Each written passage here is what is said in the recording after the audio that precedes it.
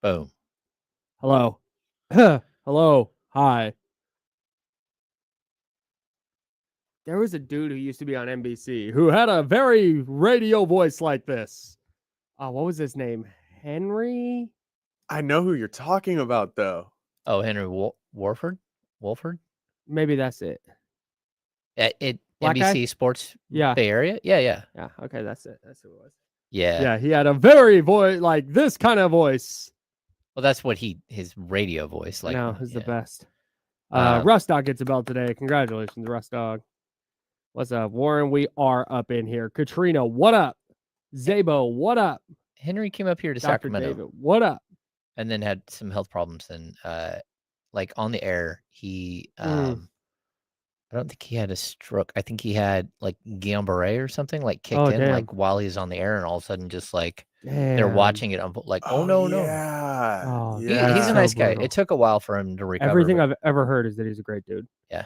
I just very much remember that he had that voice. Elite broadcasting voice. What's up, Johnny G? What's up, Bocus Microwave?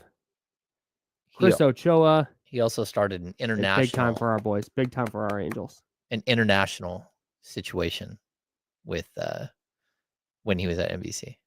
Like he had. You remember there was Hi, Lance.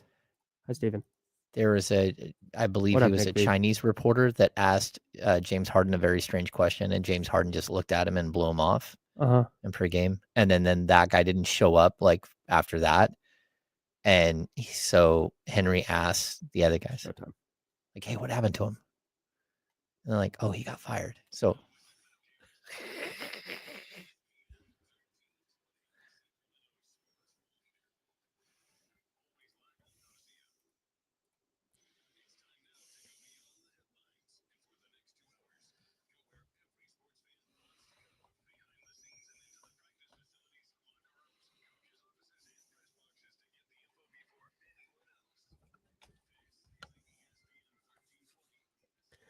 oh, good morning, everybody. Happy Friday to you. James Ham is there. That's James Ham of the Kings Beat. Kingsbeat.com, the Kings Beat podcast, wherever you get your podcasts. I'm Kyle Madsen, Candlestick Chronicles, available wherever you get your podcasts, and NinersWire.com. That's where you can find my writing. Joe Brazil is also here, the ESPN 1320 newsletter guy. Yeah, yes, I love that. Absolutely. You're welcome. We're new the graphics insiders. Designer for the insiders. Yeah, new graphics guy. There you go. Check out the ESPN 1320 Instagram page. Going to be some new stuff going up. Shout out to Joe. And shout out to Jiffy Lube. They sponsor this program. We're hanging out with you until noon.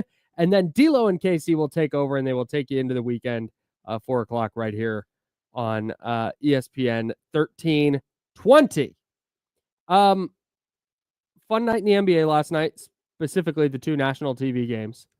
Grizzlies Heat, really, really good game featuring a game winner from Ja Morant. Warriors Lakers, back and forth, bunch of haymakers at the beginning. Lakers didn't play particularly well, I didn't think, down the stretch. But then the final 4.5 minutes, it was just trading threes, trading big shots, contested threes, just incredible shot making late in that game. But Golden State pulls out a game they needed to win. Had Golden State lost last night, so they won. To move to within a game of the 4 seed and a game and a half of the 3 seed. That's the Nuggets, who the Warriors now play tonight. Oh, boy. So if Golden State wins tonight, they're a half game out of the 3 seed. Okay? What? The 3 seed? Yes. Had they lost last night, they would currently be the 8 seed. It is precarious in the West. This is very similar to what happened last year. Yes, but last year it was like 6 through 9, right?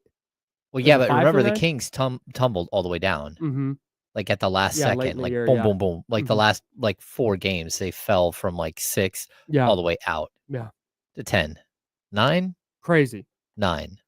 Did they host a play-in game? Okay, so 9. Gotta beat the Warriors here. Yeah. So. Watching the Grizzlies last night, and this is something that we've been kind of bouncing around for the last couple of days, but when you watch Memphis last night and you take the nature of what we talked about yesterday with, you got to get rid of whatever you can get rid of for value this offseason with the Kings. I am in the camp of being pro washing your hands of whatever you can of this iteration of the Kings. And that doesn't mean give stuff away. If somebody calls and says, hey, is Domas available? Yeah, we'll give you a second. Like, you're obviously not going to do that. Mm-hmm. But if you can get value for him or Keegan Murray or DeMar DeRozan or Zach LaVine, I think you got to do it. But anyways, it brings Ja Morant into the conversation. Yeah, I think it does. And, to be honest with you, I don't have the same approach you do when it comes to like what a reset would look like for this team. And I'm more of the, hey, I would keep, Domas, I would keep Keon, I would keep Keegan. Sure. And I'd build around that. Maybe Malik Monk, but like in the right setting. I don't hate that. And everything else and just kind of starting over from there. Mm-hmm. But to be honest, like everything has to be on the table when you're this bad out of nowhere. Yep. And so watching the decline of this team happen so quickly is bizarre. And it doesn't feel good for anybody. But, the one thing I don't want to see is like more of the same next year. I got some odds from an offshore sports book. Okay. I don't want to say the sports book, but I got some odds this morning. I can say the sports book. It's betonline.ag. Okay. Will the Grizzlies trade Ja Morant before the start of the 2025-2026 NBA season? Yes is currently minus 300. So that means to win $100, you would have to bet 300. That's how sure they are that he's being dealt. Wow. So it seems like a foregone conclusion that amid this reset they're doing, that Ja Morant will be moved. On the other hand, I think part of this is because of the recent flare-up of finger gun motions that have taken the league by storm. Yes. So here's the deal, if you missed it.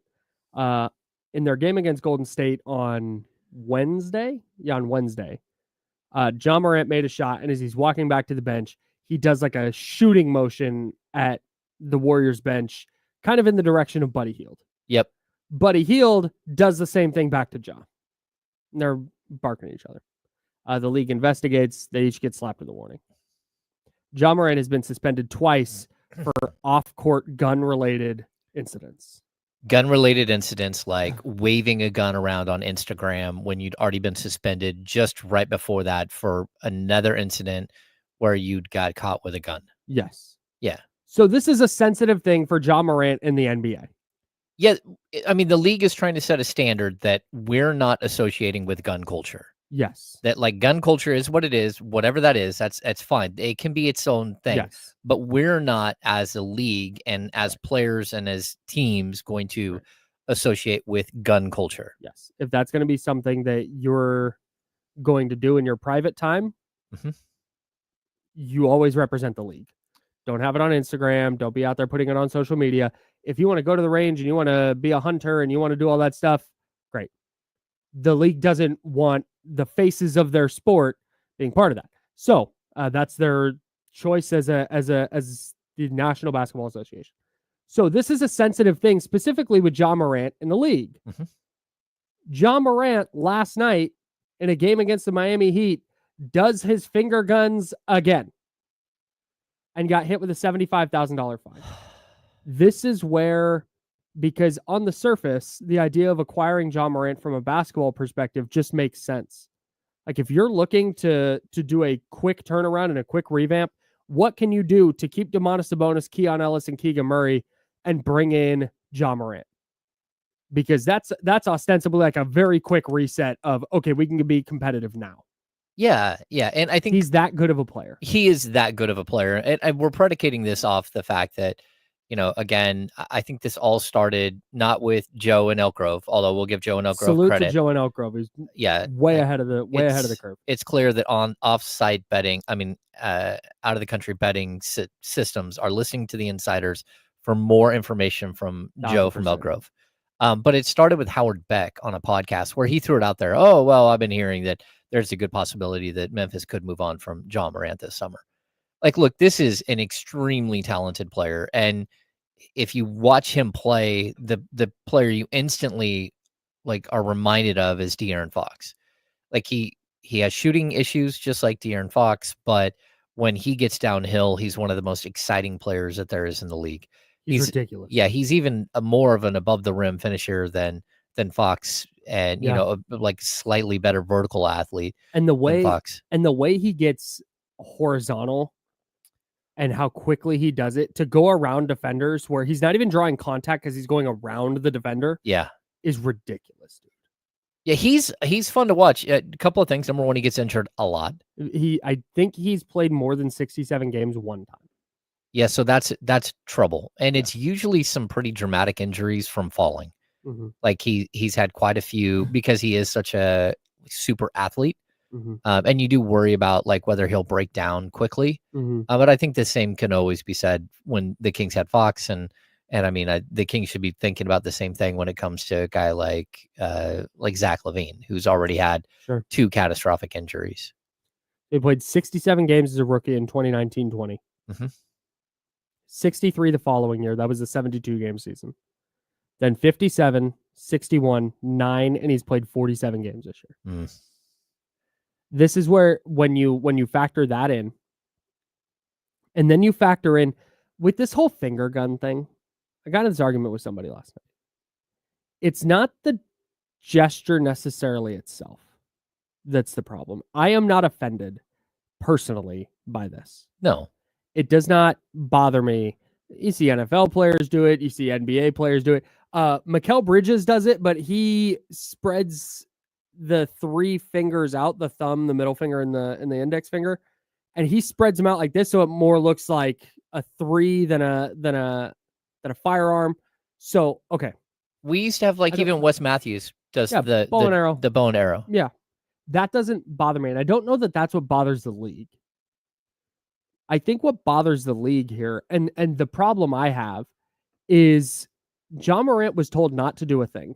Mm-hmm. Whether that's finger guns, whether that's wearing a wristband. Yeah, you can't do the throat slit motion with the thumb. Yep. Whether it's wearing a wristband on his leg, I don't know. I'm picking things. I don't know if these are real or not. Wearing a headband, whatever it is, the league said, "Hey, don't do that thing anymore, dude.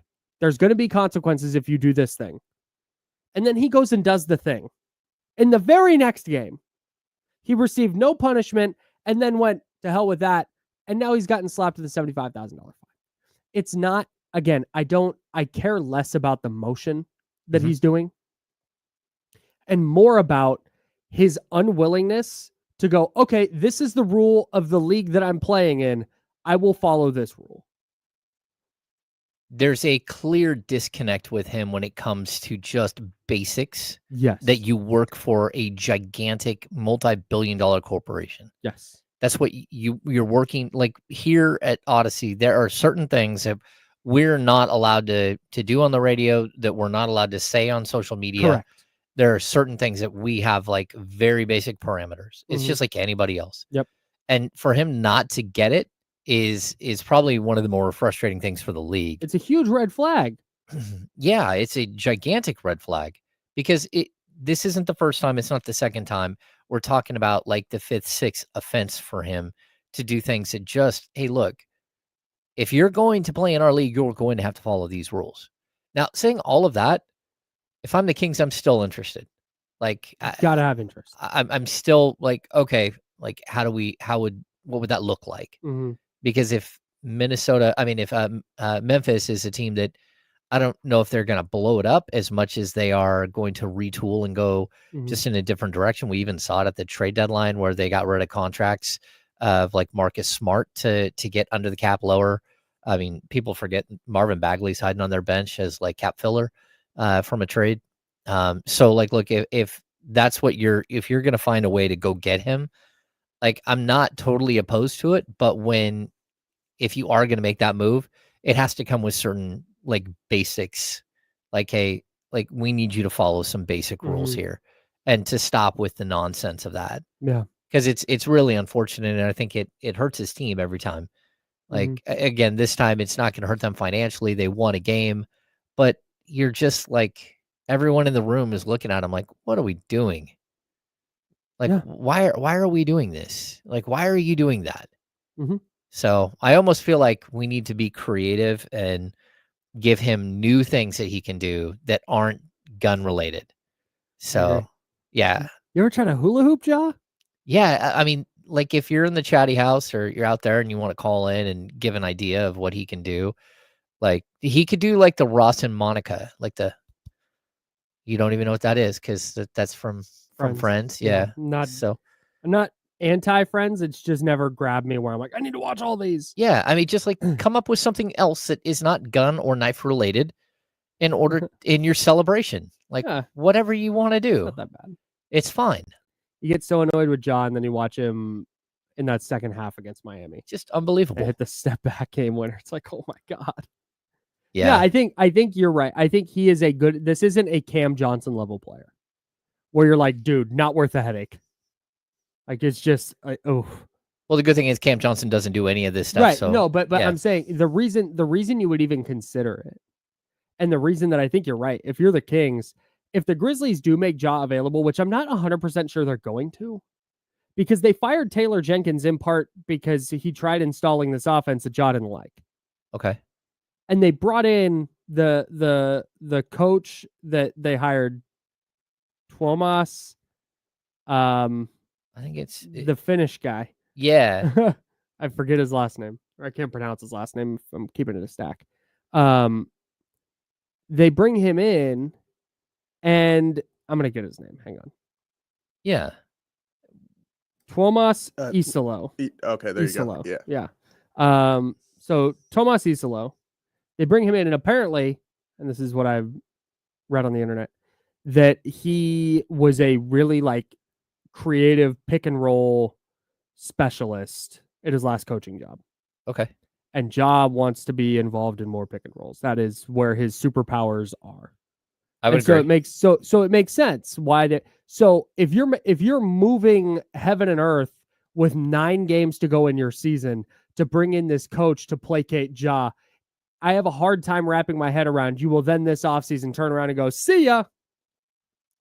That doesn't make sense to me. Yeah, but I'm not sure that that's also not going to be what happens. Like, there's a certain point, and the Kings got there with DeMarcus Cousins, where the outside stuff, it's too much. Yeah. And it keeps, it does detract from who you are as a player, and it embarrasses your franchise and everything else.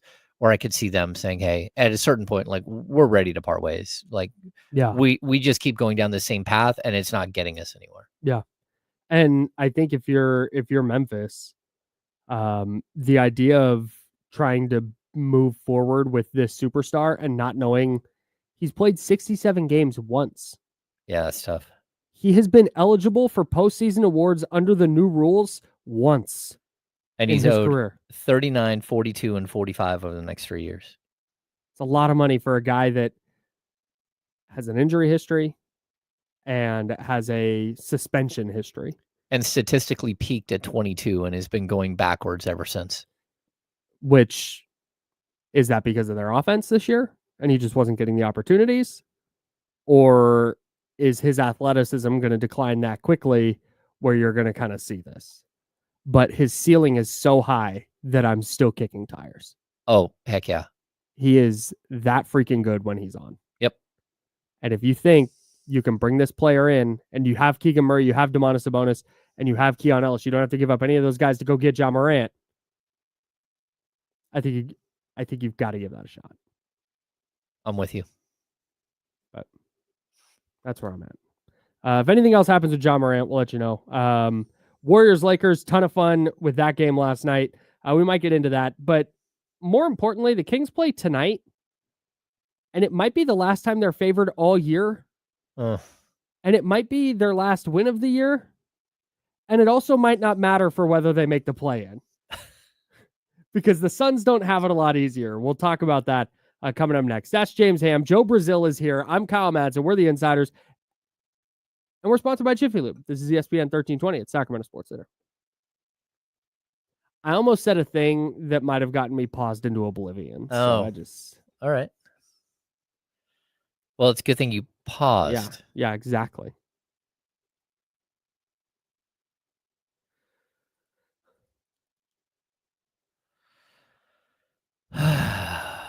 Yeah. It's tough. Ja is still in that part of his career where he's still like all of what he brings to the court still outweighs like all the other stuff. It's really close, and if he's not careful, he's got like 2 more years before that's not the case anymore. But I don't know, we'll see. I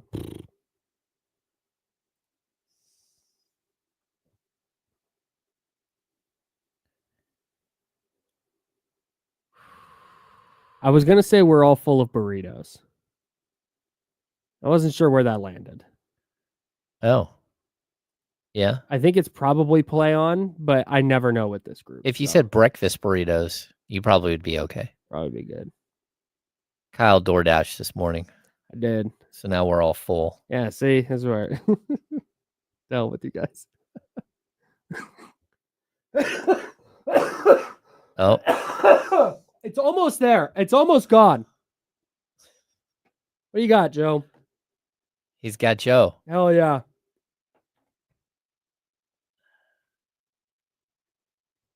No, Spencer, donuts.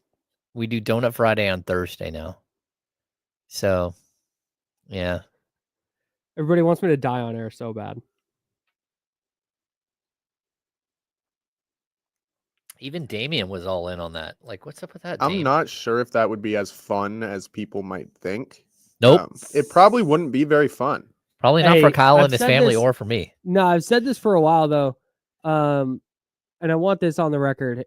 If I die in like a funny way, please joke about it. I got you. That's what I would want. I got you. No, I got you. Like a banana peel? Yeah. Right. Slip If I go to get out of my chair one day and it slips and I just face plant into the desk and boom. And I'm just out. Wow. That's funny. Okay. You can make a GIF. All right. I got you. And if my family comes after you, be like, play this video. I will timestamp this. Kyle said it was okay. Family, I love you all. If I die in a funny way on air, I give everybody permission to make fun of it. It would be reckless in here. Like, I'd be yelling for Joe to call 911. Yeah, it wouldn't be very fun. All of a sudden, then it would just be the satellite radio. I'd be yelling, clear. Clear! Clear! Yeah, clear! Someone give me the defibrillator. I know we have one in here. Take a lap. Jesus.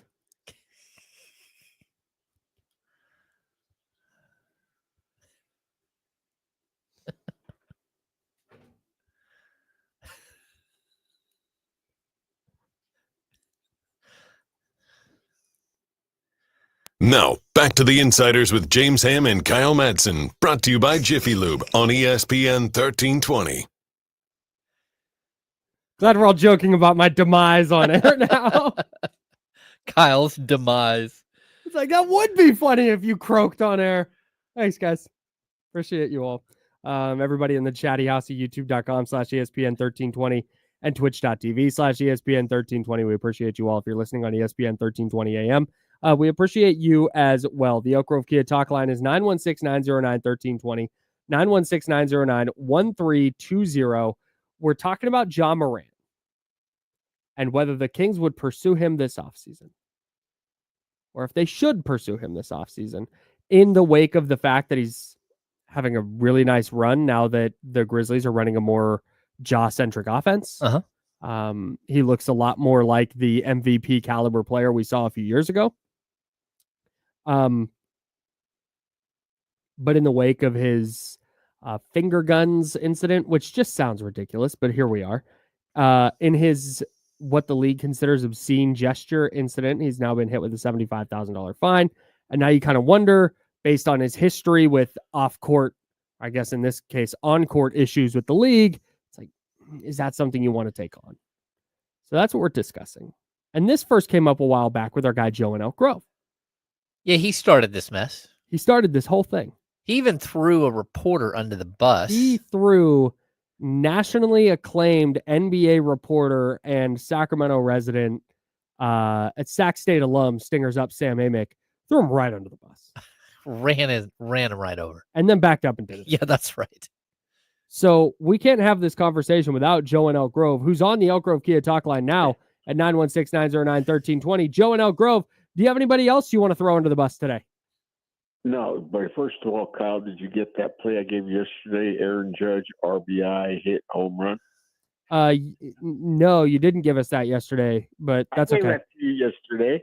Oh, my bad. And the other day I gave you Butler, and I lost. Today, take Arenado, hit, RBI, 10 for 23 versus Walker Buehler. Nice. Game starts in about 15 minutes. Beauty. Love that. We're getting on the Underdog app right now. What do you got for us, Joe? Here we go. Kings are interested in Zion Williamson and John Morant. If they can't get Morant, they're going to go heavy after Zion Williamson. I got good word on that. Mr. Ham, I should be doing your job. I'm the new Kings insider, buddy. Come on. Yeah. Well, we're Thanks, Joe. We're still waiting for Joe? that dinner meeting in Oklahoma City between the Foxes and and the Rana Dives. Still waiting on that one, Joe. Next home game, Mr. Ham, I'm going to come up to you, meet you, and I'll buy you a beer at the Kings game. All right. All right. I love this. Hey, Joe. What's your favorite movie? Yeah. Favorite movie? That one movie about sports betting. Nah. All right. Doesn't matter. Uncut Gems? That was a hilarious response. He's like, I don't know. Did you hear my props, What though? about sports betting? Something to do with sports betting. It's got to be Uncut Gems. I think what happened yesterday is when he came on the air, we missed the first portion of what he said. Oh, yeah. got it. I think he had already started talking, and then by the time he got on, he was talking about something. We're like, what is he talking about? That makes sense. Yeah. I guess that would be on me. My Sorry, man, Joe. Hey, I'm gonna just assume that he meant that his favorite movie is Uncut Gems, which is an insane favorite movie to have. Yeah. You're a real degenerate if you're like the Adam Sandler movie where he does the sports betting. That's insane. The Kevin Garnett. That's actually crazy. That's so funny, man. That's hilarious. You know Kevin Garnett, the star of Area 51? Yeah. That guy. He's in it. It's my favorite movie. Should have won an Academy Award. That's hilarious. Now what he said there, first of all, Ja is one player. And like, look, there's enough info out there of Zion Williamson potentially being available this summer. And again, it's just like a huge risk reward player. Mm-hmm. Like they both of them are just like either you hit it or you don't. And now maybe the Kings are onto something here.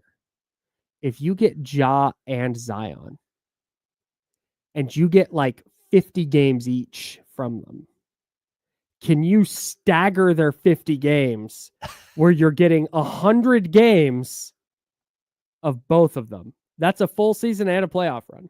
Okay, so what I've heard around the team here and there is when it comes to Zion, that there are a lot of people in the league that believe that his next stop, he's going to settle in and actually, move past all of the other stuff. Mm-hmm. That there's just too much residual there in New Orleans, and that New Orleans feels the same way. They're worried that the second they trade Zion, he goes and becomes an MVP, and they're the team that gave away Zion. Which I get, because when you watch him play and he's healthy, you go, man, I get it. Yep.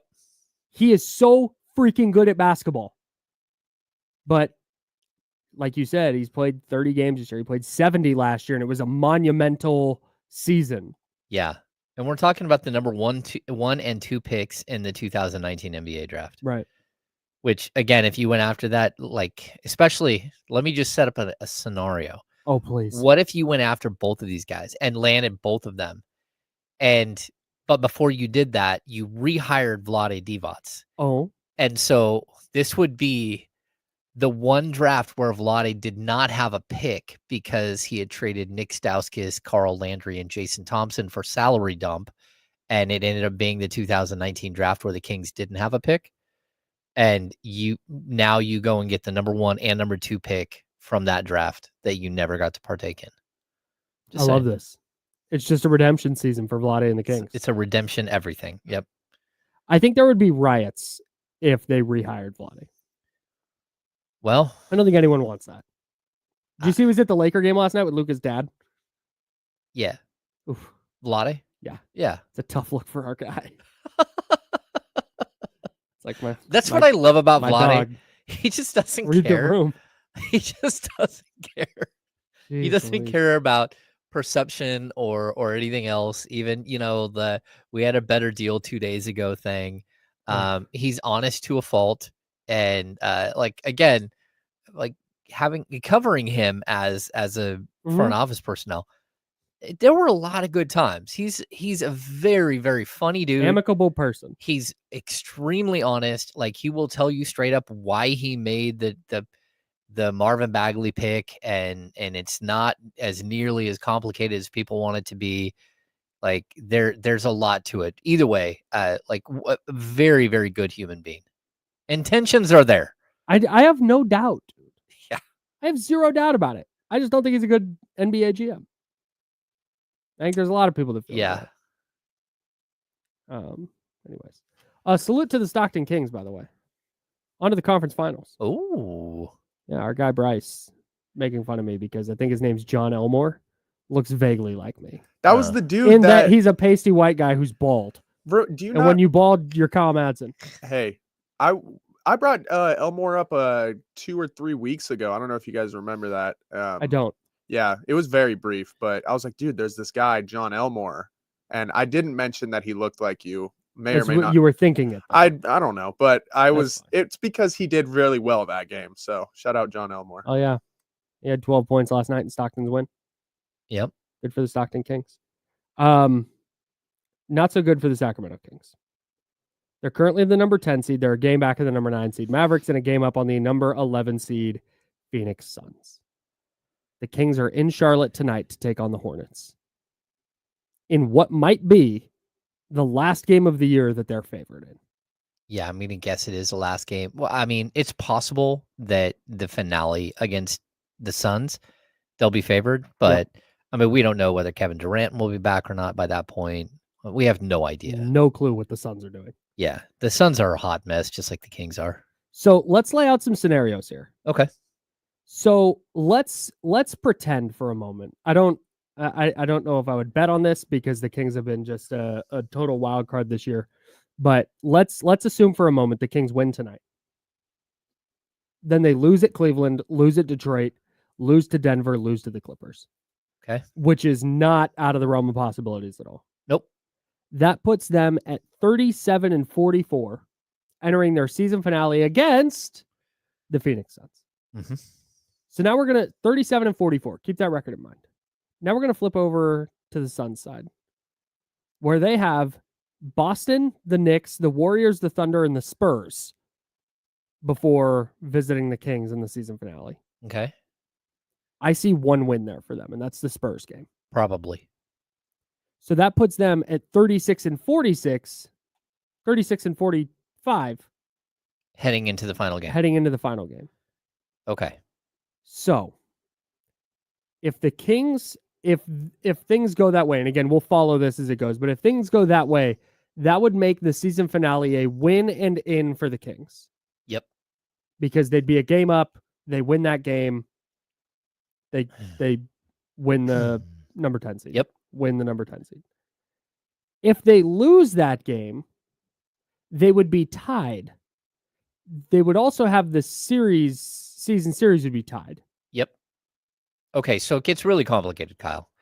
There's a way in which the two teams end with the same exact records, but they finish with the same exact records in two different ways, and the outcome is different. What? Okay, so they could both end at 40. What did you say? Like 38-44, let's call it. Okay, they could both end at 38-44. Mm-hmm. There's a way in which the Kings are in, and there's a way in which the Suns are in right now as we sit. Right. Right. So with the same records, yes. If they finish with the same records. So the way the tiebreakers work is number one is head to head. Right. Right. And so if the Kings were to win that final game of the season, it would give them the season series at 3 games to 1, and they would have the tiebreaker. Right. If they lose that game, they would be 2-2, and it goes to the next tiebreakers. Mm-hmm. I think the third tiebreaker is If you're a division leader, you get in over another team in the same conference, but with the same record. But if you're the division leader, you get in above them, right? The fourth tiebreaker goes to division record if the two teams are in the same division. And as of right now, the Suns are 9-5 in division, and the Kings are 4-10 and lose. So again, if however they get there, let's say the Kings have the better record going into that final game, but the Suns win and the Suns tie them, and the season series goes to two, is split, then the Suns would get in on the divisional record. But I'm looking at this. The Suns are a game back. Yep. They would have to gain 2 full games on the Kings in the next 1, 2, 3, 4, 5 to have a scenario where they're ahead of Sacramento going into that game. Okay, so as of right now, the Kings are 1 game ahead, right? Right. So let's say the Kings win 1 more game and then lose 4, and then we head into the final game, right? So if they win 1 though, the Suns would need to win 2 of at Boston, at the Knicks, Warriors, Thunder, Spurs. Okay. They'd need to win 2 of those. Well, let's just say they beat the Warriors and the Spurs. Okay. And they come into that final game. But whatever. Right? They come into that final game, and in that scenario, the two teams would be tied if the Kings win 1 game. Right? Okay. So in that, it would be a true winner take all. Like whoever wins is going to have a better record at the end of the season, right? But if the Kings come in somehow behind the Suns in the standings on that last game, which seems impossible. Well, we thought it seemed impossible that they would lose to the Wizards 2 nights ago. Nothing's impossible. So let's say they lose to Charlotte. Okay. They lose to what's next? The Cavs, the Pistons, the Nuggets, and the Clippers. Yep. Right. Let's say they lose all the way there, and the Suns move ahead of them in the standings. So the Suns find a way to win 2 games. Okay. So they, again, beat the Spurs, and let's say they beat the Warriors, State, right? Sure. So they're up going into that final game. Mm-hmm. If the Kings beat them in that final game and tie with them in the standings, the Kings would go in because they would hold the head-to-head record. 3-1. Yep. Now, let's say that the Kings are up a game going into that final game. Right. And they match Suns, win for loss the rest of the way. Yeah, the Suns beat them. The Suns would go in. So same record, 2 totally different outcomes. So there are just very few that if you're listing scenarios here, there are so few scenarios, realistic ones, where that's not a win and in game for either team. Well, yeah, I mean, unless the Kings win 1 and the Suns lose all their games leading up to that. Yeah. There is a scenario where the Blazers just win all of their games and sneak past both of them. Okay, hang on. We did not even there. Look at it. There is I'm a looking possibility. This up on the fly. So Portland won last night. Portland is now Portland's 34 and 43. They have, oh my God, they have at Chicago, San Antonio, at Utah are their next 3 games. Okay. It is on the table that they go 3-0 in that stretch. So that puts them at 37 wins, which the Kings right now are 36 and Phoenix is at 35. And then they get Golden State and then they get the Lakers. Golden State and the Lakers.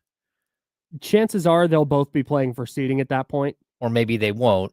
I mean, it's possible, but would you put it past the Lakers if they're locked into the 4 seed to rest a bunch of dudes on that game? Nope. I would not. I could easily see that happening. And that puts the Blazers at 39? Yes. And what's the head-to-head with Sacramento? Portland Sacramento got them, right? Portland won 2 out of 3. No, they split 2-2. Oh, yep, they sure did. Okay, and then what about Phoenix? Phoenix and they also split. Oh yeah, they split. So in this situation, I believe we go to conference record. Okay. Because now we have 2 teams. We have a 3-way tie, and one of them is not part of the So maybe there is a way in which the Kings could lose the last game, tie with the Suns, but still get in because they also tie with Portland. We'd have to look at that. And as of right now, conference record, the Kings are 25-24. The Suns are 21-27, and the Trailblazers are 17-31. So if there's a three-way tie, and they all have 2-2 records against each other, I believe the Kings would be the team that advances with a 25-24 conference record. And I don't even think, do the Kings have like a bunch of conference games left? I don't think they do. They've got Sacramento. Yeah, they have the Clippers and they have Nuggets, Suns. Okay, so that's not enough. That's not enough for either team to catch them. Yeah. The other two teams can't get to, I don't believe, can get to 25 conference wins. Oh, that's so wild. So we have to keep an eye on the Blazers too. Now we do. We have to keep an eye on the Blazers because hey, they're like the Goonies of this year's season. They never say die. The biggest thing for tonight, the Kings need to beat the freaking Charlotte Hornets. Yeah, but we have no idea. But like this team, I have zero clue, and that tells you everything you need to know about the Kings. It does. It's April 4th, and they're in if they want to be in the play-in, they're in like a must-win scenario, and they're playing the Hornets, and we're like, nah, we'll see. We'll see. Is anybody even playing for Charlotte? Is Charlotte even still trying? No, they have 19 wins. I don't think Ball's playing. No. Let's see. LaMelo Ball out for the season. Damian Ball, player they like, out. Brandon Williams. Seth Curry, probable. Taj Gibson, probable. Josh Green, out. Trey Mann, out for the season. Brandon Miller, out for the season. Brandon Miller. Nick Smith Jr., questionable. Grant Williams, out for the season. You remember Nick Smith Jr. busting them up last time they played? I sure do. All right, I think we have to go to break. Yeah, we do. Their top 2 scorers from this season are out. Ridiculous. We'll keep talking about the Western Conference. We'll take you through it. And we got to talk some baseball. The A's ducked the smoke yesterday. But we'll talk about some of that after their disastrous debut in Sacramento. That's James Ham. I'm Kyle Madsen. Joe Brazil's here. We're the Insider, sponsored by Jiffy Lube on ESPN 1320 and Sacramento Sports Leader. Am I at 11:55 again, Joe? Nope, 11:16. Okay.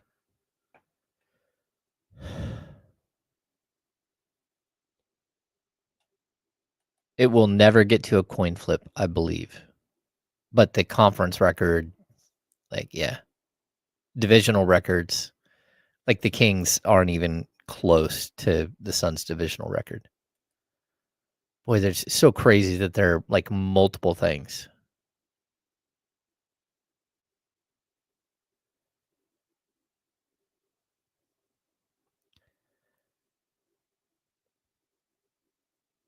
Shaq has another kid who plays basketball, and he's coming to Sac State. Is that what you're saying?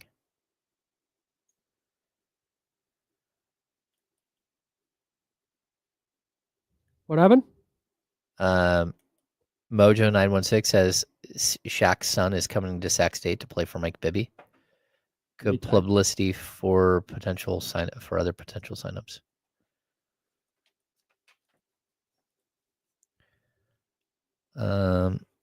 Yeah, I don't typically get these guys mixed up because Dennis Smith Jr. was a number 8 pick in the draft and completely flamed out. Unfortunately, because a lot of it is because of personality issues, where Nick Smith Jr. Is still in the league, even though he was not a top 10 pick.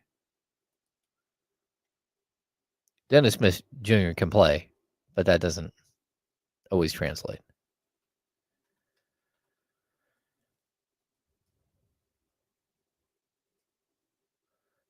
Somebody asked about the pick. Actually, the Heat loss. If the Heat would have won last night, that would actually been really good for the Kings.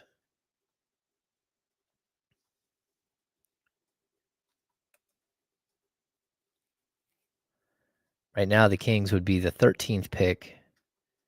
The Suns pick, which goes to the Rockets, is 12. But then you have both the Heat and the Bulls in play, the 9 and 10. So if the Kings don't miss, and hey, heaven forbid, let's say Portland goes on a run, there is a way in which the Kings could probably move all the way up to 9.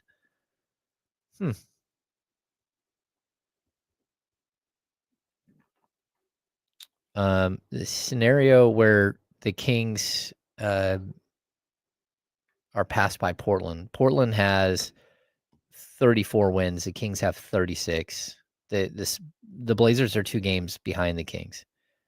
So if the Kings say they win tonight, but they don't win another game, and Portland wins all of their games, I think that they would surpass the Kings. Well, they've got 5 games. Let's say, they win 5. That would move them. Yep.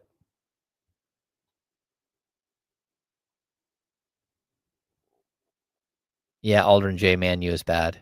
Although, did you see Aldrin, the Man City story today with De Bruyne saying he's leaving? De Bruyne.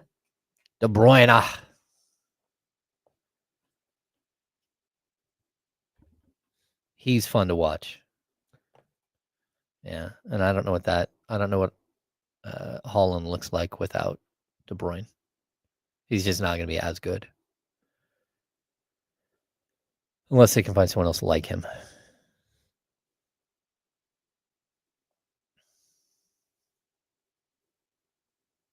Yeah. There you go, George Muller. Hell yeah. It's my 98 Rock shirt. Salute to Justin Case. It's your 96.9 The Eagles shirt. Oh! What did you think it was?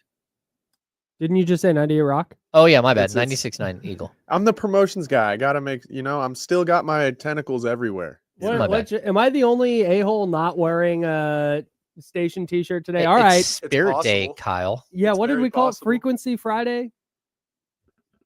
Is that a real thing? Yeah, Coach was trying to make it a thing. He's wearing. It's a real thing. Yeah, he's got his 94.7. We're going to take a picture after this. Nice, dude. I'll take it, and I'll make sure it's the most awkward picture anyone's ever seen in their life. Absolutely. Hey, did you see, by the way, he posted that video?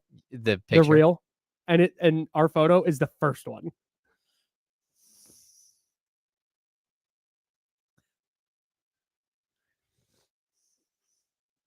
Now, back to the Insiders with James Ham and Kyle Madsen, brought to you by Jiffy Lube on ESPN 1320. I want to talk about the Kings, and we keep talking 10 seed. I want to talk about the chances they get to the 9 seed. We'll get to that, but we need to talk a little bit of baseball. Okay. The Kings, as always, are going to dominate the conversation here, and it did yesterday. You guys were awesome in the Chatty House and on the Elk Grove Kia Talk line, sounding off on Sacramento after their abysmal loss to the Washington Wizards. Maybe the worst loss I've ever seen while following the team. Yeah, it's up there. I've been around since 2011. It is way, way up there in the bucket of bad losses. So because of that, we didn't talk about some of the wild stuff going on with the A's and the Giants this season. So the A's, in case you missed it, were outscored 35-9 in their 3-game sweep against the Cubs. 18-3, 7-4, 10-2 were the final scores. Their starters, 13 innings, 20 hits, 15 earned, 11 walks, 11 strikeouts. Their bullpen, 14 innings, 21 hits, 16 earned, 9 walks, 13 strikeouts. That's not good, Kyle. Huh. Yikes. I think they're going to start hitting. Yeah. I'm not that. I mean, this early in a baseball season, what are we, 6 games in? 7 games in? Giants are 6. Yeah, the A's are 7. 7, yeah, 4 games, 4 in set Seattle. in That's right. Seattle.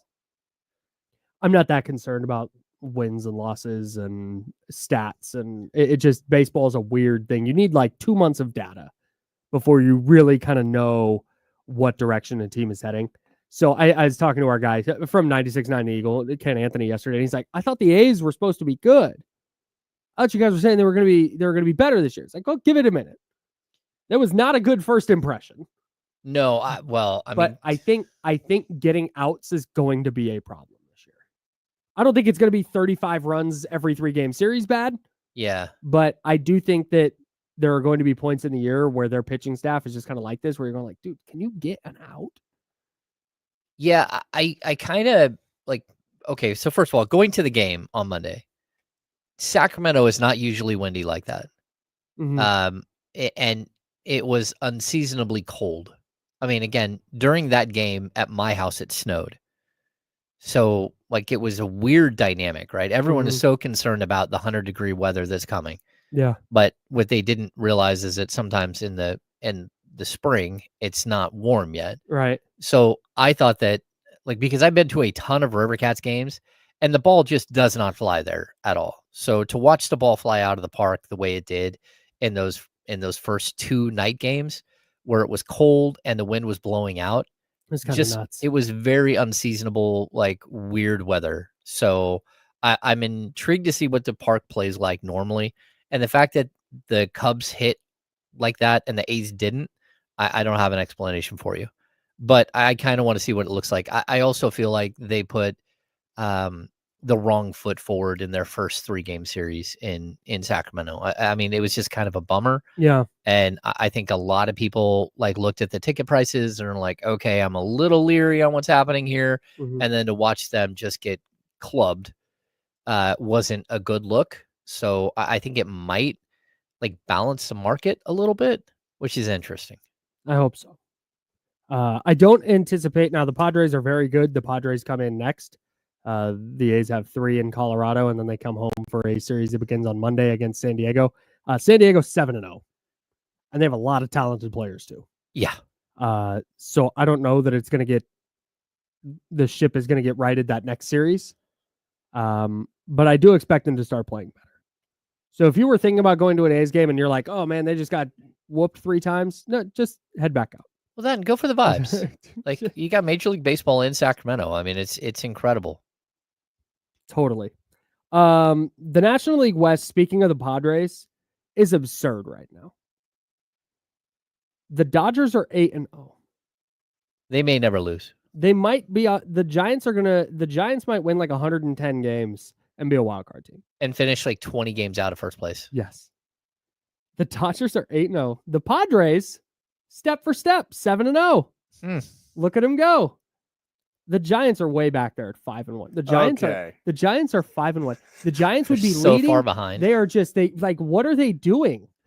Can you figure it out? Yeah, for real. They're game and a half out. 5-1, third place. It's ridiculous. There's no way this is what they expected. Absurd. The Giants, in third place in this division, would be tied or leading every other division in baseball comfortably. Yes.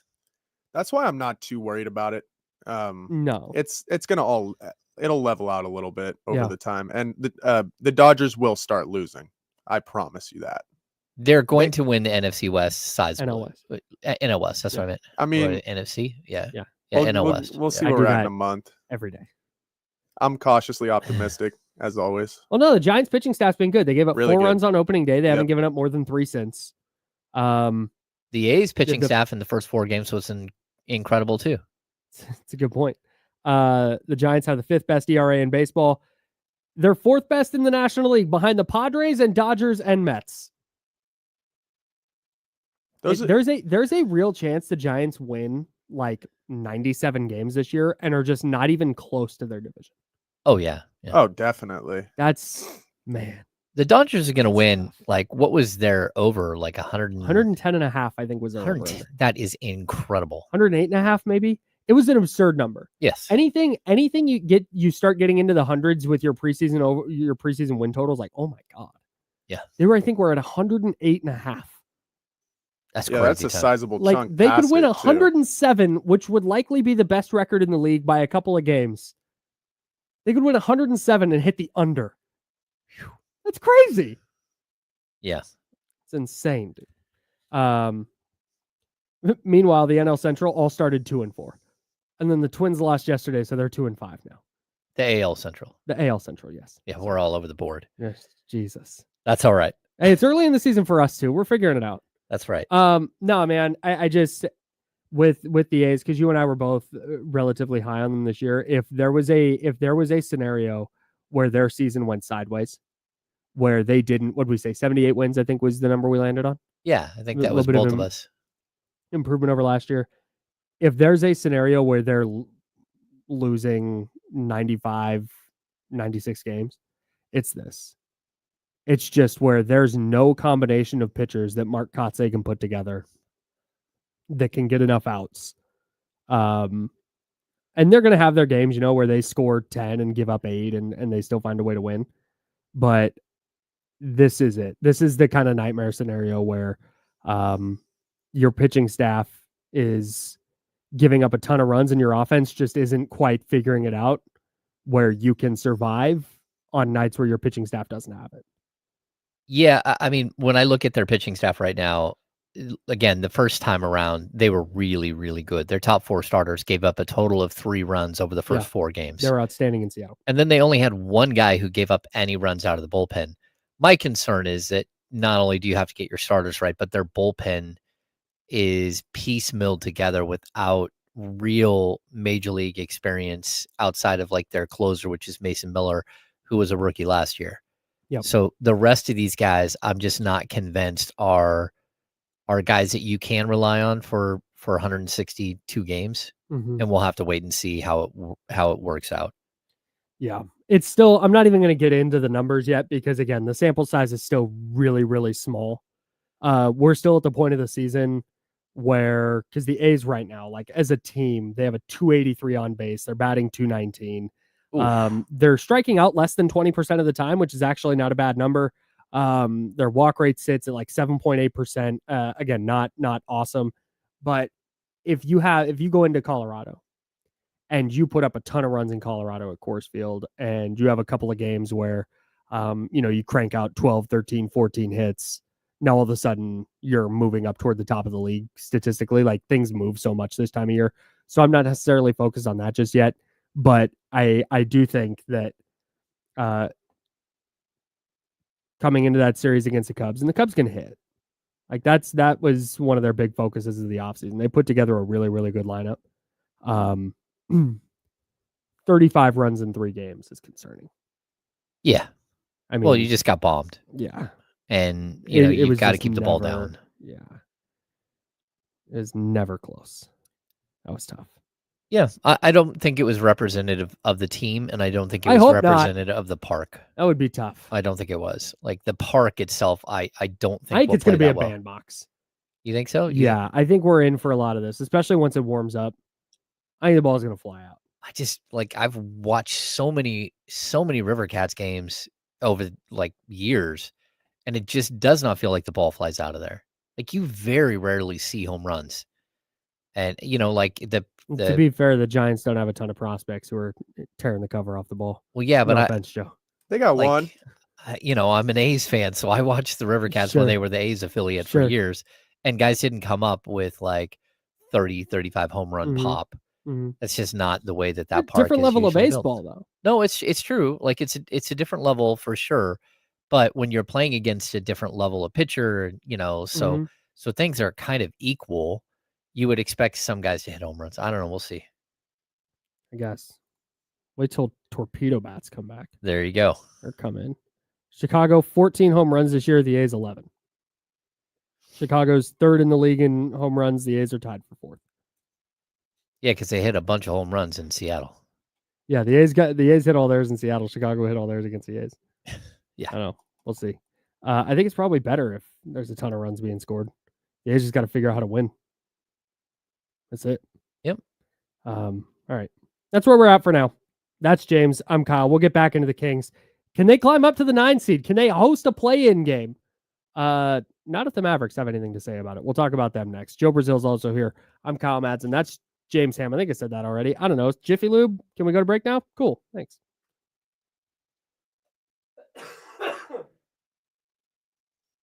I'll be right back. All right. I will talk to the good people. Thanks. Or I'll ignore them and nice.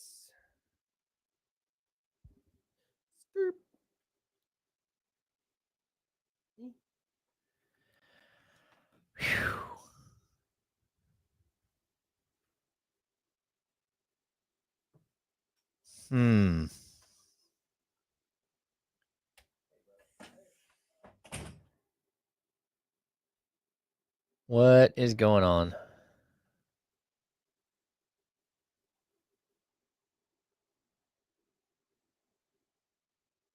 I got a text from my buddy. He's a Dodger fan. He said, I hopped in my car to go to the gym and I start backing out of the driveway and all of a sudden I hear you talking about the Dodgers not very nicely. And he thought it was very funny. And you should tell him I hate the Dodgers. Yeah. They're going to win 120 games. Yeah. Yep. So that team's going to win. I mean, well, Major League Baseball is broken and they've got a really, really bad commissioner who just, like, you've got to be able to put checks and balances in place.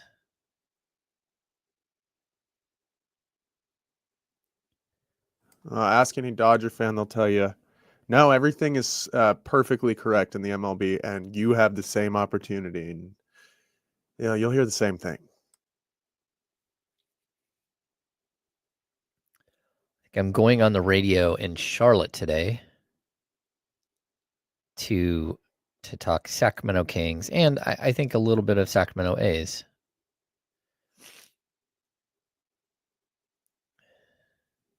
Shout out Roundhouse Deli. Yeah, I got a beanie I wear quite often, actually.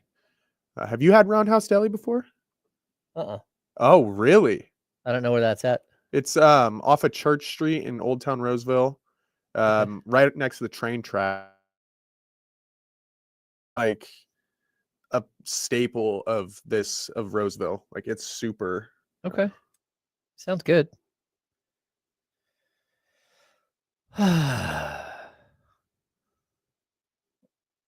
What was that?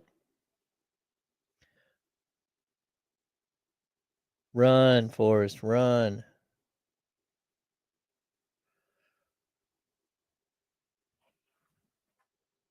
He said there's some sort of problem.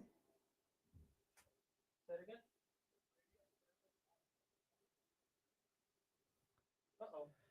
Ruh-roh. We're still on. Yeah.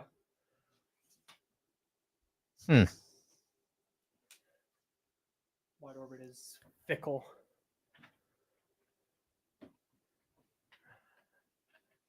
I think, yeah, Charlotte does have good TV announcers. Yeah, Charlotte's are really good.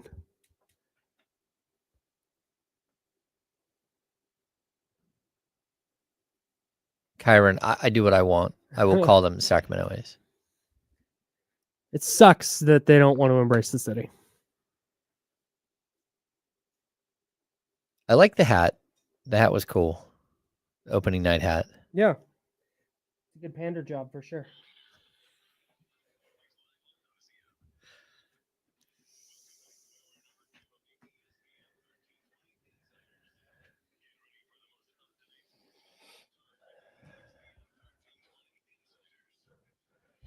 Hour number 2. That's James Ham. I'm Kyle Madsen. Joe Brazil. Pushing buttons, solving problems.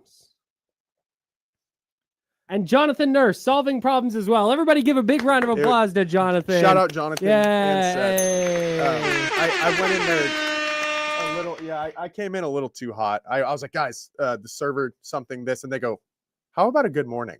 Like, oh my gosh, I am so sorry, dude. We need the engineering staff on our side. I know. We all know that Seth is a jerk, but we're nice to him because he helps us. Yeah, I forget. Yeah, I did say good morning. And by the way, by the time I ran back over here, it had already fixed itself. Perfect. Did you tell them thank you? I did. Okay. I'm gonna probably have to go. Yeah, you got to go make amends. I will.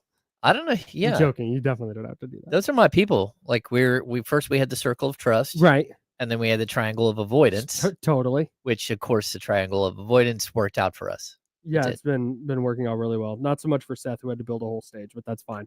Salute to our engineering staff. They are some of the very best. All right, so we've been talking about the 10 seed with the Kings. Yep. And that battle with the Suns, and we went through the Suns schedule, and what does this look like for them? We have not talked at all about the Dallas Mavericks, who are 1 game ahead of the Kings in the number 9 seed. Mm-hmm. The reason that matters, 9 versus 10, again, not the battle the Kings wanted to be in at this point of the year, but it's where they're at. You'd rather be 9 because then you host. Yes. You at least get that extra game. Typically you have a better chance of winning if you're at home. Mm-hmm. Better chance of moving on, maybe sneaking into the playoffs. Here's what Dallas is dealing with down the stretch. Keeping in mind that the number 3 seed and the number 8 seed in the West are separated by 2.5 games. So I don't think we're going to get a lot of like teams in the West easing off down the stretch. No. I think everybody's going to be in a battle all the way down. They have the Clippers tonight and tomorrow in LA. This is Dallas. They have the Clippers twice.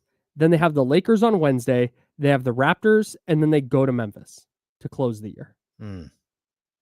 So there's a real chance that Dallas is in a spot where they have one more win on their schedule. Okay. So, like, the way that Dallas has gotten here, though, is crazy. It's insane that we're even talking about them. Yeah, so that's what I don't get. Like, when they made their trade and dealt away Luka, you thought, okay, their season's shot. When they got Anthony Davis, as part of that trade, and he makes his first appearance in a Mavs jersey and gets hurt 30 minutes into the game, you thought, okay, their season's shot. When they played the Kings and Malik Monk went to fight through a screen and took out Daniel Gafford's knee, you thought, okay, well, that's going to hurt them. When they played the Kings again and Kyrie Irving comes down on his leg the wrong way and pops his ACL, you thought, okay, they're shot. Yep. They have every single excuse in the book to not be good and to just cash in this season. And here they are fighting and above the Kings. When Kyrie tore his ACL, the Mavericks were 32-29. Now, before the trade deadline, February 4th, they made the trade. They were 26-24. Yeah. Before making the trade. When they played the Kings, they were 32-29 entering that game. So they had gone 6-5 post Luka trade. Yeah. Kyrie tears his ACL. They lose that game. They go to 32-30. The next time they win was a victory over San Antonio that got them to 500, 33-33. Then they lost 4 more to go to 33-37. And it was right around this time that when we were talking about the West, we were like, Dallas is done. Dallas is shot. It's the Kings and the Suns fighting it out for the 9-10. Yep. And then they beat the Pistons, my Pistons. And then Anthony Davis came back against the Nets. They beat the Nets. They lose to the Knicks, beat Orlando and Chicago, lose to the Nets, beat the Hawks. They've now won 5 of their last 7. They're back to a game under 500. And it's just really, really impressive. Yeah. The fact that they've been able to, because the problems have been different. They haven't fired a coach. But the Luka trade was far more shocking than the De'Aaron Fox trade. Oh, yeah. And then the player they get back gets hurt in his debut. And then Kyrie, who was steering this ship, and hey, they're going to galvanize behind Kyrie.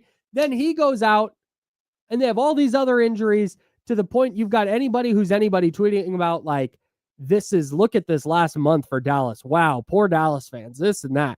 Yep.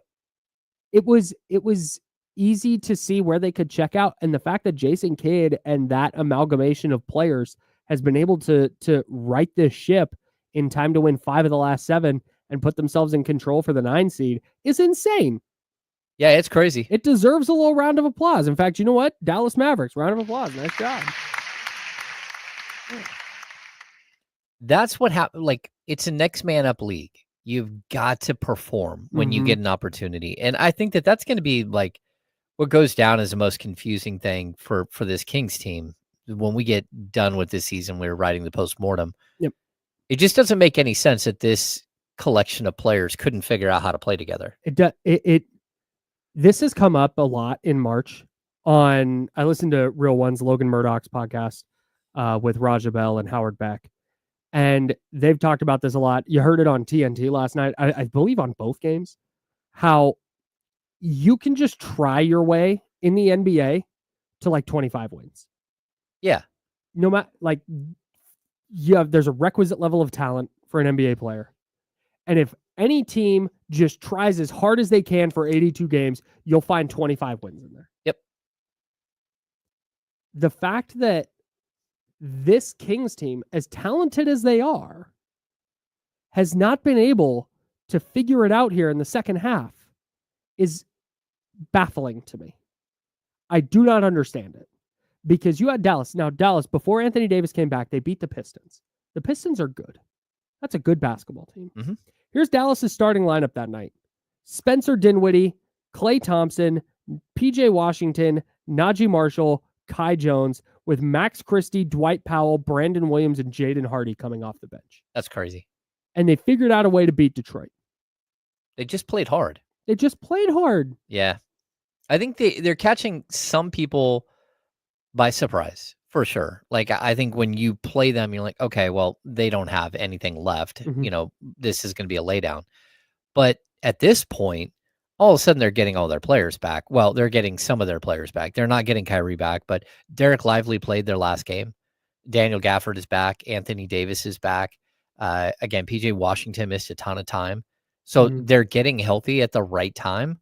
And it makes it so, hey, look, if you're the Kings, there is no guarantee. Even if you somehow survive and make it into the play-in, there's no guarantee you're going to beat Dallas in a one game fight. No way. 2 weeks ago, I thought, oh yeah, if you somehow play Dallas, it's a cakewalk, because I didn't think any of these players were coming back. I mean, but Anthony Davis is the one who set the standard. He said, no, I'm coming back this year. I am playing. I don't care what anyone else here wants to do.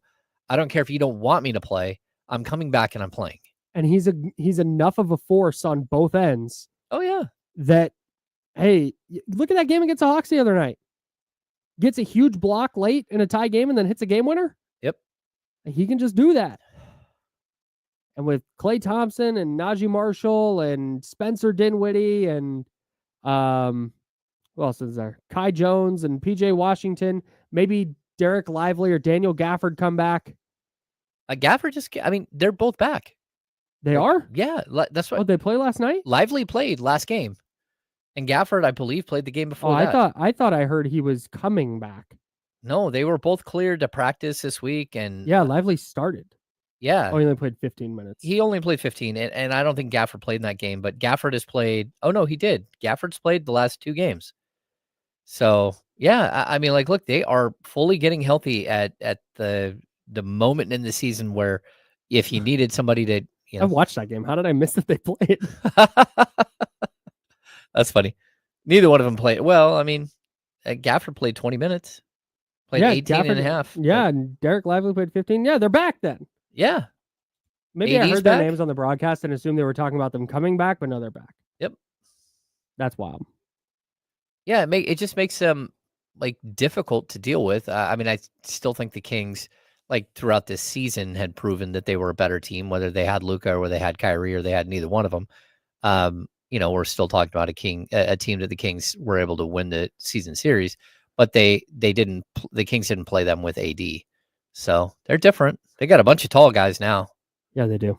Yep. Did you see what radio voice of the Kings, Gary Gerald, tweeted this morning? No. 9:45 a.m. Pacific time? No. This is, again, via the G-Man, a legend. Another bizarre first for Sacramento Kings as today's shoot-around in Charlotte came to an end early due to a fire alarm and evacuation of the arena. Unconfirmed reports of a small kitchen fire triggered the alarm. Wow. Why not? Well, just end that shoot around early. Sure, man. The one good thing about this, Gary Gerald will talk about it on the radio tonight. I'm sure he'll mention it. He won't use it as an excuse for why they lose. No, it'll come up if they do lose. Yeah. I can't imagine. Shout out. There's no way they come out flat again, right? You got me, man. Right? Yes, there is a way. I wish you guys could have seen Jesse from the other room right now. Here's my view. If you're watching on YouTube and Twitch, here was my view when I said there's no way. So you say there's no way they come out flat tonight. There's no way they come out flat tonight.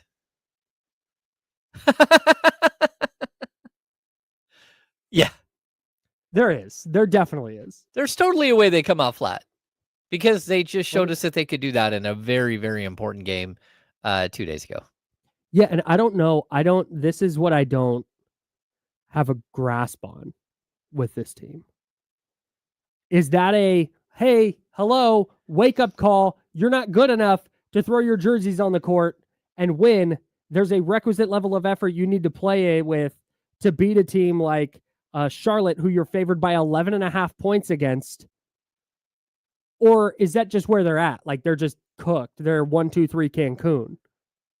I don't think they're 1-2-3 Cancun, but they sort of look like it. They sort of look like it the other day. The last evidence we have is that's where they're at. We have confirmation of the fire. Okay. Breaking news here on ESPN 1320. Mark Jones sent me. This is from his Blue Sky.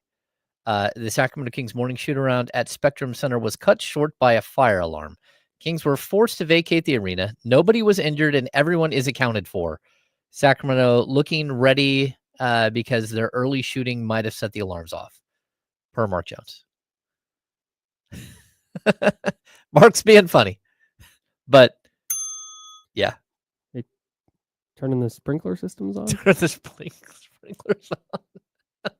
No. No. All right. We're not going there? Yeah, man. I did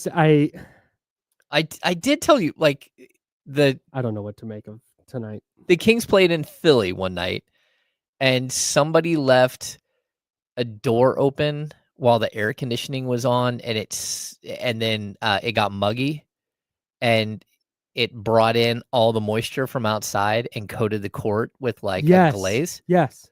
I was on the air. It was me and Jerry and Kozamore. And they canceled the game. They canceled the game, but they wouldn't cancel it. So we got stuck on an hour and 45-minute pregame where we kept going back to the arena and kept talking to people there.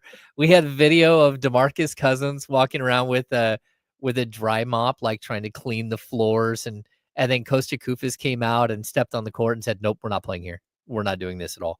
He said, as a team, we are not playing this. Good for him. He's like, I've played on bad surfaces, and somebody here is going to blow out a knee or tear a groin or slip and hit their head, and we're not doing this. And so eventually the game got canceled, but until then, we were stuck in a cycle of craziness on the air for, I think it was an hour and 35 or an hour and 45 minutes. Good for him. Yeah. So at least they got this out of the way early. I've got an underdog lineup for tonight. Oh, let's hear it. You already know it's baseball season. And I'm going to be making on baseball lineups all season long. I read the Giants schedule wrong. So I still have my Giants lineup for tonight. Oh, yeah. That you thought you had for yesterday. Yeah, that I thought I had for yesterday. It turns out Giants play today. Justin Verlander higher than 5.5 strikeouts. Bryce Miller, the starting pitcher for the Mariners, higher than 17.5 pitching outs. And Elliot Ramos, higher than 1.5 hits, runs, and RBIs. The good news is just because it's baseball season doesn't mean that NBA and all your other favorite leagues aren't still available. So I'm in the Kings game tonight. I'm going Domas higher than 13.5 rebounds. Okay. Going DeMar DeRozan higher than 5.5 assists. And Mark Williams, the center for the Hornets, I'm going higher than 13.5 points. Okay. Mark Williams, talented offensive player. I think they're going to run a lot of stuff through him because they don't have a lot of perimeter scoring at this point. Lakers legend. Lakers legend, Mark Williams. So that's my Kings lineup. Again, Underdog Daily Fantasy, super easy with their pick'em game. You pick 2 or more players, you pick higher or lower on their stats. You went up to 1,000 times your entry. It's really that easy. I just closed out of the part of the read that I have to do where I say all the disclaimer stuff. And so I've got to reopen it. There we go. Download the Underdog app and sign up now using promo code KyleM to unlock a special offer of up to $1,000 in bonus cash when you make your first deposit. Join in on the fun when you sign up with promo code KyleM. Claim your special offer today and get up to $1,000 in bonus cash instantly upon first deposit. Must be 18 plus and present in a state where Underdog Fantasy operates. Terms apply. Void in Colorado. Concerned with your play? Call 1-800-GAMBLER or visit www.ncbgambling.org. In Arizona, call 1-800-NEXT-STEP or text NEXT-STEP to 53342. In New York, call the 24/7 Hope line at 1-877-8-HOPE-NY or text HOPE-NY. All right, we'll keep talking Kings. What was the turning point of this year? When did it all go south? We'll try and figure that out next. That's James Ham. I'm Kyle Matson. Joe Brazil's riding with us. We're the Insider, sponsored by Jiffy Lube on ESPN 1320 at Sacramento Sports Center.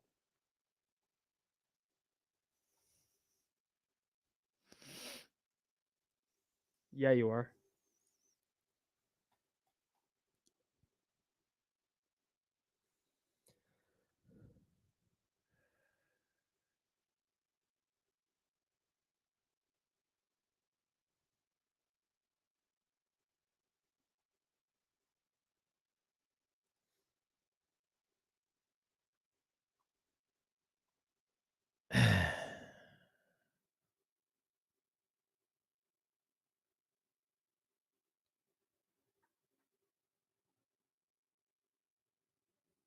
Hey, that's wild, guys. That's so mean.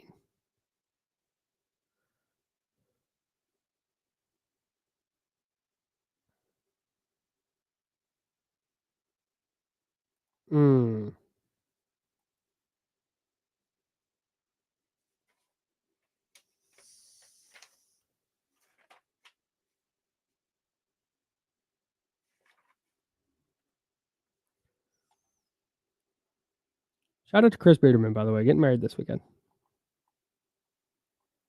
Yeah, excited for Chris. Can't wait to celebrate with the homie. He's a good dude. Sometimes. God, the baby daddy. This is probably the omen right there that we just, again, you don't see it when it's happening. Buddy, I have no idea. Yeah, shout out to Chris. He's just going. I'm just there, dude. I'm just pulling up. I don't think it's outside.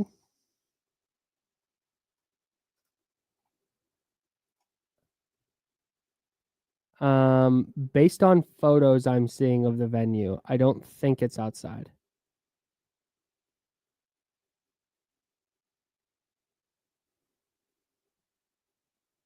Oh, I think he told me where it's at. You don't want to say it on the air. But Correct. No free advertising. That's why. I have a dilemma. I'm going to bring up my dilemma on air.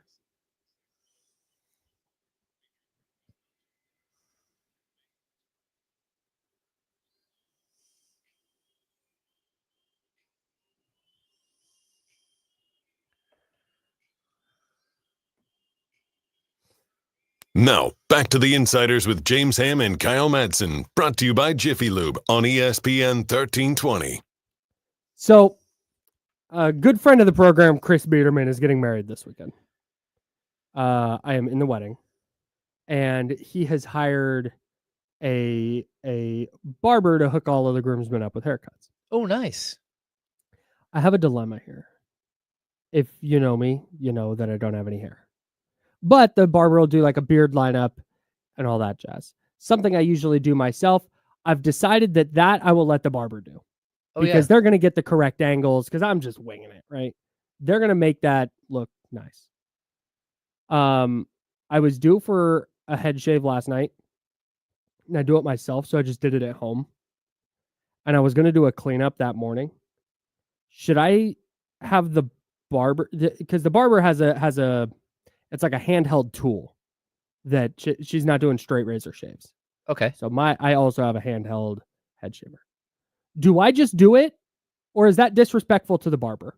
No, I let the barber do it. Like, it's fun. I'm going to need, because again, like I said, I shaved my head last night, but I'm just going to need a little touch up that morning. I'll just let the barber do it. Yeah, I would let It's something I usually do myself, and I feel so dumb being like, oh, can you run the electric thing over my head? No, of course. Like, I can do it. No, let them do it. Let them do it? Okay. Yeah. Be part of the atmosphere. You should, you should get a goatee too. Absolutely not, sir. Yeah. Absolutely. Or just straight mustache, dude. Just go chops, just all chops. Yeah, chops. I trimmed the goatee this morning. I was getting it looks nice. I get all white. If I went just goatee, I would look like a thumb with a goatee on it. I've tried it, dude. After I because my now wife, when we first started dating, was like, get rid of whatever this is, get rid of the neck beard, let this grow and let that rock. And I was like, cool. So I did it. But the first time you have a beard, if you've never had a beard before, it gets very itchy. Oh, yeah. And it's just, it was different. It was new. And so I was like, I don't like this anymore. And I shaved it, and I saw what I looked like bald with no facial hair. Not okay. You were young? You looked young. I looked like a thumb. I don't know. my jawline is not cutting anyone, right? So I have a very round face. And so when I don't have a beard to fake a jawline, it is just all, the thumbs from Spy Kids? I look like exactly that. what I was thinking. I look like that. Straight up, dog. People are like, is that a big toe walking around? Nope, that's Kyle. So I'm not going goatee. That's 1,000% not doing that. It came from a good place. Like I was trying to help. Like no, I understand that. I understand that. I'm telling you why I'm not taking your advice because I'm not hearing it. I hear you. That's just not a thing I'm going to do. It's all good. I don't want to subject anybody to that. And I'm not wearing a hat at the wedding. Oh, that's that would be I wanted so to rock funny. a little top hat. That would be so. Oh, yeah, like a fedora, dude. I have multiple fedoras. Oh yeah. I mean, I think it would be sick. Fedora with safari flaps. I think it would be sick. Sunglasses that have the line. He said, "I'm the only one he's ever seen pull it off." Shout out to I think you should leave heads out there. James Ham's there. I'm Kyle Madsen. James Ham of the Kings Beat, kingsbeat.com, the Kings Beat podcast, wherever you get your podcasts. Candlestick Chronicles is the podcast that I host, and NinersWire.com is the place that I write. Joe Brazil does the newsletter for your favorite Odyssey Sacramento radio station. All of them. Yeah. Salute. All of them. Salute. We're very well qualified here on the Insiders, sponsored by Jiffy Lube. So I was going to get to this yesterday, but we were having a good conversation about the Kings anyway. So when did this season go to hell? Like, when did it really fall off the rails? Because I think I have there's a lot of candidates. There's a lot of ideas. And if you would like to submit one, hit us up in the chatty house at youtube.com/ESPN1320 and twitch.tv/ESPN1320, or you can give us a call on the Elk Grove Kia talk line at 916-909-1320, 916-909-1320. What was the turning point of the season for you? I think it's interesting because we always look at moments that happen, and then when you zoom back, like someone mentioned early in the chat that, it was probably when De'Aaron Fox hurt his pinky, like in the closing days of training camp. That was an omen that we missed, that was probably more important than we thought. I have candidates for when it went south. I think the first candidate, like if we use hindsight as our like guide here, which is I think the only way we can do this, I think it's very possible that this season went south when they did the sign and trade for DeMar DeRozan. And that's not to just call out DeMar. It's because that specific trade to get older, to get a 6'6" small forward, to not get a defensive minded guy, all of that stuff, it probably set in motion what happened next, where they got off to a slow start, where things started to look disconnected very quickly, where De'Aaron Fox started to not feel like he was the guy with the ball, where, Mike Brown couldn't rein things in. I think if you would have chosen a different path at that point, you probably would have avoided a lot of what's happened here. But if we skip forward past that, the season had already spun out of control before Mike Brown got fired. I mean, they lost 5 games in a row right there. They were, they went 6 games under 500 with the next loss when Doug Christie took over. That's one major point. The next major point is where De'Aaron Fox pretty much made it clear that he wasn't going to be around long term. And so the season started to unwind. And then right after that, of course, they trade De'Aaron Fox. Like, there's just so many moments here, man. I don't know that there's any one that is the end all be all, but the collection of moments and the lack of foresight and the inability to avoid this situation is just, to me, what will stand out. For me, it was, I think you're right. I think if you want to rewind all the way back, that was it. That was kind of the beginning of the end. We just didn't know it. That was the organization picking a direction that was doomed to fail. Zooming in a little bit, when you go through the schedule and you look at some people in the chatty house were saying the turning point was the loss to the Pistons that got Mike Brown fired. The De'Aaron Fox foul on Jaden Ivey, the 4-point play, that was because that got Mike Brown let go. That losing streak got Mike Brown let go. That led to De'Aaron Fox wanting out. I'll buy that too. Well, I'm gonna go. Just let me on that one really quick. Please. I will tell people they were going to fire him on the Sunday before that, but it was the company Christmas party. So the Pacers lost then. Yeah, the Pacers lost. The Pacers lost. Yeah, okay. And so whatever happened with him and De'Aaron Fox that night, how he went off on De'Aaron Fox, that had no bearing on what actually happened. I think that happened because Mike Brown knew what was coming. Yeah. The frustration of I'm about to lose my job. I see the writing on the wall here, I think is what led to that. Yeah. Or at least partially. No, I mean, I would be frustrated too. And I mean, you're at a point where you have to turn around the season.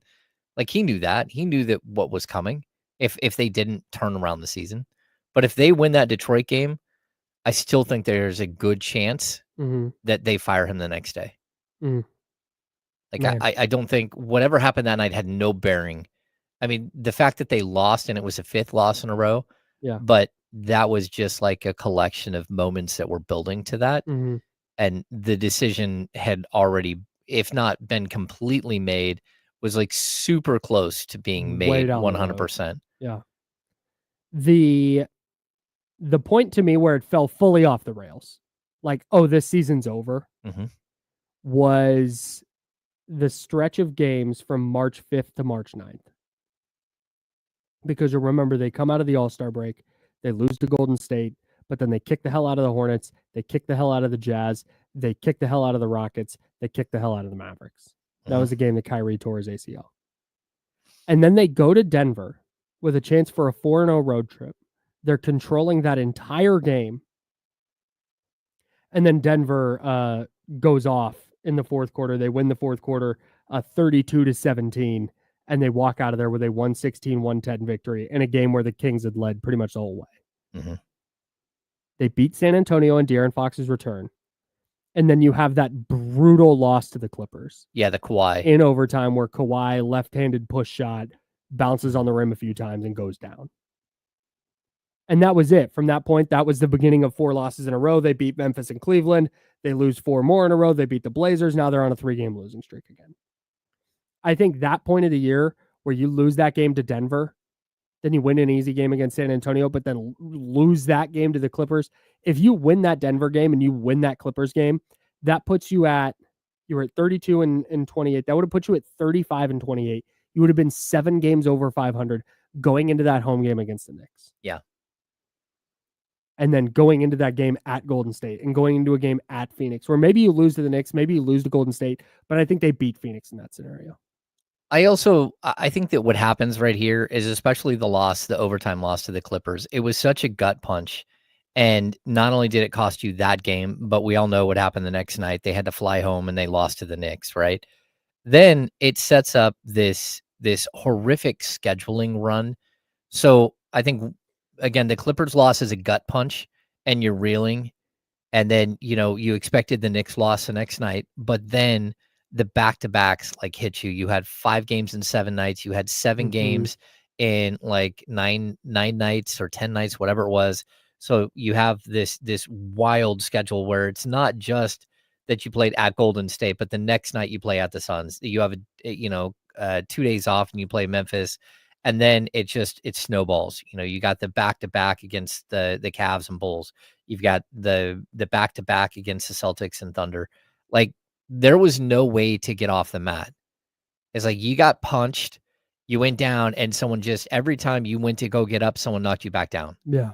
And that's where the resiliency of this team was tested beyond anything that it was capable of controlling. Yeah. And that's where we are where we are today. And if you get to 7 games over, maybe your resilience is different. Yeah. Maybe you're in the mix for the 7 and 8 seed, and now all of a sudden you're winning a couple of games that you lost. Or if you do get knocked down, at least you're 7 games over, you have a cushion. That was the point of the year where you just look and you go, oh, there was no bouncing back from that. We talked about it. Oh, can you bounce back against the Knicks? You have to tonight, and and you get smoked. And you go to Golden State, it's like, all right, huge game against Golden State. Can you right the ship? Nope. The Golden State game told us more than we needed to know. And again, you zoom back out, that's when you know they didn't even compete. It was 130 to 104. And that just was one of those moments where you're like, uh-oh. Yeah. Because that's a game that we went in going, okay, the Knicks were a tough spot, but the Warriors, this is a team you can beat. And you had 2 days, and the trip is a bus ride. Yeah. And, so that was your load up, get ready, big game against a team you know really well, who just made a bunch of changes like you did. With a winnable game against Phoenix coming up. Yeah, and then you didn't compete. Nope. You didn't compete against the Warriors. And didn't really compete against Phoenix. You lost that game by 16 as well. Yeah. It's really crazy to see how random this season is, where it's so weird, dude. You recover and you beat up on the Grizzlies, and then you beat the Cavs, which stuns everybody. But then you lose to the Bulls, and every time you had positive momentum, the game you're up 19. Yeah, every time you had positive momentum, the Kings just gave it away. There's a big difference between, again, if they pick up that win and go to 36 and 33, and you're 3 games over 500, you might not get back to 500. But every step that they could have had that moment, they didn't. And then, it starts to unwind. Yeah. Like culminating in what we saw 2 days ago when they lost to what is one of the worst teams ever assembled in Washington, and just doesn't make any sense that you lose in that game, but you looked exactly like you had in so many other games this season. On March 3rd, they were 19-9. Is that right? Underdog? Yeah, 19-9. Yeah. Underdog. Yeah. On March 3rd. And they're now what? 23-22? Something like that. That's so rough, dude. Yeah. You got the win knocked out of your sails. They're 23-22 underdog. And they started 19-9. Yep. No, it's tough. I mean, this is one of those seasons that's gonna go down as one of the most disappointing. And not only that, confusing, baffling, like it just one panic move after another, and then it leads to just a really, really sharp decline at the end of the season. And you can even look at things like the Malik Monk move late in the season as a bit of a forced move just to try to figure things out, right? Mm-hmm. Hey, we got to do something. Let's go back to Malik off the bench. And it's too late in the season. He's not ready to do that, clearly. And you spiral even further. And it's not one decision. It's so many small decisions that lead to where you are today. Yep. And so many small decisions and so many huge decisions. Mm-hmm. But it's how do you rank the gigantic decisions that happen this season? Well, it's something that doesn't seem like a big deal at first. And then as things start to play out, you go, oh, that's a big deal because of the 9 other things. Yeah. Like all those little moves they made, the Sasha trade. And we talked about this yesterday. And the Jalen McDaniels. Jalen McDaniels trade. Like that type of move. And moving Malik to the starting lineup and signing DeMar DeRozan and trading DRFI. And all of a sudden, all these things start to stack up. And you're like, this was never tenable. Yeah, even like it's so nuanced. But even the move that you just talked about, the Sasha and Davion trade to bring in Jalen McDaniels, you give up 2 second-round picks to dump the salary of Davion and Sasha. Sasha opts out and leaves for free. The Kings will tell you, hey, he wouldn't have opted out here, and it would have been like, okay, then tell him you'll give him $1 million. Tell him you'll give him too much. Just say, hey, we'll go ahead and leave. We'll just opt out of the last year. Whatever. Keep that pick, right? Keep both of those picks, because if you're trading Davion Mitchell for Jalen McDaniels, that's a plus trade for Toronto. You're not giving up anything in that trade at all. So let's say you take back Jalen McDaniels. Again, if you just keep Jalen McDaniels and then you don't play him, that's one option. That keeps you a second-round pick. Now, when you go to trade season and you want to make a move, you can throw Jalen McDaniels' $4 million expiring contract into any deal. Yes. But now you also have that second-round pick. If you wanted to get Jake LaRavia at any point during the season, there's your $4 million salary with a second-round pick to go get him. But instead, you didn't have that anymore. The panic move to trade Jalen McDaniels will never make sense to me. And I know it seems like such a small move in this particular season, but when you get to a certain point and you only have 1 second-round pick to trade, and you want to go get a Jonas Valanciunas or you want to go get a Laravia, and you're so like out of like small pieces of bonus to go hand out, like it just like really, really screwed with the whole entire season and the way that they could have built. It highlights that one move, like you said. Is that the reason that they're what are they, 2 games under 500? Yeah, it's 4 games. 4 games under 500 now. It's not because of Jalen McDaniels, right? No. But that type of move is the just like disorganized death by 1,000 paper cuts. And no direction, no vision, no forward thinking. It's just all about like right now. Okay, we don't want Jalen McDaniels. We need to get rid of him. We're not going to pay for him. What? Okay, slow down. It's all good. And that's the urgency of like now. How do we make the playoffs now? We got to make the playoffs now. We got to do everything now. Well, wait, hang on. Because in doing that, you've derailed your trend. You're 4 games under 500 and you're in danger of missing the play-in entirely. Yeah. Trying to do everything right now.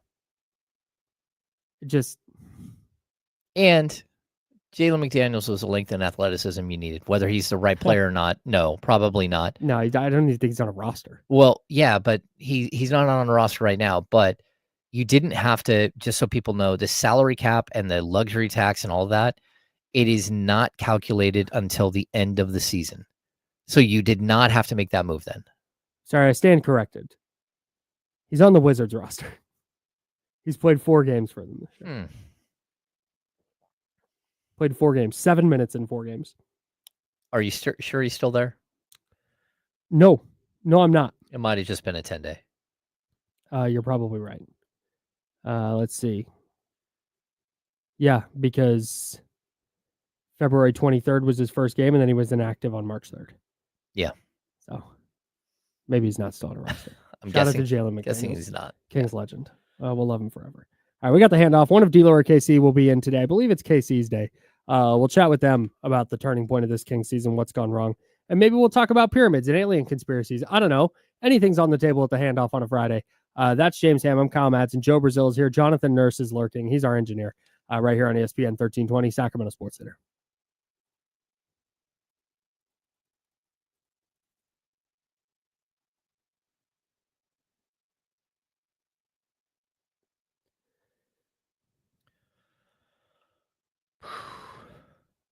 Oh, I'm going to I'll just put this in the thread.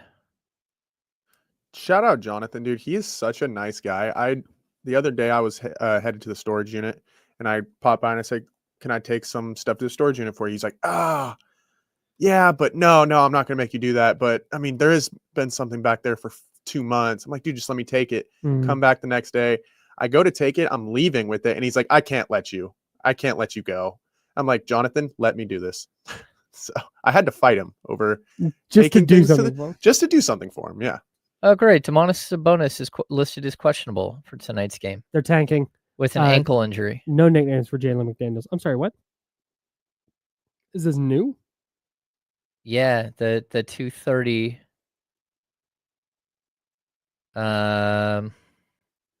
Devin Carter is questionable. Isaiah Crawford's out. Mason Jones is out. Jake LaRavia is out. Domantas Sabonis has been added to the injury list as questionable. Thanks.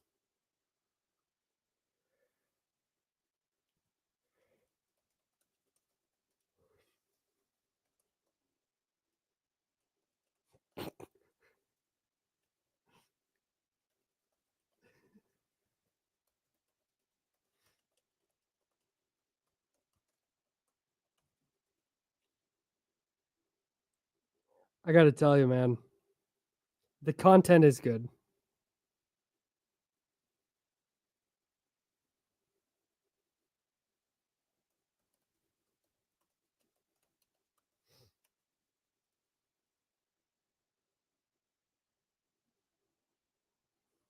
Cheese and rice.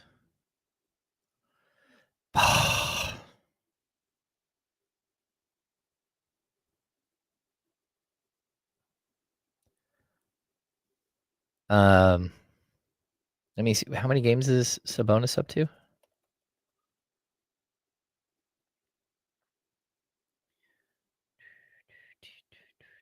$64. He still needs 3 more games to be eligible for All NBA.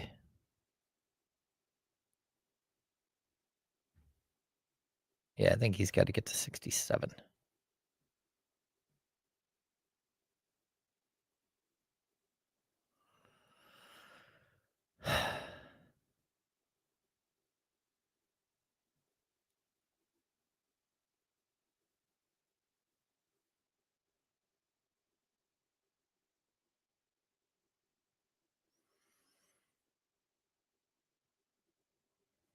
I can't imagine the Kings would pull the plug on the season like this.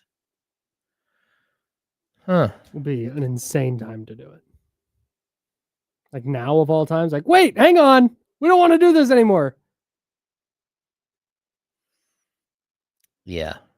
Not great.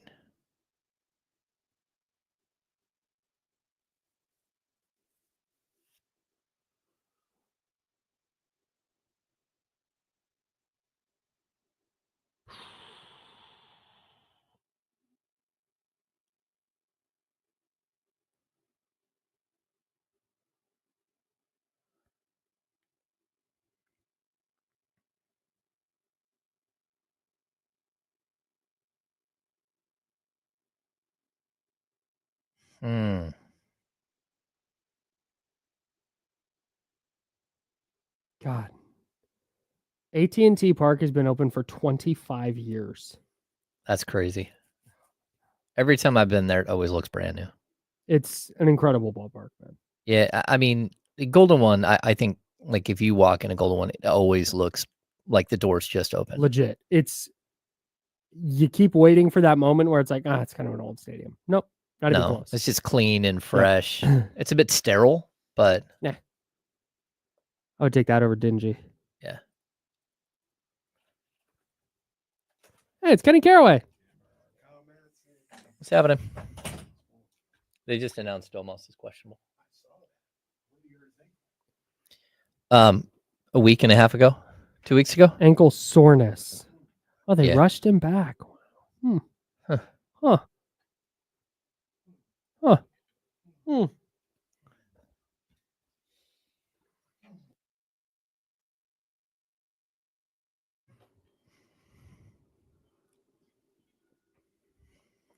Now, back to the Insiders with James Ham and Kyle Madsen, brought to you by Jiffy Lube on ESPN 1320.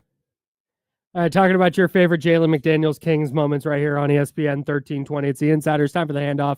Kenny Caraway in the building. Your favorite Jalen McDaniels Kings moment? Man, when he found out he got traded to the Kings. That's a good moment. He didn't know. This boy came up to him, hey, man, you got traded to the Kings. For real, dog? Yeah, man. Yeah. For real? Oh, all right. I guess we just keep working, keep grinding. Shout out to Jalen McDaniels. What a career with the Kings. Speaking of the Jalen McDaniels trade, I was watching Heat Grizzlies last night. Mm-hmm. Donovan Mitchell's offensive game not developing. Davion Mitchell, I'm sorry. Davion Mitchell's offensive game not developing. Yeah, tough looks for my guy last night. Watch him smoke a couple of layups, brick a three. He got blocked on a mid-range, free throw line jumper. Yeah, like one of those ones where Triple J didn't even have to jump. He just put his hand up and knocked him on. It's it's so disrespectful. He's had some up and down moments with the Heat. He had some real good moments with the Heat, and then other moments were like last night where it was just like, The color analyst on the game at one point, it's late in the game. It's going back and forth. There's 2-point game tied, 2-point game tied. And the Heat have the ball.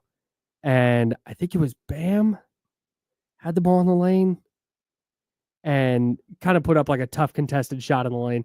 And the color commentator was like, he needs to have better vision there. And I think he's going to say that he had Duncan Robinson wide open in the corner because he did. Mm-hmm. And he goes, he had Davion Mitchell wide open in the corner for a three. He's got to make that pass. Well, okay. I don't think he does. So Davion, just so people, let's be fair. Last night he played 37 minutes. He went 3 of 8 from the field, 3 of 5 from 3. He had both of his free throws. He finished with 11 points, 7 assists, 3 steals, 4 rebounds, and he was a +3 on the night. Look at him go.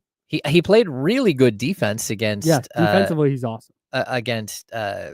Mm-hmm. Although they kept giving Ja the grifter fouls against him. Yeah. They tried everything against Ja and it just didn't work. Yeah. In this current situation, I would love to have Davion here as a starting point guard, or worst case scenario as a backup point guard. I think he'd be a point guard. He'd be good. Well, if you had him to start alongside Zach LaVine, it would have made a lot more sense. Mm-hmm. A 6'6" shooting guard, a defensive minded guy. Yeah, I mean, I don't and if he disagree. Put up that stat line on a regular basis against the, with the I'd be like, oh, that's cool. Like he's doing okay. Yeah. He started a lot of games for them this season. Yeah. He's a very Miami Heat player, for sure. Yeah. The other thing that just stood out with that game is this.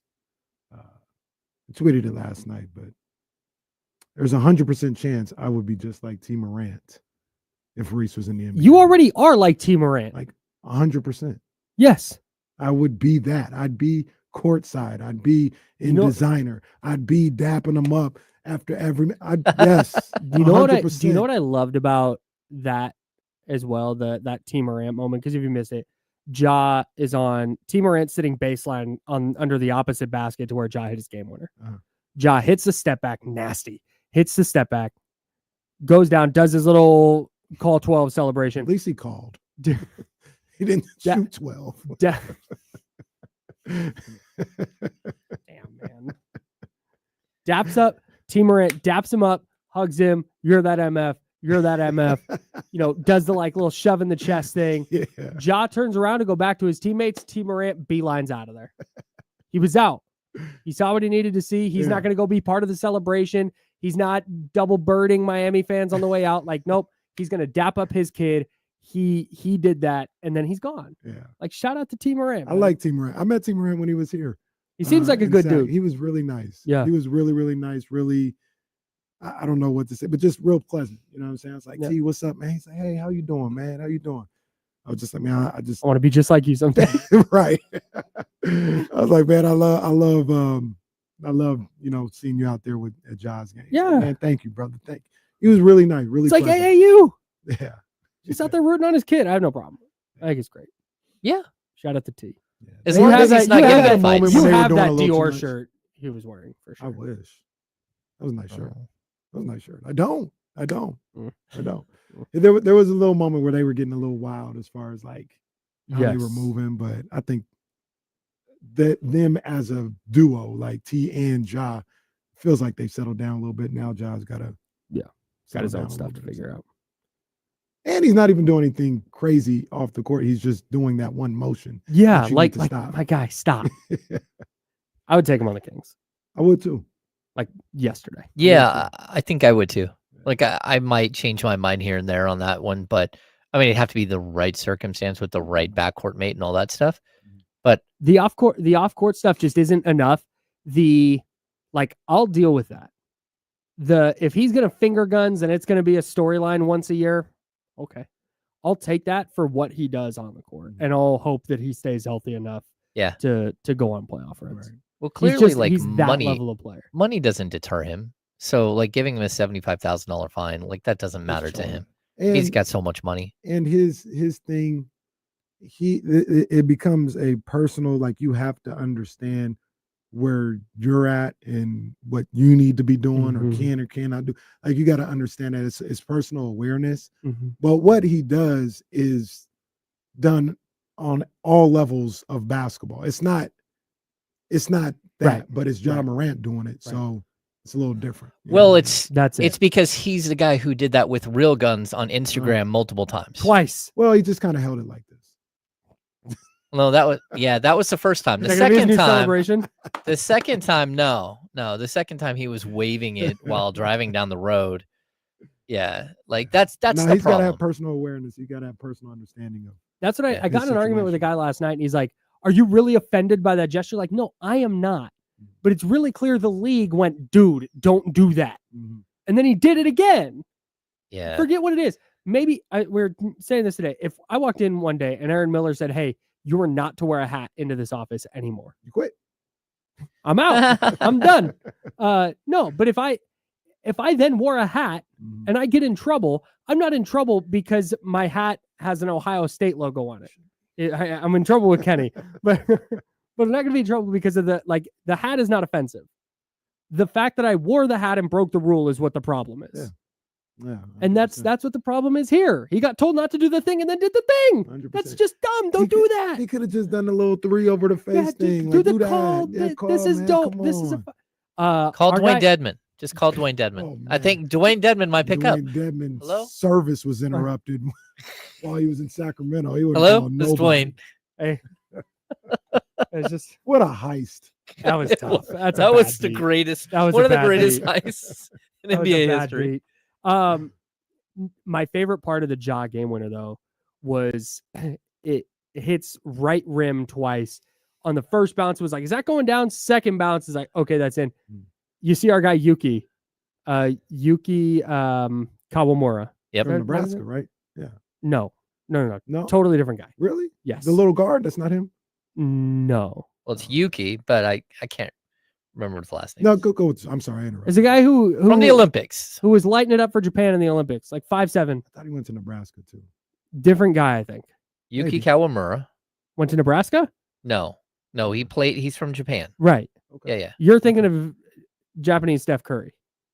Yeah, I guess. Played for Nebraska. Who I can't remember his name, but no, Yuki is on the bench for the Grizzlies.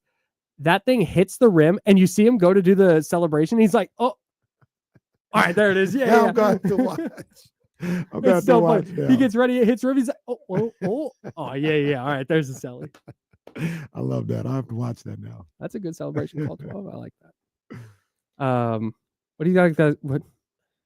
Jeez Louise. Okay. 3, 2, and 1. Hey, we'll fix that in post. Yeah. What do you guys have coming up on D-Lo and Casey? We'll talk about the Kings a little bit. Obviously, I hope so. They're trying to get a victory here. But you want like it? I want them, about him at this point. I want them to win. I don't want to say in the minority. Probably in the minority. Like I want them to win. Want them to make the playoffs. Nothing to get shout on that, but they can't excite anybody right now. Yeah, like even if they win tonight, I'd be like, cool. Yeah, they can't excite anybody, and I understand that. But we'll talk about them though. Yeah, you have and it's Friday. You don't know what's going to happen on a Friday. Friday, D-Lo and Casey shows are my favorite shows. Thank you. Because man, we're gonna get some music up top. Maybe I don't know. Kings You have never killed the vibe. know. You never know. Might get some alien talk. We were comparing Kings to wrestlers yesterday. Oh, yeah. Totally. Roman Reigns. Right? There is no Roman Reigns here. That's the whole thing. There's no Roman Reigns. There's no Cody Rhodes. There's none of that. There's Damian Priest. You know who Damian Priest is? I don't think so. Yeah. That was Murray. That was Damian when he officiated my wedding. Come on. All right. D-Lo and KC, stick around because who the hell knows what's going to happen. For James Hammond, Joe Brazil, I'm Kyle Madsen. We're the Insiders, sponsored by Jiffy Lube. We're back right here on ESPN 1320, Sacramento Sports Leader, on Monday, 10 a.m. This show begins. We'll see you there. Have a nice weekend, everybody. Drink water. Be nice to people. Thank you, Chatty House. Have a great weekend. Appreciate you guys. Adios, friends. Get that last word, Joe. I don't know. I'm too nervous now. Now that it's been brought to my attention, I feel as if goodbye, Chatty House.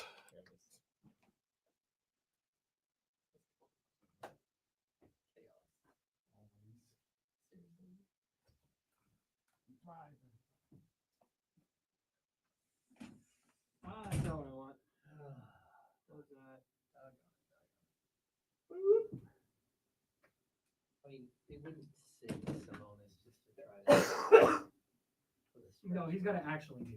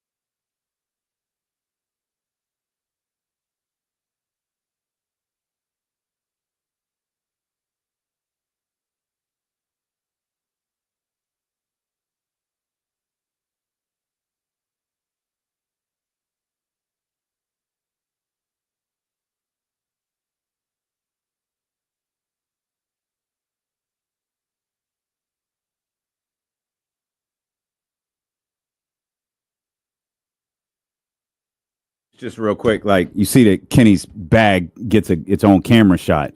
You see that is Kenny's bag gets. What is your bag? Move. Wow, that's right in frame too. Hold on. Let's get. Look how perfectly framed that is. Yeah, wow. Hey! D'Lo, what brand is that? I don't even know. That is a Louis Vuitton. Tune into D'Lo and Louis Vuitton at 12 o'clock. Yeah, that's what it. D'Lo and Louis. Move your chair. D'Lo and Louis. No, move your damn chair. On 102.5. What you? Here, I'll move it. And you move. Hey! No, move. We see what's going on back there. Come on, man. Happy Friday, everybody. Happy Friday. You goddamn right. We in the mood today. What we gonna do today? Huh? What we gonna do today? We talking. Oh no, Jesse said we talking. Jesse said we talking. I don't know if we had to do that one, but hey, if you bring it up, I'll read it. You know me. He said he was gonna say it. We talking. I don't know. Maybe we just let it go. We'll see. I don't know. Let's see after this game. I got some thoughts. My ankle hurts right now. Oh man. I don't even know what I walked in on, but I know what that meant. Man, is it 90 degrees in here?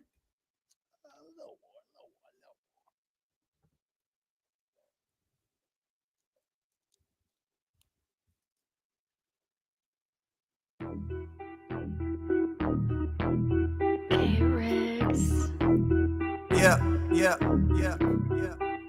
We got them screaming D-Lo, KC, D-Lo, KC, D-Lo, KC, D-Lo. We got them screaming D-Lo, KC, D-Lo, KC, D-Lo, D-Lo. We your number one spot for some sports, huh? Got the city going crazy when we work, huh? We top 2, but we ain't 2, we in first, huh? And when you need the real, we is who you search, huh? D-Lo, KC, D-Lo, KC, D-Lo, KC, D-Lo.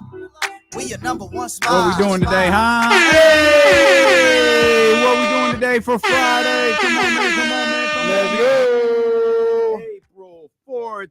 It's D-Lo and KC. I'm Damian Barling. The ultimate needle mover in God mode himself. He's Kenny Caraway. Yes, sir. Acknowledge me. And we are live. From the worst slums of Sacramento. Just the absolute worst.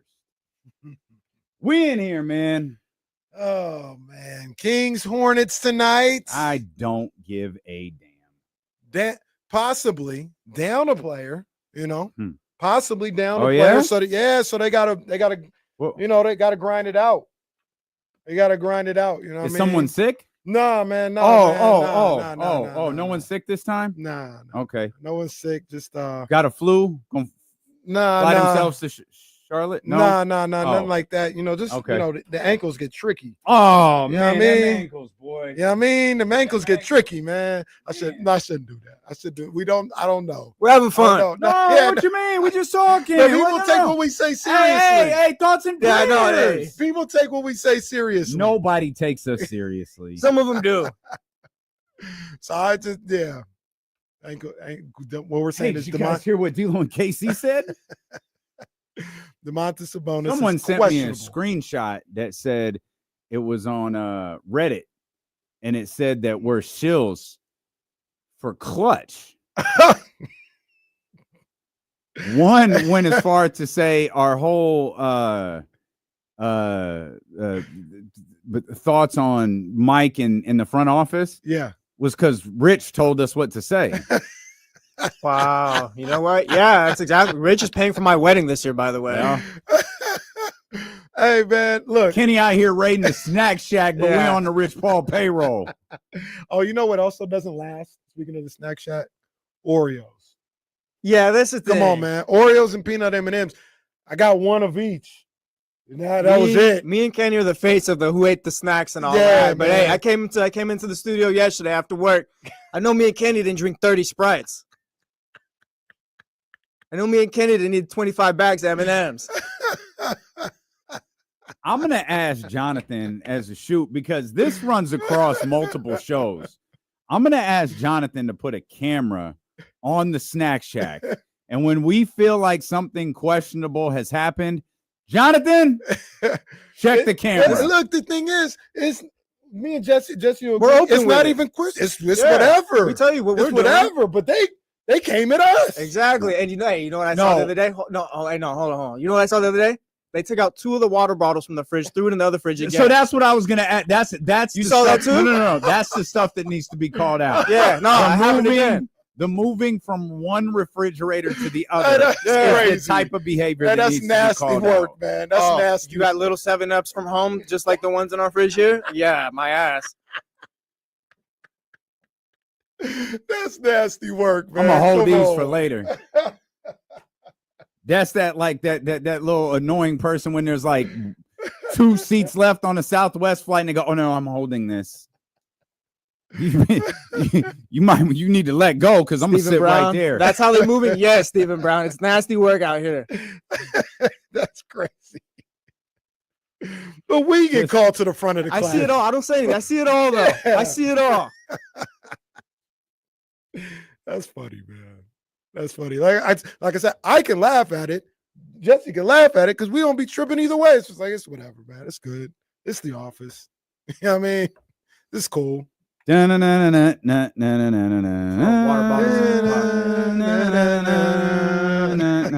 us. Yeah, that's us.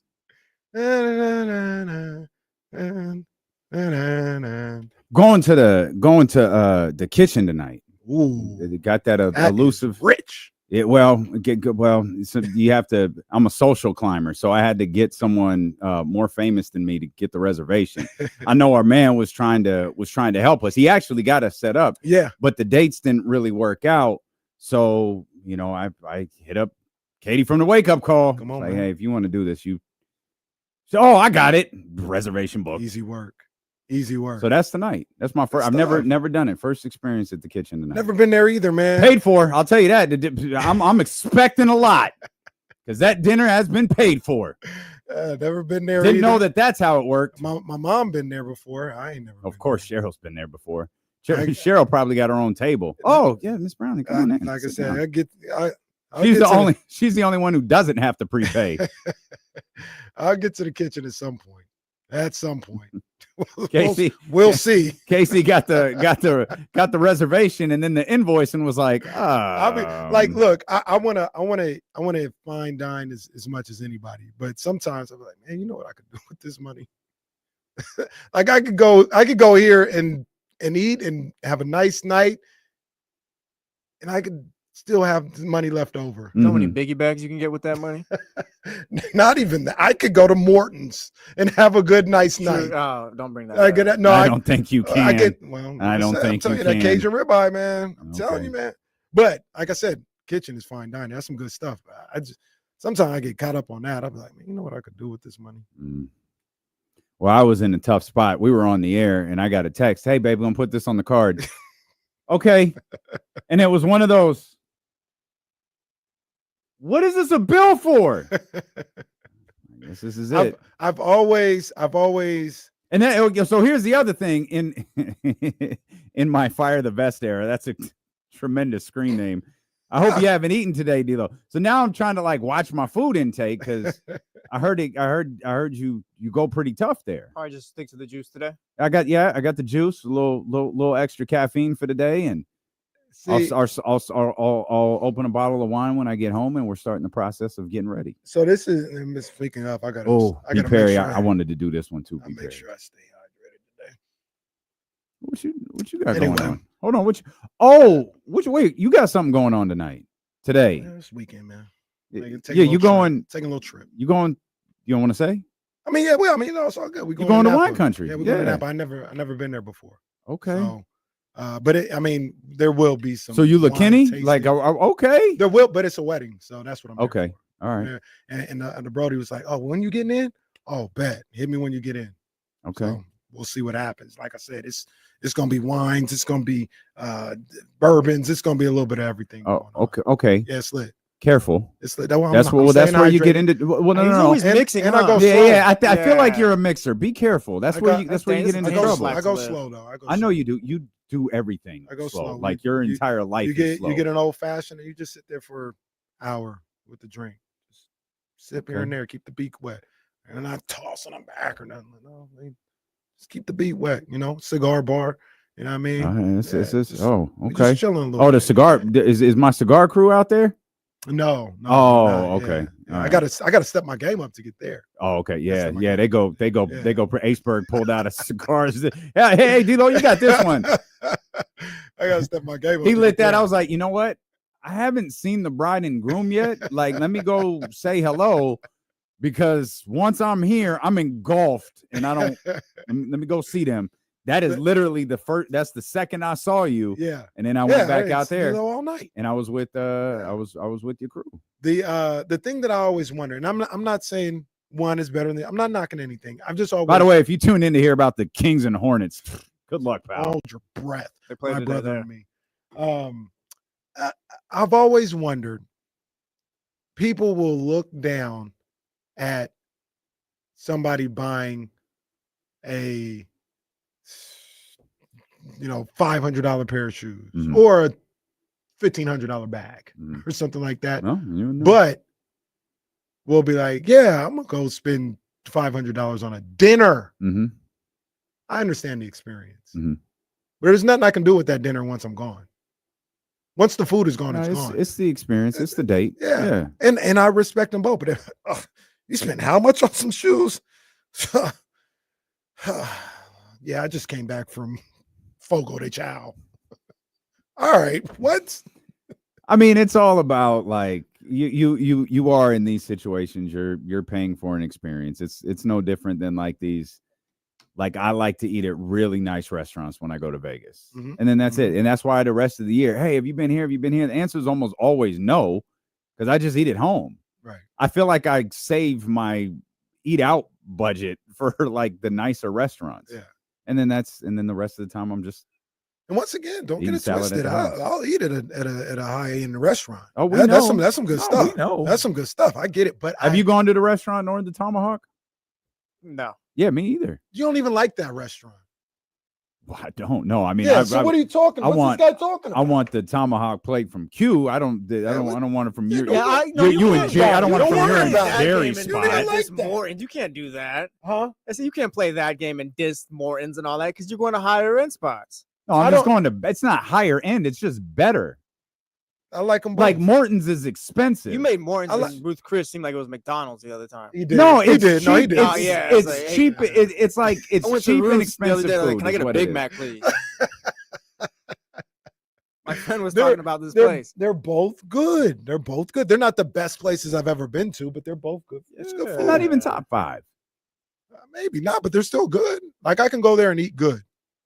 I can go there and eat real But good. you're going to pay the same you're going to pay at the other spots. No, I'm not. Really? Morton's is hella expensive. It's the same as where you're going tonight. Well, it's not that. No, that's what I was saying. Right now. I've never had a dinner bill like this one. I've never had it. Also, I don't know if you're listening, baby. What is the wine situation tonight? Do we have to buy that once we get there? Has anybody been there? What's the situation with the wine? You already paid ahead of time too. You're saying, right? Yeah. Yeah, man. Okay, I wonder what the. Yeah. I don't know. I've never been. No, they lock you in. Yeah.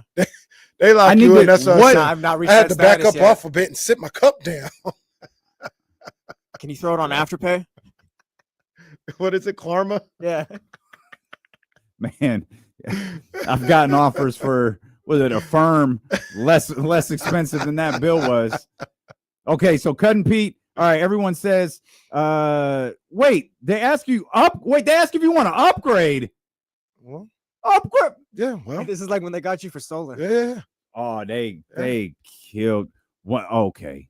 All right, dude. That's all right. That's okay. It's cool. Well, it's too late now. Well, yeah, you're just gonna have to, drink a bottle before I get there. No, you're gonna have to deal with it when you get there.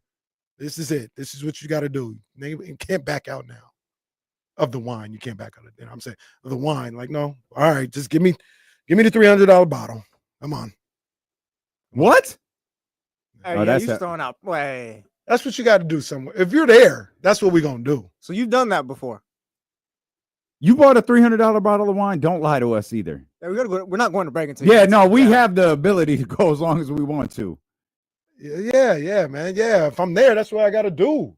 All right, you know what you want me to get? The $50 bottle? If I'm spending X amount of money already, let's just go. We'll be back. Let's just go.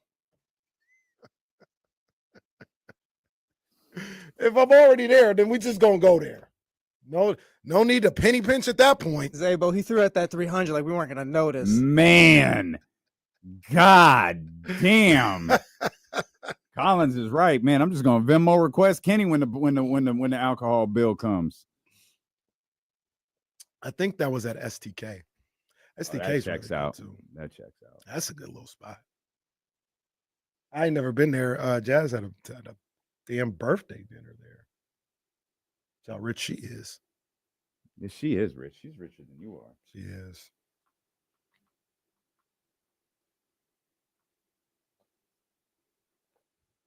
Oh, come on, man. Don't play with me. Uh-oh. No, we're going to have some fun. Y'all ain't even going to know this song, but it's funny. It works. I cannot believe all of the songs that we have searched. I cannot believe all of the songs that we have searched in here, and this one that I just searched is here. That is crazy. Yeah, Kenny's household is just different, damn. Oh yeah. Oh yeah. No, yeah. Hey, she telling the truth too. No, she telling the truth. They are not wired like us. I didn't even go. They that not far. like us. They not like us. I didn't even go that far. I said, wait a minute. Come on, man. Chill. Relax.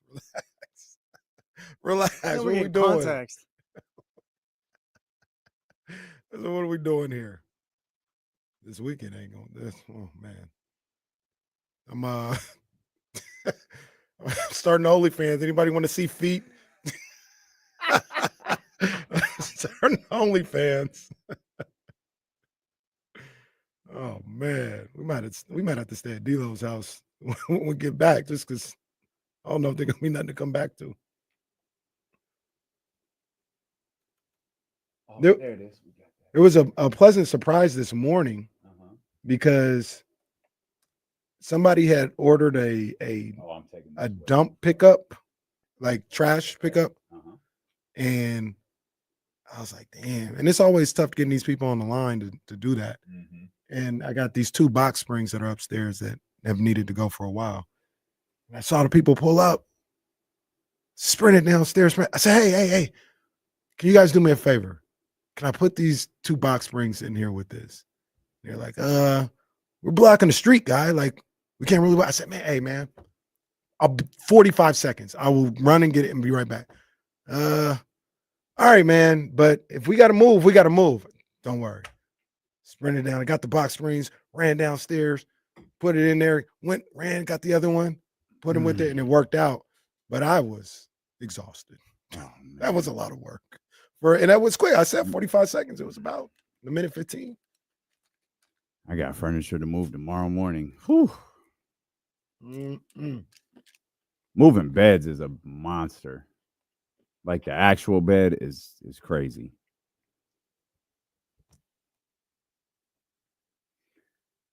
Yeah, you can go ahead and cut whatever instrumental that is off, because we on one today. Y'all might not recognize this joint. This is me when I'm around KC. Hold on. I'm gonna go back to, I think this is probably early 90s right here.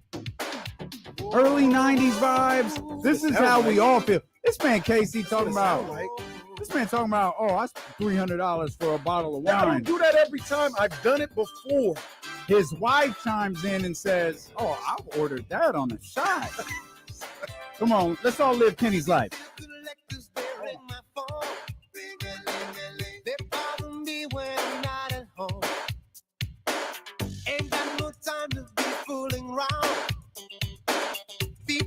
What is this doing? Hold on, we getting there. Hang on. You see.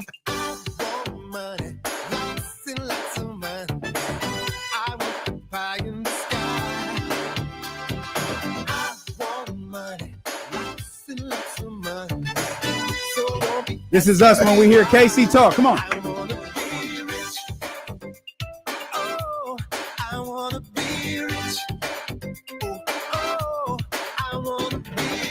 Hold on. Come on, man. Let's do it like this. Yeah. Hey.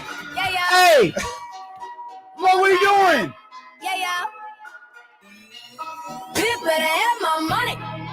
Y'all should know me well enough. Pip better have my money. Please don't call me on my blood. Pay me what you want it. Ballin' bigger than This is how we started that day. Oh, Miss P, don't you? Who y'all think y'all frontin' on? Like blah, blah, blah. Louis 13 and it's all on me. Nigga, you just bought a shot. Kamikaze, if you think that you gon' knock me off the top. Your wife in the backseat of my brand new foreign car. Don't act like you forgot. I called her shots. Like blah, blah, blah. Pay me what you want it. Don't act like you forgot. Bitch better have my money. Hey. Trying to get there, man. We're trying to get there. Oh, hey. Yeah, come on, man. We ain't done. You thought we was going to do 2? What you thought we was going to do 2? Come on, man. We about that money today. Let's go. I think I'm Big Meech. Larry Hoover. Whipping work. Hallelujah. One nation. Under God. Real getting money from the start. I think I'm Big Meech. Larry Hoover. Getting work. Hallelujah. One nation. Under God. Real getting money from the start. My Rolls Royce triple black. I'm Geechee. Ballin' in the club. Bottles like I'm Meechee. Rose. That's my nickname. Running in my big vein. Self-made. You just affiliated. I built it ground up. You bought and renovated. Talking plenty capers, nothing's been authenticated. Funny you claiming the same that I'm penetrating. Hold the bottles up. Yep. Where my comrades? Yep. What a balance. Where my dogs at? I got that Archie Bunker. And it's so white, I just might charge a double. I think I'm big. Yeah. Nah, we got that money today.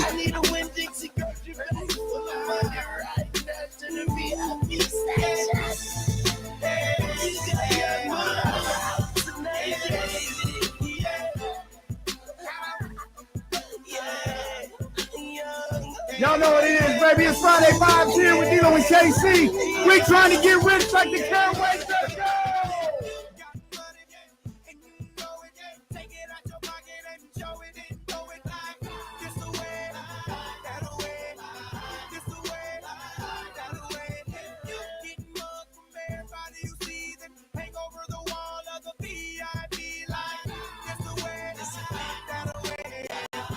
Hold up. Hey.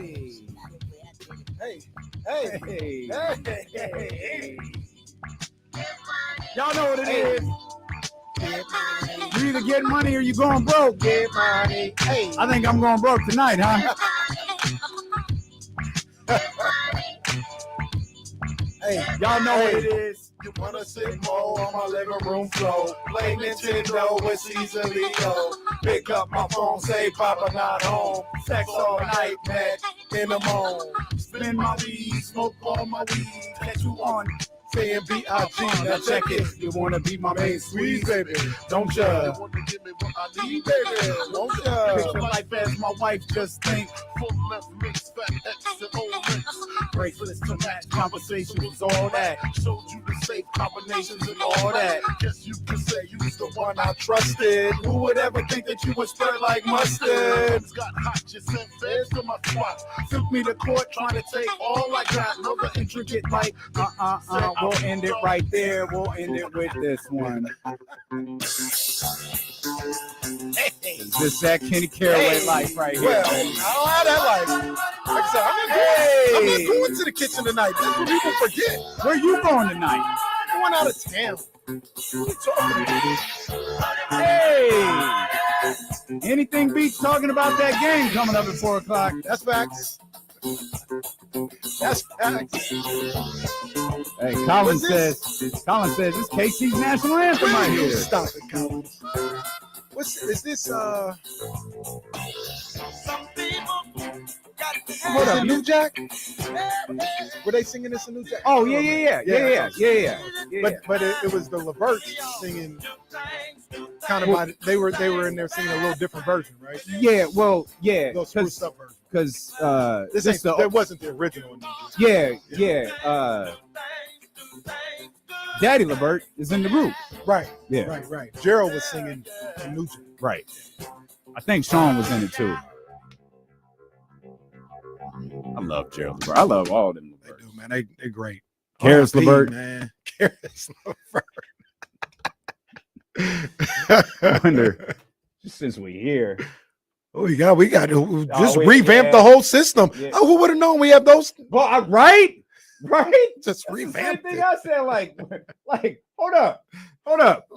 I can't find a hip hop hit from 2002, but let me get the idea. Like, hey, I wonder if Casanova's in here. And oh man, yo, hey, we love the songs. What station are these songs playing? I don't know.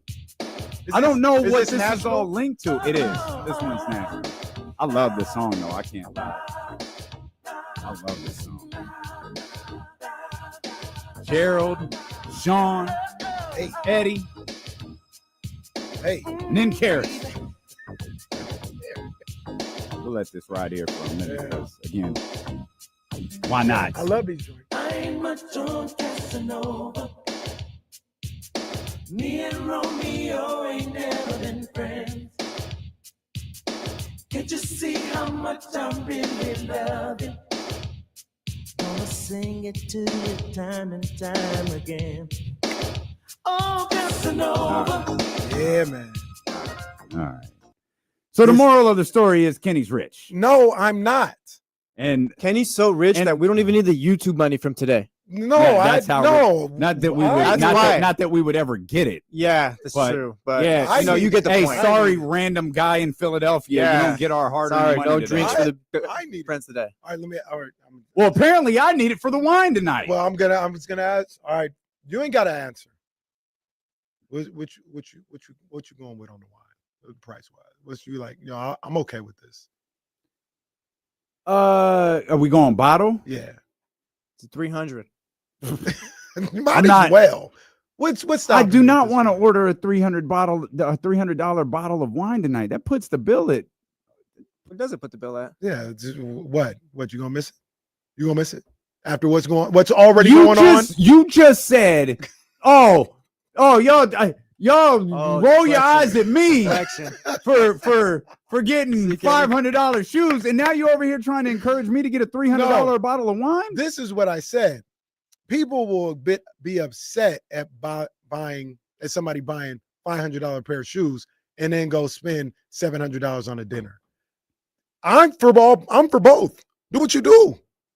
Get your shoes.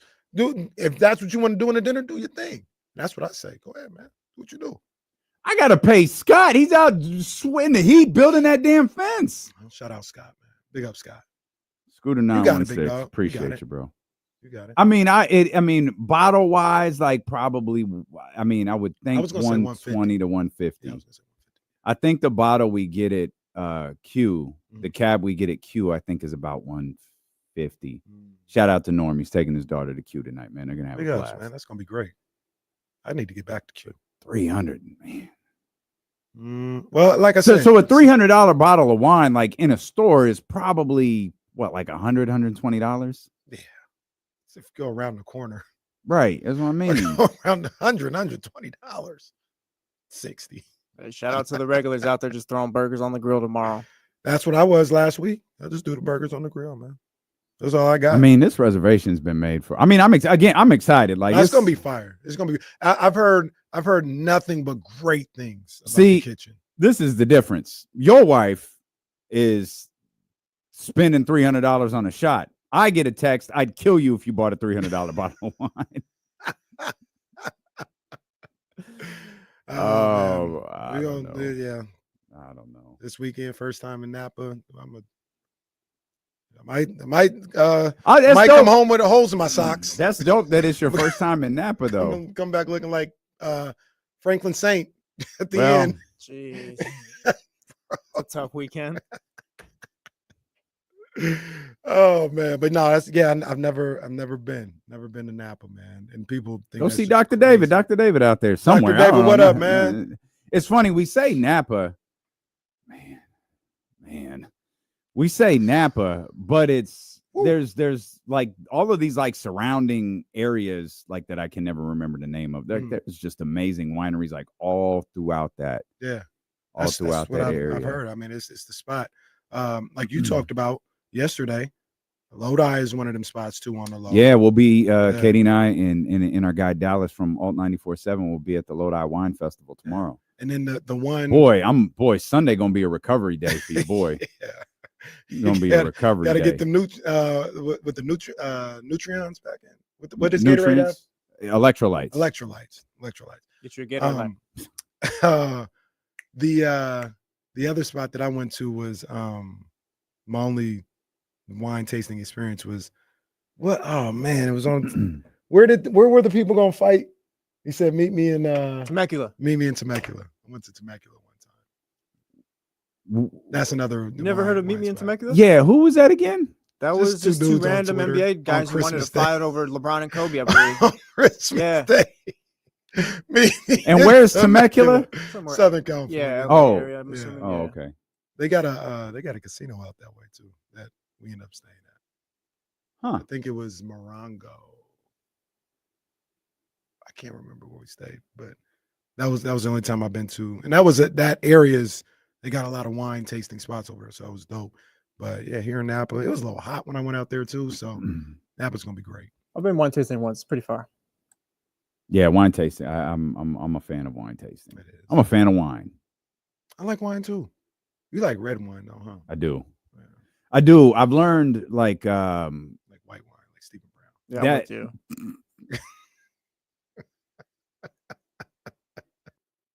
All right.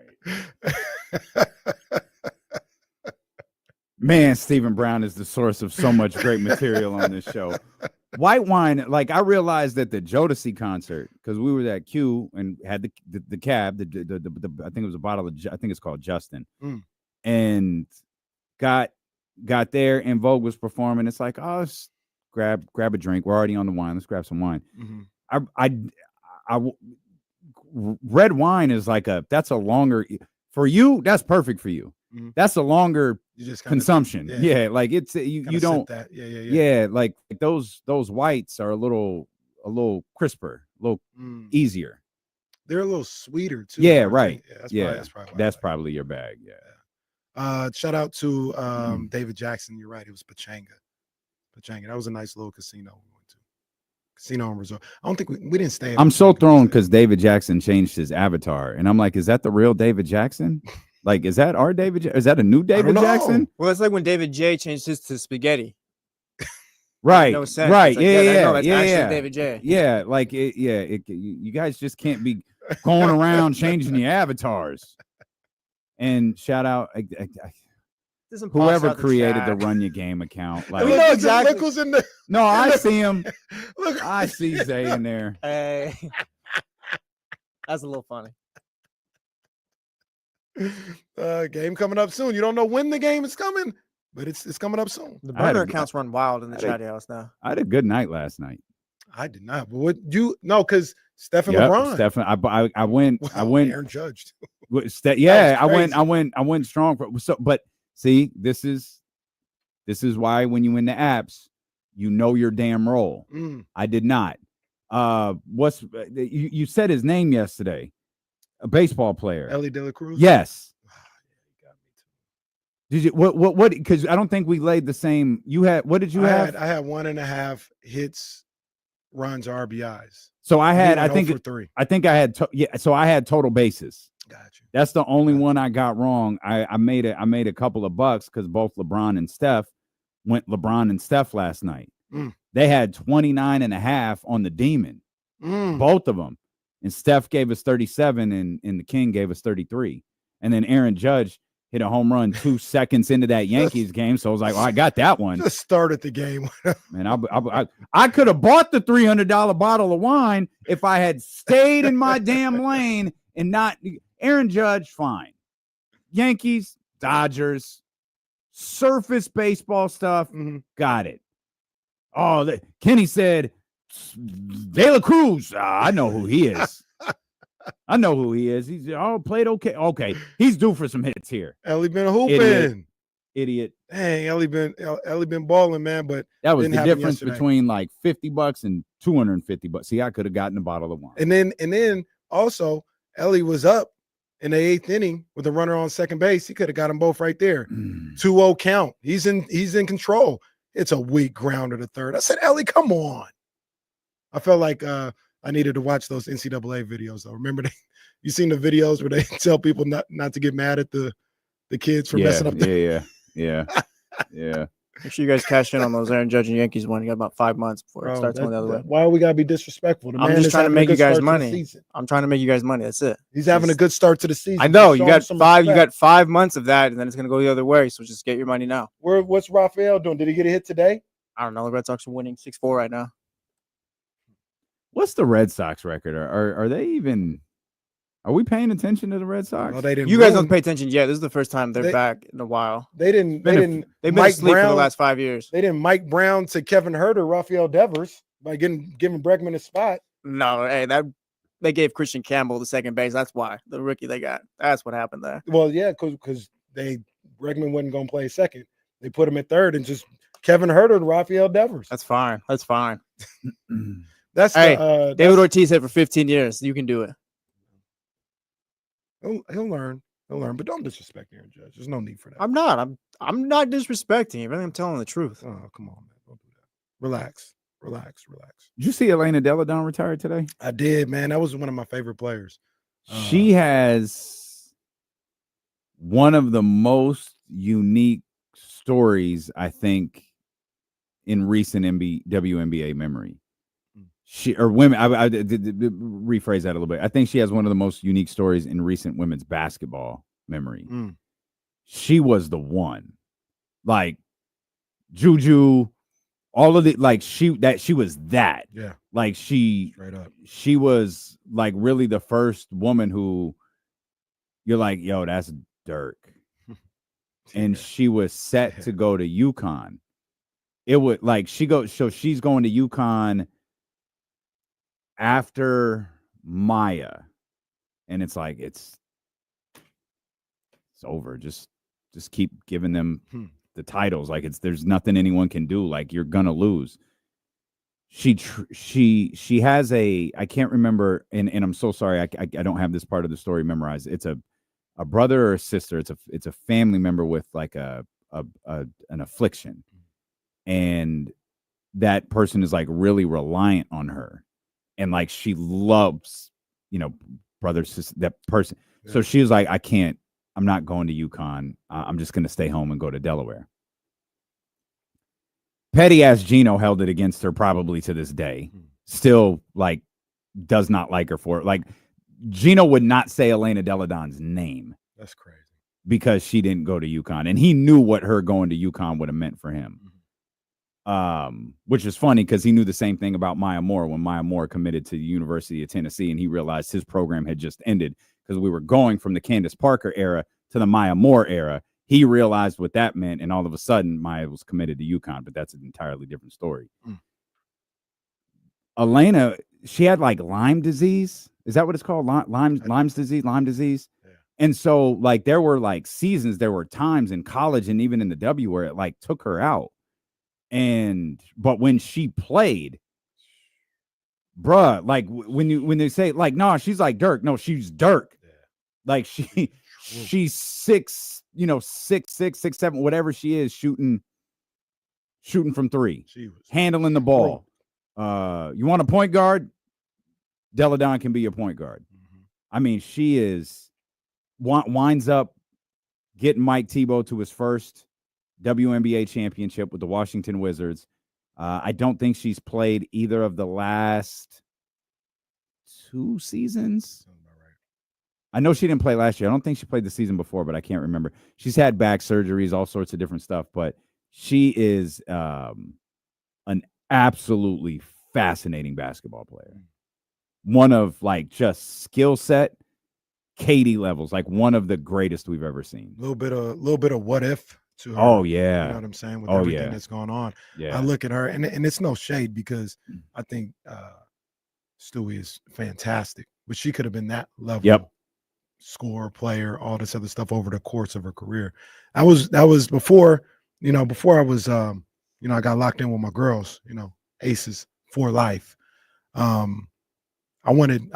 don't even think the Aces existed when she joined the league, but no, for life. I had to get I'm locked in with my girls now, but her last season was 2023, by the way. So she has missed 2 years. Okay. I wanted Delle Donne when I was so happy when she won that championship. Man, because did they get close before and she lost? And when she finally got it, I remember the photo of her sleeping with the championship was with the trophy was pretty dope, man. So yeah, that was huge for her. That was huge for Mike. But yeah, she retired today. If her career was starting today, she'd be like face of the league level player. Absolutely. Yeah, she'd be face of the league. Yeah. Man, hell of a career though. Hell of a career. 2-time. Doesn't hurt she's a pretty MVP. white girl either. That always really helps in the WNBA. If you're a pretty white girl, they will find a way to make it work. Two-time MVP? Or one? No, 2. Yeah. Yep, 2.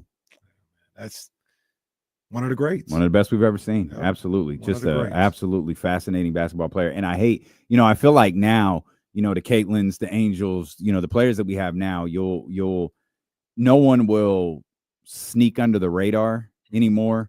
I feel like Delle Donne might be the last player who you have to explain to somebody. Because she's right, like she was right before the boom. Yeah. Like right before, it's like blowing up before the Attitude Era. Like Diesel was real big in 95, man. You're just gonna have to trust me. That was her. She was not that she's not known, not that people won't be able to talk about, but on this scale, we all know it's different now. On this scale, she might be the very last player where it's like, yeah, I wish you could have seen her. She was. I wish you could have seen. I wish everybody could have seen on a grand scale what she did. I think my timeline is right. She was there, and they played in the same league, but she was winding down, or maybe won the championship as Asia was coming in. Yeah. And Asia to me is like the first one of this era. That works. Yeah. She's the first one. It's a different era of superstardom for these young ladies. I mean, a lot of those aces, I guess now weird former aces, because I put Kelsey in that category too. I think Asia, she's not dead. Well, she's not with the aces. Yeah, but she's not dead. She's alive and well. And she's still.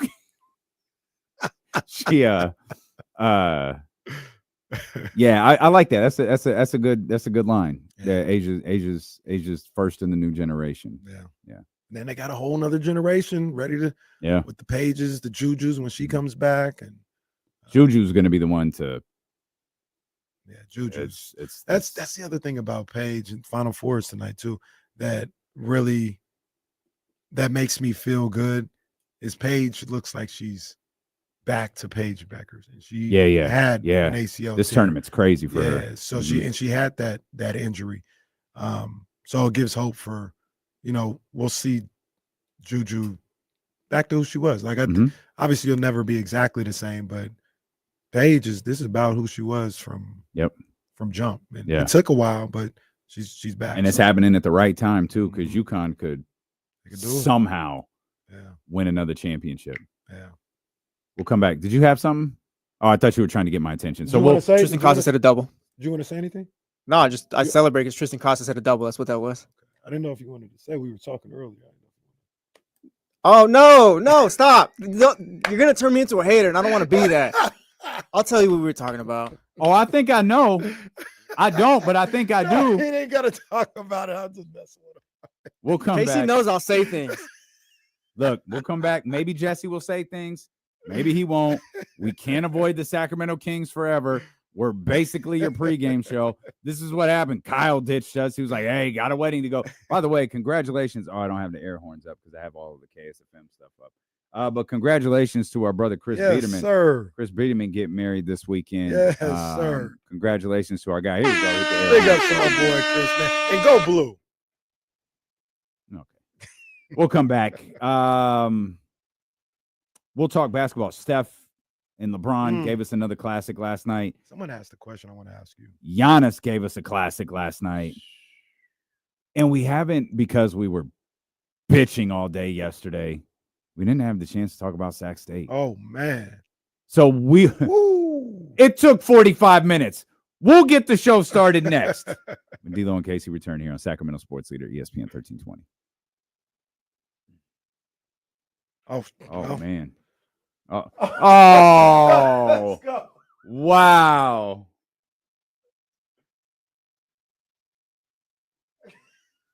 See, now I got to tell him. See, look what you did. I'm just messing. Look what you did.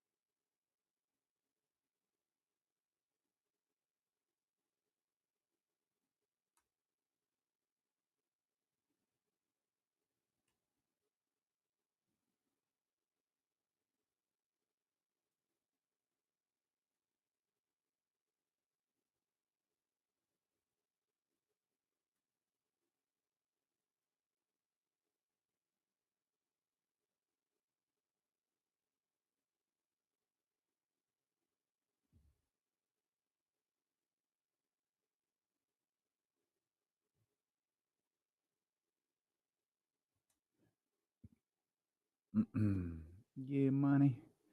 Someone asked about Shamiqua Holtz-Claw. Sorry, I can't. I was looking at it and didn't want to bring it up on the air because I figured that would just kind of run us a. Oh, there it is, Jack.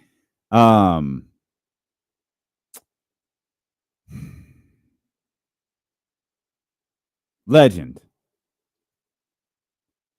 A smidge bit before. Like maybe not a smidge bit, like a good chunk before, like I was really, really watching, knew her, saw her, read a ton about her. I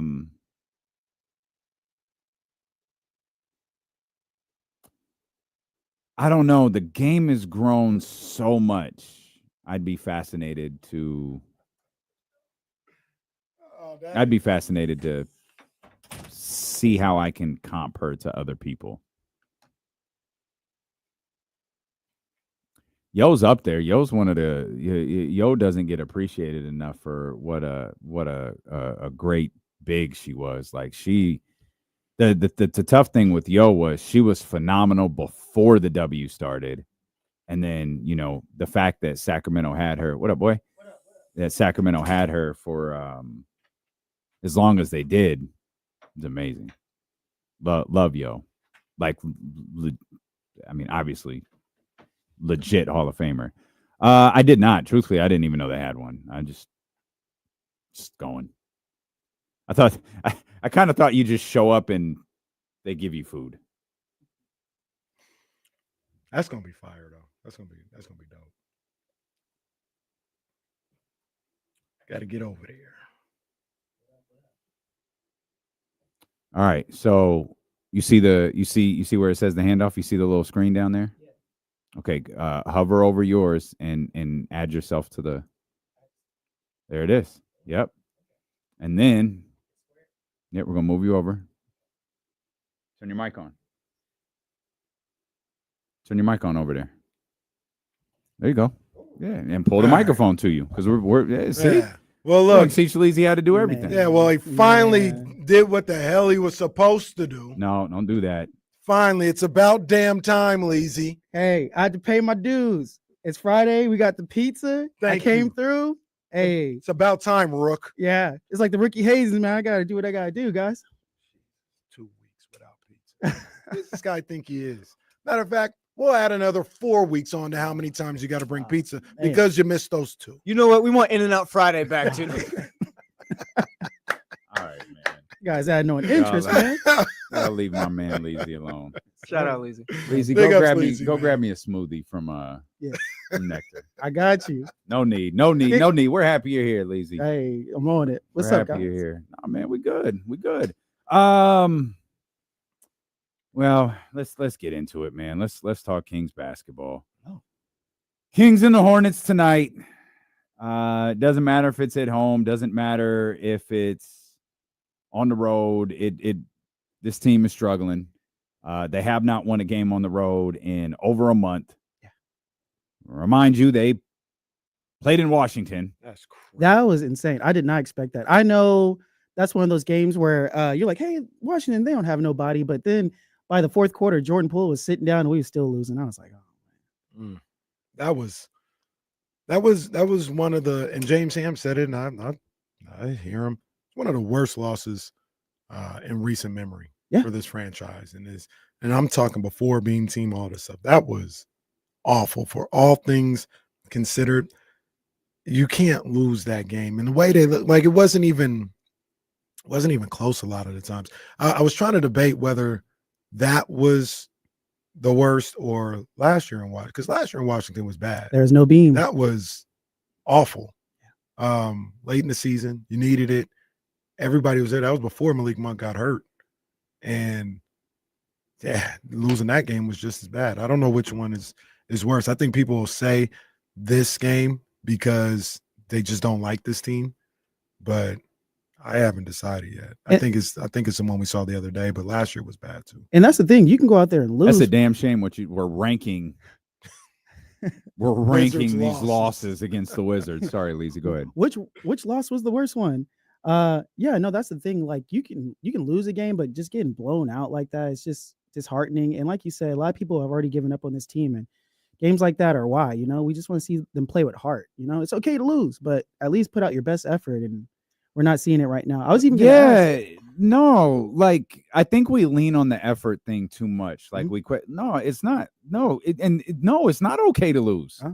It's not okay to lose to a team that's not trying to win. Yeah. It's like, look, you go out there and you do what you could do against the Celtics. We're gonna see it against the Cavs, whatever, and you fall short. Like that's the game. That's the frustrating part. You can show up for the Cavs, but then you don't show up for the Wizards. It's that inconsistency. And that's the thing that I think that will leave Kings fans constantly perplexed is like, how do you, we didn't have to wait long. It was literally the next night. Yeah. You beat Cleveland and it was like, wow. Yeah. Beat Memphis. That by the way, that looks a little different than it did back then. Yeah. But there's new context. Right.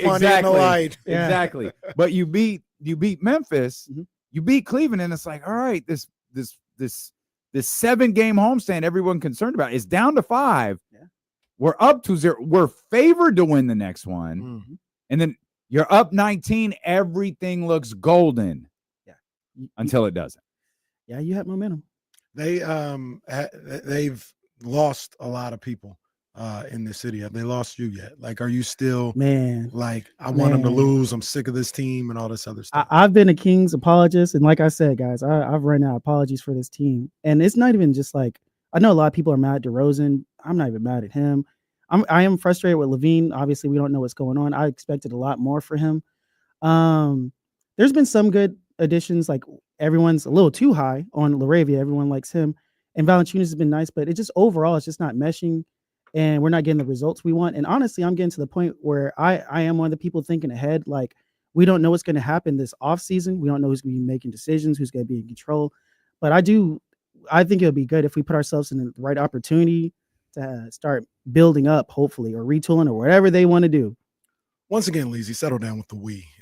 You still have not filled out your application to be here. You're talking about you're a free agent. What is this, the summer of Leezy? Are you going to figure out your team by the summer? What are we doing? I'm like KD right now. I'm just evaluating all my options. I don't want to do something in the middle of the season. I got to wait. No doubt, man. I'm not there. Very frustrated with him yesterday. Very frustrated after that game. We talked about it for 4 hours, about how disgusting that performance was in Washington. But, one man wolf pack, minority, whatever you want to call it, I still want to see them get into the play-in. I want to see Yeah. them. I want to see playoff games. Yeah. You know, that does, and they don't have to be related if you want that. It's not if they make the playoffs, everything's great and everybody should come back. I think a lot of people, if not everybody, have sealed their fate with this team moving forward on Wednesday. Like the book should be closed on a lot of people. But I still want to see this team in the playoffs. I don't care if it's 4-0. I don't care if they push them to 7 or whatever. Yeah, I want to see playoff games, man. And there's nothing wrong with that. I mean, it's always great for the city when we get those moments. We remember how electric it was when we finally broke the drought and how the city was buzzing. And no matter what, Kings fans are going to show up, even if the team is not playing to their best. So if we did get in that play-in, playoff situation, it would be great for the city. And one of the reasons why I probably feel that way is I understand you got a better chance the higher your draft pick is or having a draft pick or whatever. Yeah. But I look at it where I don't want to say it doesn't matter. Yeah. But you just got to get it right. No matter what you do. Yeah. You can have your draft picks and get them wrong. You could have no draft picks and make all great trades and acquisitions in the offseason and be a better team next year.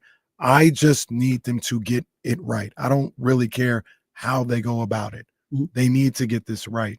And that's why I'm like, hey, make the playoffs and then get it right with the hirings, with the acquisitions, all this other stuff. Yeah. And as you mentioned, like, we don't know if we get the pick. We don't know where it's going to be 12, 9, whatever. We've seen there's been times we've had top 3 picks and it hasn't gone the way we wanted it to. So like you said, you got the right personnel in place to make the right decisions and actually construct a real roster, because some of the decisions that's been made so far is just really head scratching. Some of the pieces and players we've drafted and moves or lack thereof moves has been really frustrating. So you got to have the right people making the decisions.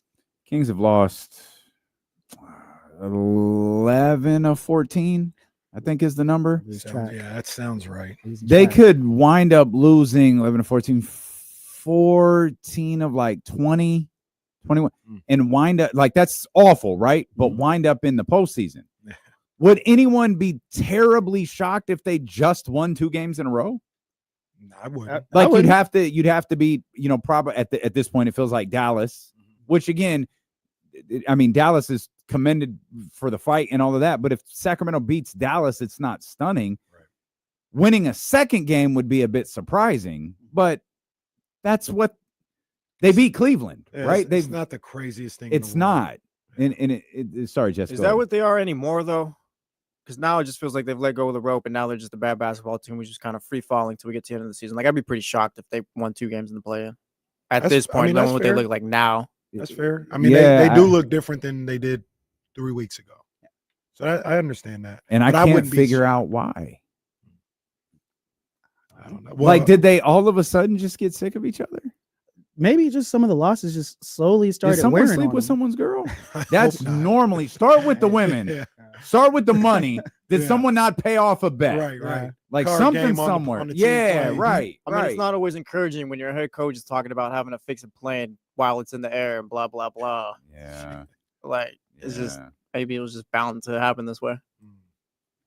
Yeah, I some of the losses just, I feel like maybe they started wearing on them. Like, could be that too. A turning point for me was kind of the Clippers game when Kawhi hit that crazy shot at the end of the game. That was I was a little broken off that. No, Yeah, that it was hurt. tough. Yeah. That was tough. At the time, I talked about, it might, stay with these guys for about a week. And I don't know if it did or not, but they had a bad week after that. Yes. And the thing about it was I thought it was just going to be that week. They had a little uprising.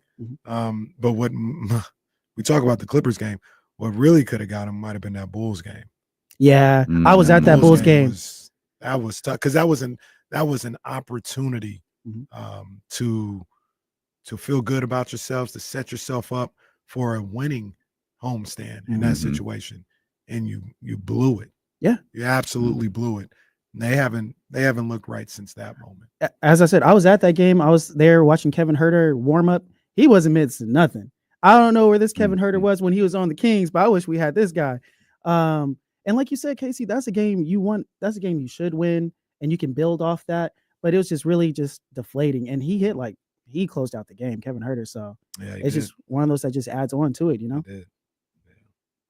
That's tough, man. Well, they got Charlotte tonight, and hell, I don't know.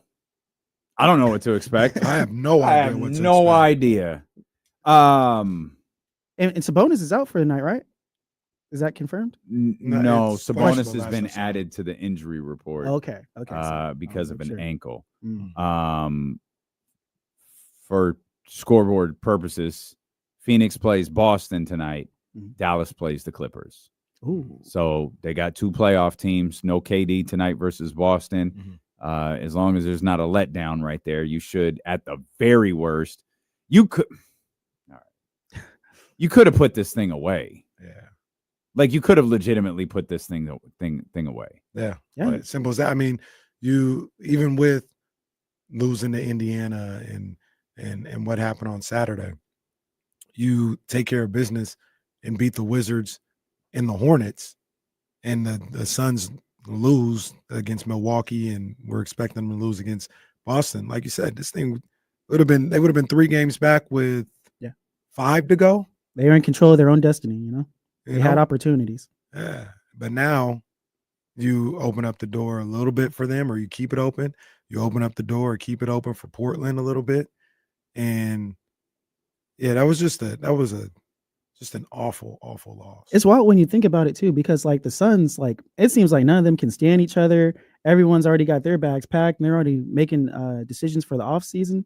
So for them to be doing better than the Kings is wild. Even the Mavericks, for all the injuries they suffered, we've seen Kyrie go down, Anthony Davis in and out. He's back now. I don't know who will be playing for the Mavericks at this point because they lose so many people. It's just really strange just to see some of the competition that's risen up over the Kings. Yeah, there are quite a few, not just in the Western Conference, but around the league. Sorry about that. That Mavericks Clippers, that's a back-to-back, isn't it? So you might not see AD in one of those games. So Dallas plays tomorrow because I don't think they played last night. No, they didn't. No, I think that Clippers 2-gamer is a back-to-back. Okay. I think it is. Okay. Well, let's find out. Like Friday, Saturday. Hey, KC, quick question, man. Who's like your dark horse in the West? Because like a lot of people are high on the Clippers right now. Dallas and Clippers tomorrow. Sorry, go ahead. No, I was just asking who's your dark horse because right now a lot of people are high on the Clippers, but I think we even talked about this a little bit, like the injuries, the disappearing act of Harden. Is that a team like you buy? I think they got a great shot. They got a squad. They got a great shot. To answer your question, it probably wouldn't be the Clippers for me, even though I think they can make some noise. Zubac balling too. I would probably put Minnesota there. We talked about it earlier this week, and I think Minnesota's a little crazy as a team, and crazy in a good way, where if they can get momentum and like win a game or win a series or something like that, they feel like they're the best team in the NBA, and it'll help propel them potentially. So, well, they have the pieces. We saw what Anthony Edwards did last year in the playoffs. He showed up in a major way. Rudy Gobert, as much as people make fun of him, he is great on defense.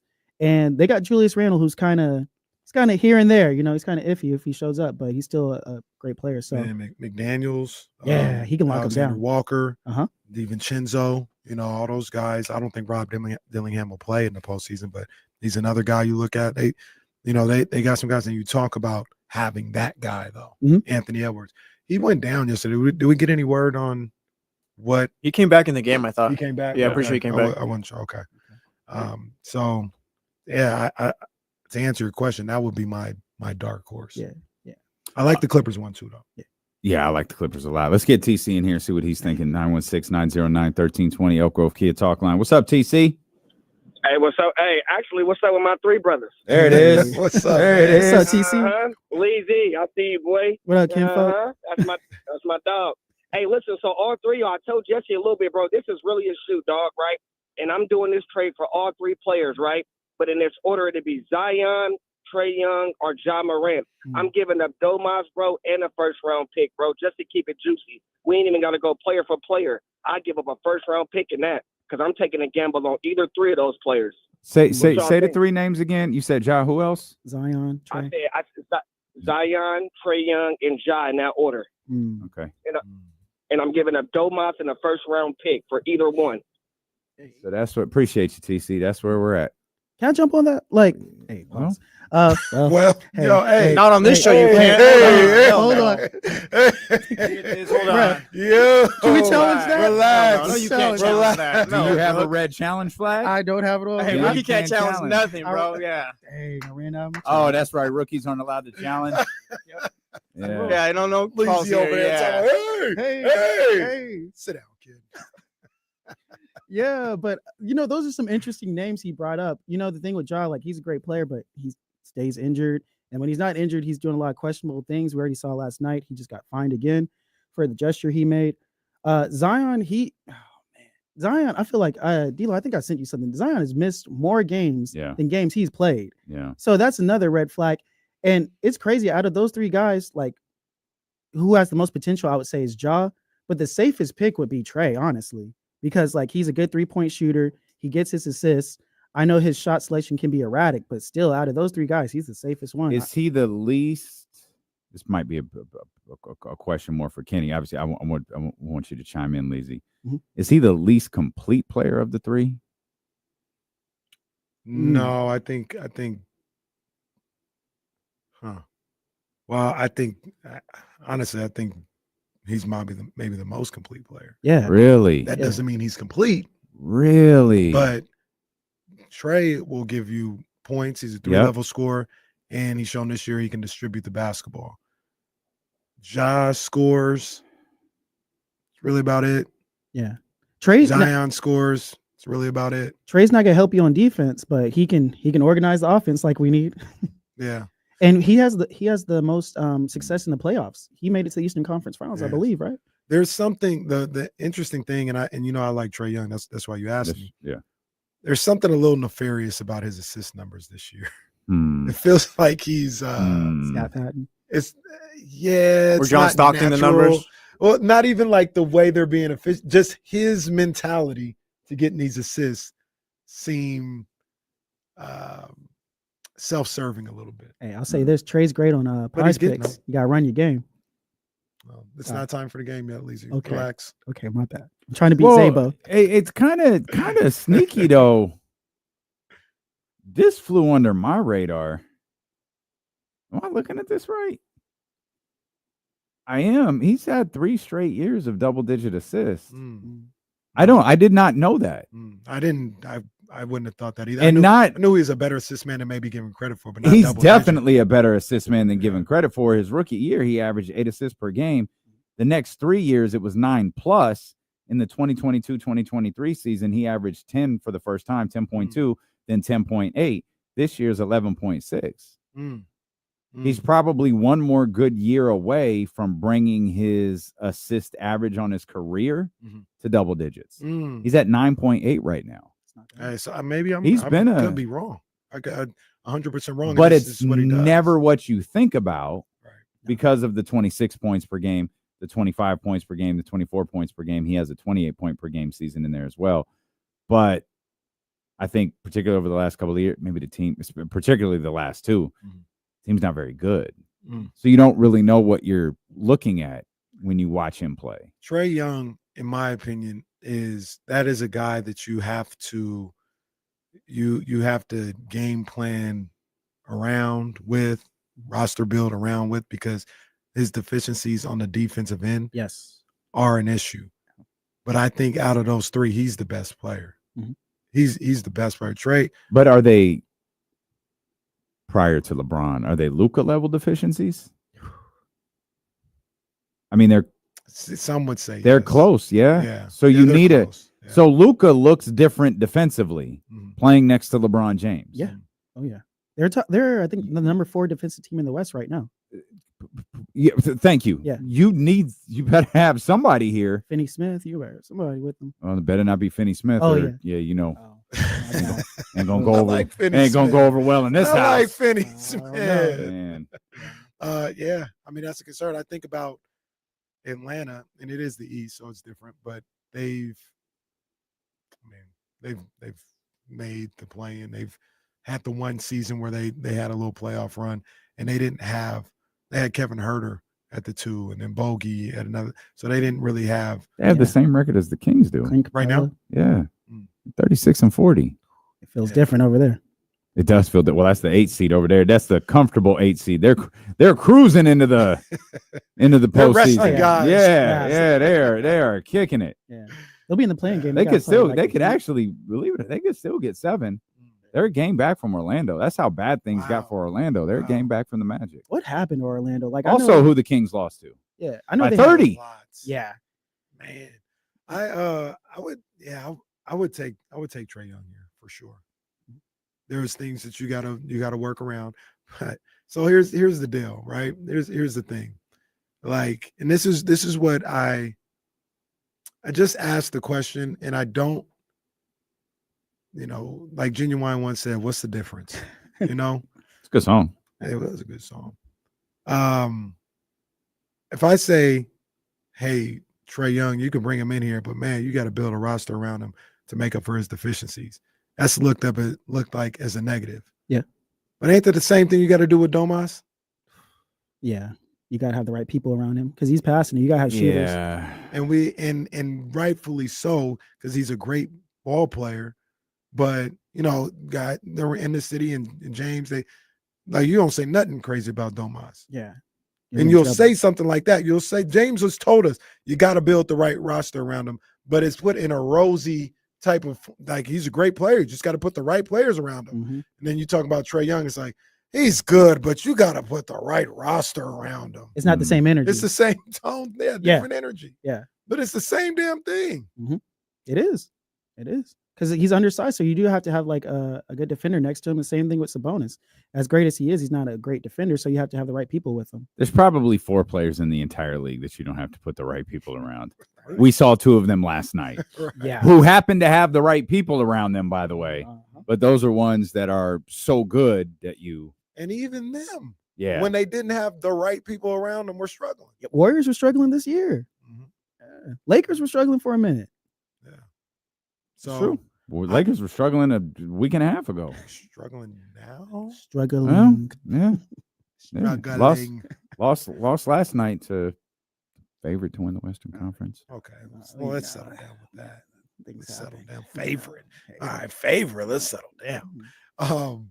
Not the favorite, but you talk about dark horses. I don't even know if they're a dark horse anymore. I don't think people know. Yeah, they're making too much noise. Man, it's Pods was going off. Real. Pods was hitting threes. It was going. Man, it's going down. That was a great game last night. That was a fun. That was a good one. Eddie last was night.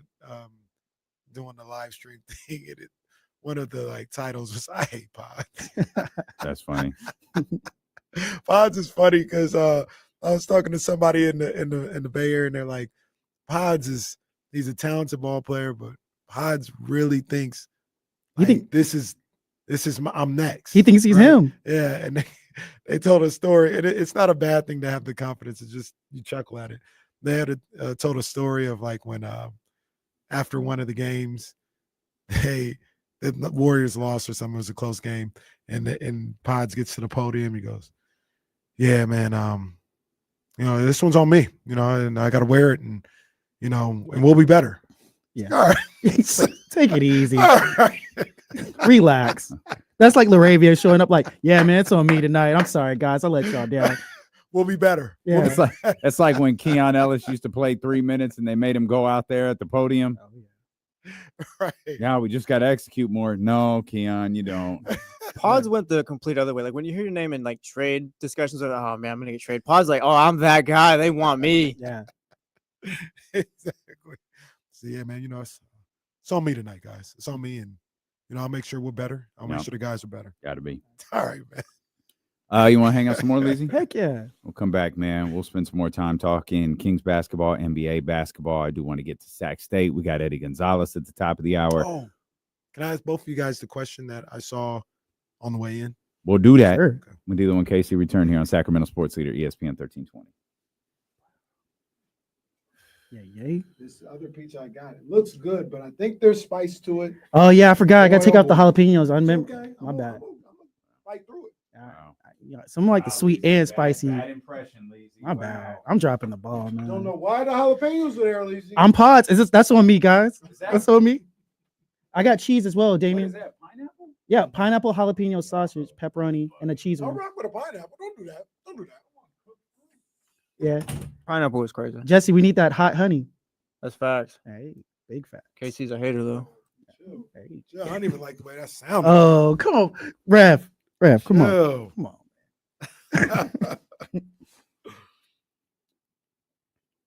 Oh man, no, I was about to ask Leezy a question. I'll wait till we get back. For sure. This is a good point. It'd be nice if Keegan had pauses confidence. Hey, this be a perfect player. That is true. Hey, this is the commercial break Chatty House conversation. So I was on the Chatty House, I think last week, and they did a whole bracket for me to determine like who's my team, and we went through everybody, and it ended up being against the Bulls and the Kings somehow.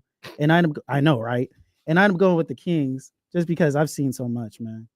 What? So you're a Kings fan now? That's what they said. No, are you a Kings? What are you? That's what they anointed. You are for yourself. You're right here. They anointed me with the microphone. No comment. Say it on. Oh wow. The whole bracket was meaningless then. Hey, it was a fun experience, but it wasn't official. All right, Leezy has no team, I guess. Free agent, bro. Me and KD just out here. But he says we. We Sacramento people. He's a Warriors fan. No, R Dubs, TK. Wow. No, don't clip that. But now it's a fun exercise. They was talking to me. There's like they would pit a team against another team and be like, "All right, so what do you like about this team? What they advanced?" And I was talking about the Bulls. I was like, "Oh yeah, D Rose, Jimmy, Ben Gordon, Kirk Heinrich." So it was history. It was history. I was going through it, and I was telling him I was a big Denver fan when I was a kid. Oh my gosh. I was just saying I was a Carmelo guy, just like you. Okay. I was there for Carmelo when he dipped to the Knicks. Okay, Lake Show Leezy over here. Oh man, I gotta stop talking. But no, when he dipped to the Knicks, I ended up staying with the Nuggets, and they had a little squad with Andre Miller, Iguodala, McGee. Somehow they had a little squad, and they made noise until they ran to this team named the Warriors, who was coming up. There was something that I noticed for the first time. I did not know this was going down, and it's not really a dilemma. It's a simple fix, but or solution, I should say. But did you know both Carmelo and Jokic wear 15 for the Nuggets? Oh yes. Who is getting their number retired? That's a good question. Jokic is no, easy. they It's both Jokic. are. No. Do not. Well, if no. it's got to be one or the other, it's the one who won you a title. It won't have simple. It's it don't have simple. to be one or the other. No. If it was. No. If Carmelo was getting his number retired, why would Jokic have it? The idea of retiring someone's number is no one ever wears it again. Yeah. You retire both, but they're both hanging in the rafters. Anthony, they 15, didn't put Jokic Carmelo's 15. up. They should have. First, no, I agree. Yeah.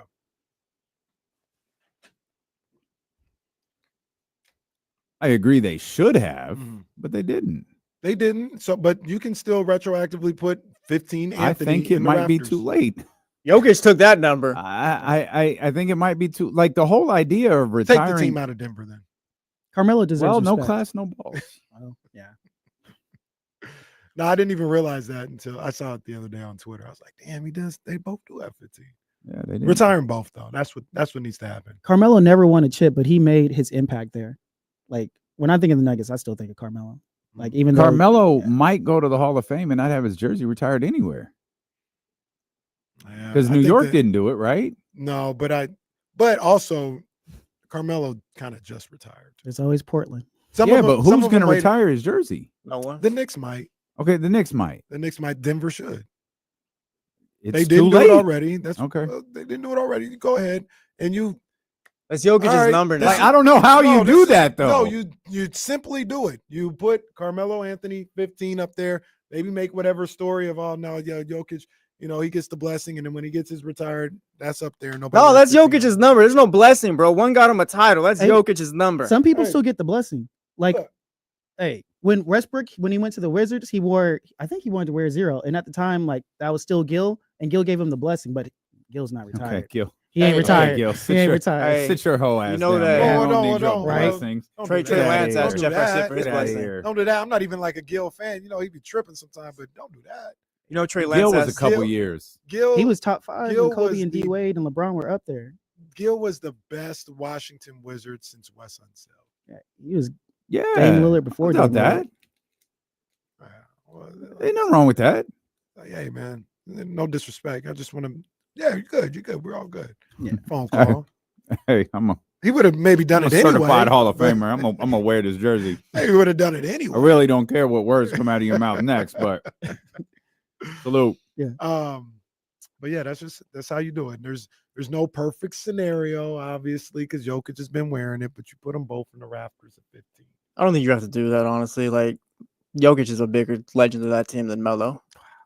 But legend is it's not disrespect. It's the truth. Melo is a legend. He is, but that's Jokic's number now. Okay, I'm not disputing that. His name is the 15. Jokic is going up in the rafters too, but at 15, Carmelo going up there too. I don't think it is. Yeah, I don't know that it is.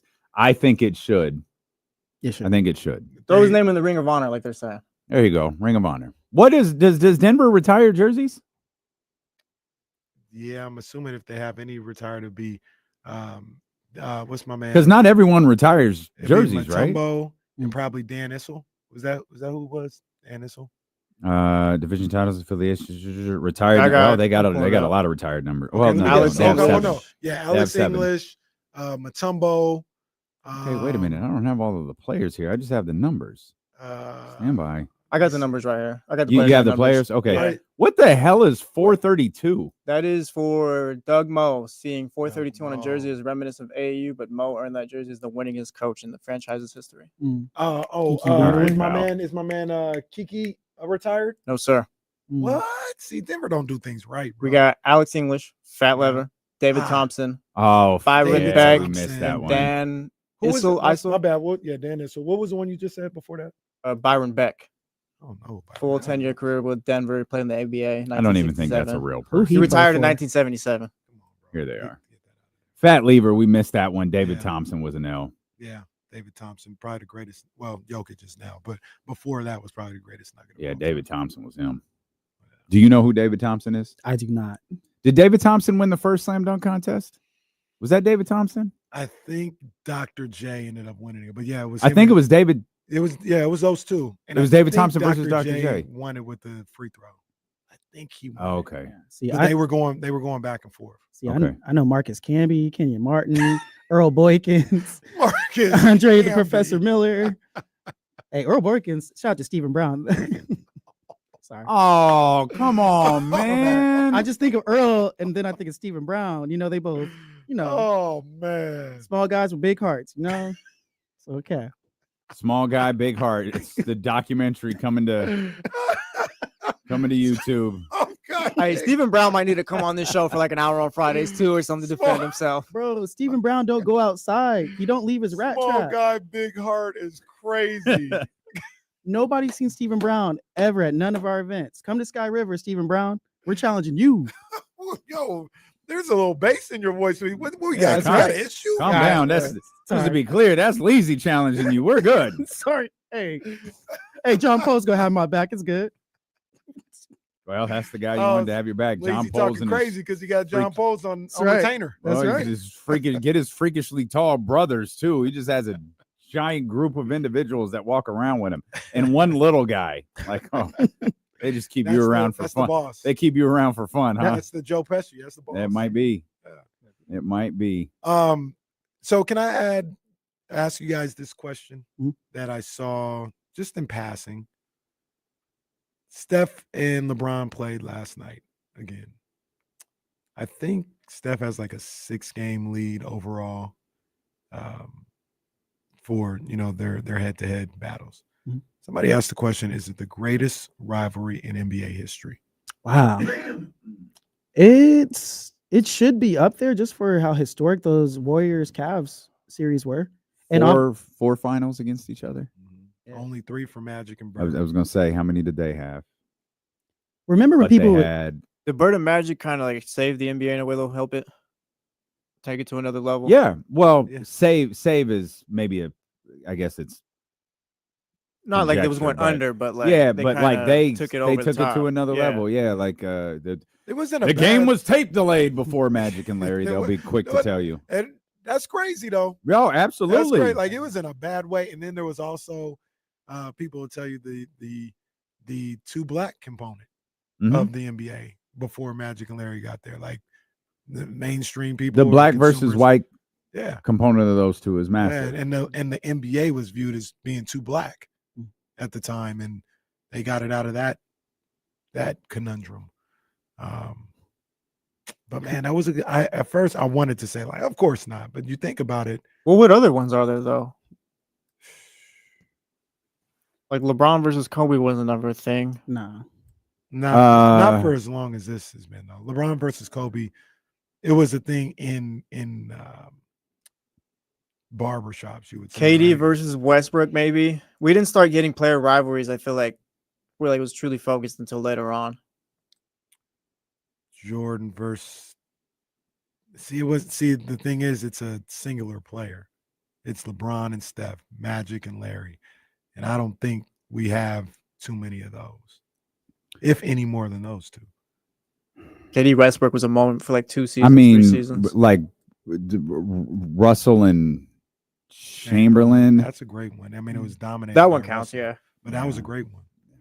Russell and Chamberlain. I'm trying to work Jerry West into this, but I don't really Jerry know West how. and Larry O'Brien trophy. See, Damn. I was thinking it, but he's I said, no, I'm not gonna say wrong, it. but still, damn. You got one. Apparently, Jerry West in temper control. Mr. Clutch. So Shout out here's, love Jerry West. so here's the deal. Here's where you may have to do this. Magic and Larry, Bill Russell, LeBron, Steph Curry. Depending on how people feel about them, it's like golf, I guess, right? The combination of where people rank those two is the lowest in LeBron and Steph. So, for instance, I got LeBron at 2, Steph at I think 7. It's a total of 9. Mm-hmm. Magic and Larry, I got 5 and 10. That's 15. Mm-hmm. Wilt is, I think, 4 on my list, and I don't have Russell in the top 10. So the combination, and that's just me personally, obviously, but the combination of where they're ranked by that metric, yeah, it might be the greatest rivalry of all time in NBA history.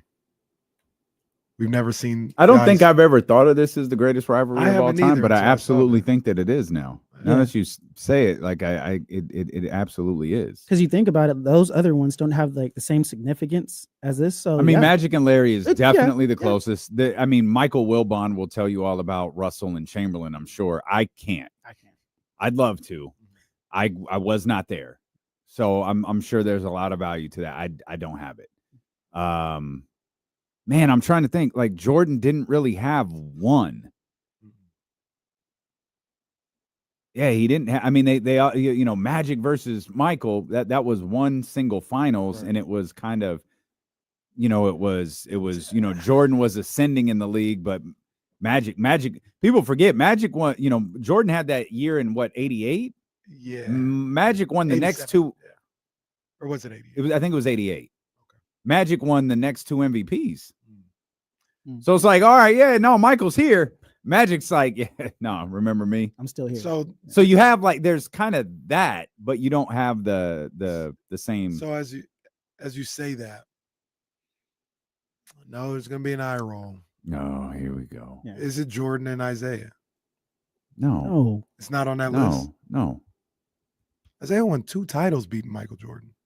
They still hate each other. And they fought. They went after each other. They played each other 3 years in the playoffs.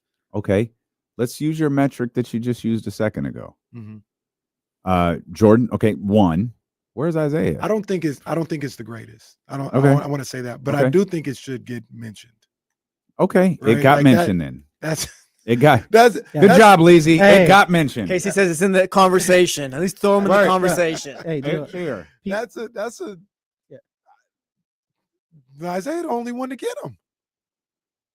No, he didn't get him. He got him before. That doesn't count. People trying It to doesn't. people trying to say LeBron and Paul And- Pierce.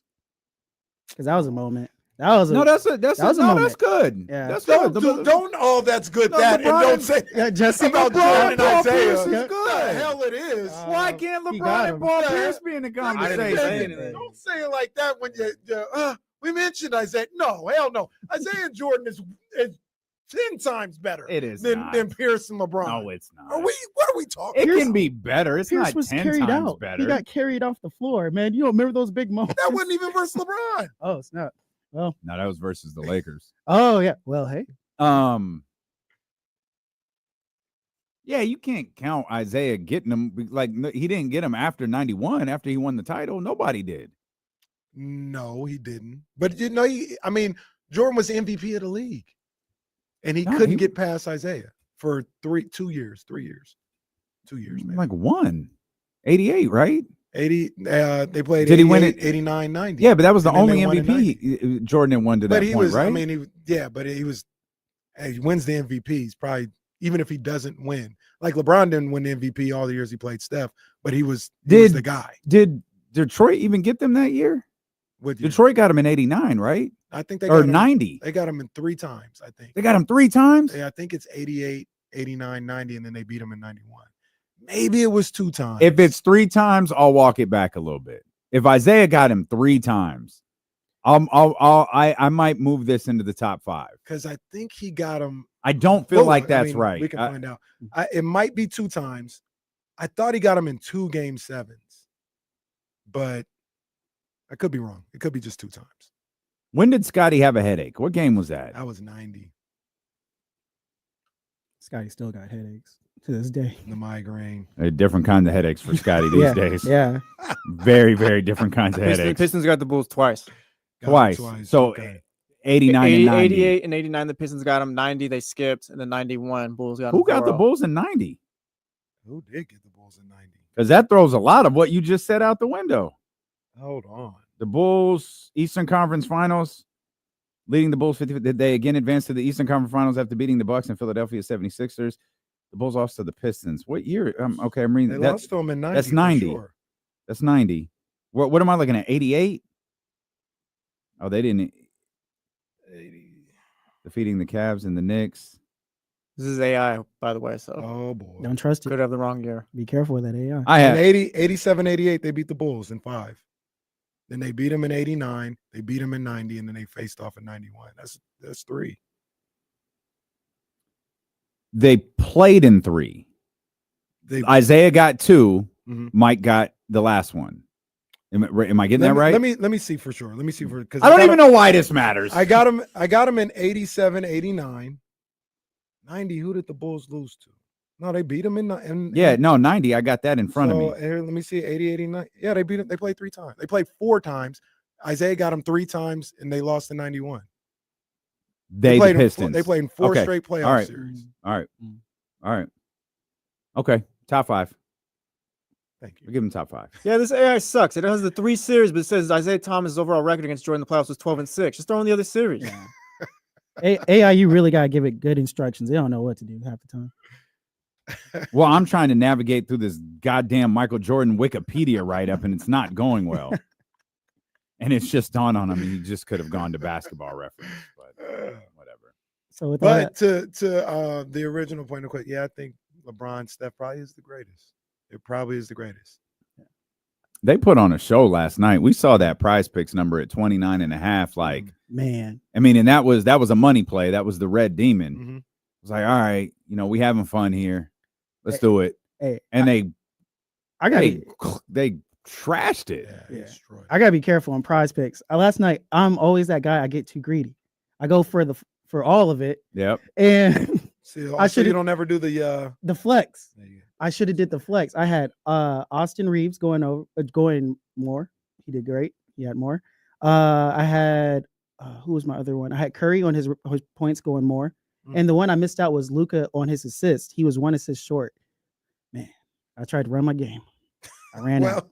Well, look, you can try again tonight, Leezy. Oh, really? And you can. And Beam Money is in full effect. I don't care what's going on. Beam Money is still popping off. I got you guys covered on that. All right, don't even trip, man. Look, tonight on Beam Money, we got Malik Monk, 16.5 points. I went more. Let's go. Some guy named Maxwell just won. I saw. Yeah, he was in there early. Look where you started. I'll judge the winner when we get there. No spoilers. We got Nurkic at 7.5 points. Well, I went more. Yes. Shout out Maxwell. Zach LaVine, 2.5 3-pointers. Oh, That's no demon. That's just straight up. I went Really? More. Yeah, I went more. Have they been watching? That should be that red demon. Yeah. I went more. And you said 2.5. 2.5 2.5. 3-pointers made. Yep.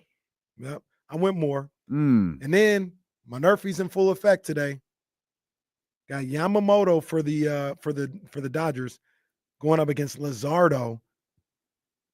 Went under on half a run in the first inning allowed. Went under, or excuse me, less.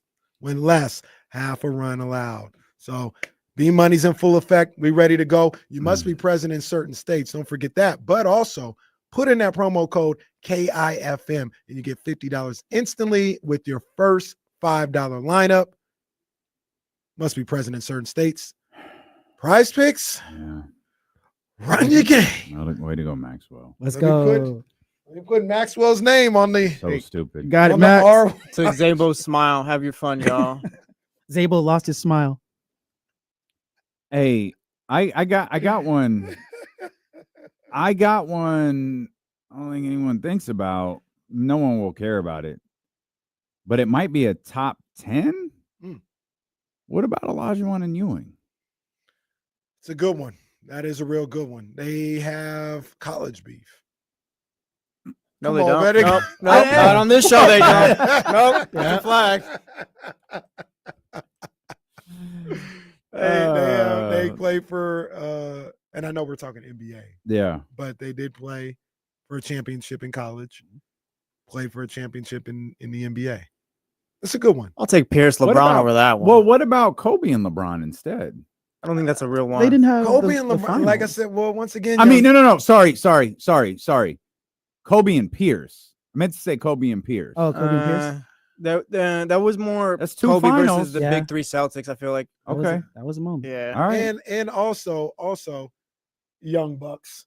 I don't know if you were outside. Kobe LeBron was a real thing. Like I said, when you go see your boy at the barbershop. Well, yeah, there was no. Yeah, like that was real. And when they would play each other, it was like, yo. They never made it. There was no playoffs or anything. Like no championships. Like no. Very true. Yeah. Very true. That's why are we missing? I think we're missing one of the most obvious. What? It's different, but it is. It's Kobe and Shaq. That counts. That counts. Yeah, it's not. Counts. It's not made the same way that LeBron and Steph is. Mm-hmm. But Kobe and Shaq is that was a real like deep. That'll get talked about. No, that's an all-timer. Once again, being there. Yeah, being right. There. Right. Here's the difference between Kobe and Shaq and Kobe and LeBron, like I mentioned. Mm-hmm. And those two compared to Steph and LeBron, they never played each other when it mattered. Yeah, right. Steph and LeBron have. Yeah. So even though like that's why I say like the streets will say Kobe and LeBron for about 3 years was the great debate. Same thing, Kobe and Shaq. That was the great debate. You know, like everybody wanted to see that. They never played each other when it mattered, like LeBron and Steph. They were never on the biggest stage for it. I like your Hakeem and Ewing one. That's a good one. That's a good one. I thought so. I was trying to find someone other than Jordan from that era, and I realized, well, Olajuwon's got a couple titles. Like, oh, Patrick Ewing. Yeah, that's a good one. I think I'd go if we rank this real quick. I think I'd go Steph, LeBron at 1. I think that's unanimous. I think. Well, how many times did Barkley lose to Mike? Just once. I think 93. I think they played each other one time in the. Well, yeah, I think 80. It was like 88 or 89. They beat the 76ers. You know what it was? This is crazy. It was. It might have been 91. Was it this? You know how I know? Because he was wearing the. No, it was 90. It was the series after the Elo shot, wasn't it? Yeah, he was wearing. Yes. You know how I know? He was wearing the 5s. I've seen that picture a number of times. Okay. The black 5s. So yeah, it was 90. I think I'm gonna go Steph, Bron 1. I'll go Bird, Magic 2. Sounds right. But you really swayed me on MJ, Isaiah. So I'm gonna make that 3. Wow. I'm gonna make that 3 with the option to move it to 2. I got a rivalry option, a club option. I got the option to move Mike and Isaiah to 2. Got the flex. You know, What? Yeah, you put a demon on. Yeah. Yeah, and well, where's Wilton and Well, are so you not, I mean, not if counting I that? if That's I top filled five. out like I feel like that is top 5, That's but top I five don't. if you've done your I homework on don't it. know. Yeah, like I'd put Wilt Russell over Jordan Isaiah because to your original point, Jordan hadn't won. Like he hadn't won yet. Russell did Wilt ever win? He got him once, time. I think. So he got the Jerry West Yeah, award. he got the Jerry West one. Yeah. Russell, I think he had to pay me $1 more than Wilt. Yeah, right. Hey, Casey, this one's kind of that's fine. I'll go Russell. Oh, Damian A's history. No, I'll go Russell, Wilt, and then I think I'm gonna put Kobe Shaq last. That's my top 5. I'm gonna put Kobe Shaq over Kobe Shaq Ewing and Akeem. Pierce LeBron honorable mention. Dame really fought for that one. Pierce LeBron isn't even above LeBron and Kobe. But here's the thing. I think LeBron hates Paul Pierce. Yes, he does. So that makes it. In fact, I know LeBron hates Paul Pierce. And if memory serves me correctly, did Pierce went to Brooklyn? Did Pierce ever play for the Wizards? Yeah. He hit that one shot. Yeah, I call game. That's right. I call game. I call game. LeBron was so done with Paul Pierce at that point. He told Nike, no one on Washington can wear my shoe. Yep. Like, don't send my shoe to any Nike athlete on Washington. If they want them, they have to go buy them. That's right. And that was all because of Paul Pierce. Paul Pierce used to smoke LeBron. Let him know, Stephen Brown. Stephen Brown, chill. You're not tall enough to. Hey, Paul sent him to Miami. Paul sent him to Miami. You know they. This is the bag. This is the bag of our people. What are the name? This is stolen bases now. What is it? Oh, secret base. Secret base. Yeah, secret base. Bag. Yeah, secret base. They be getting all the little rivalries, man. Yeah, secret base knows. I'm sure they got something on Jordan versus Isaiah too. Like they have stuff like that. I'm sure. Secret base. They be talking about Shaq Kobe and for Dwight. Shaq, I saw one the other day. Chris Paul and the Warriors. Oh yeah. Oh, that's good. That was a good one. Did you know? I didn't know this. Maybe I was late to the party.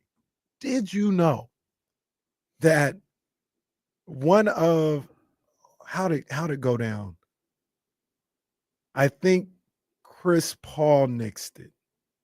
But one of the proposed trades when Chris Paul was leaving New Orleans was Chris Paul for the Splash Brothers.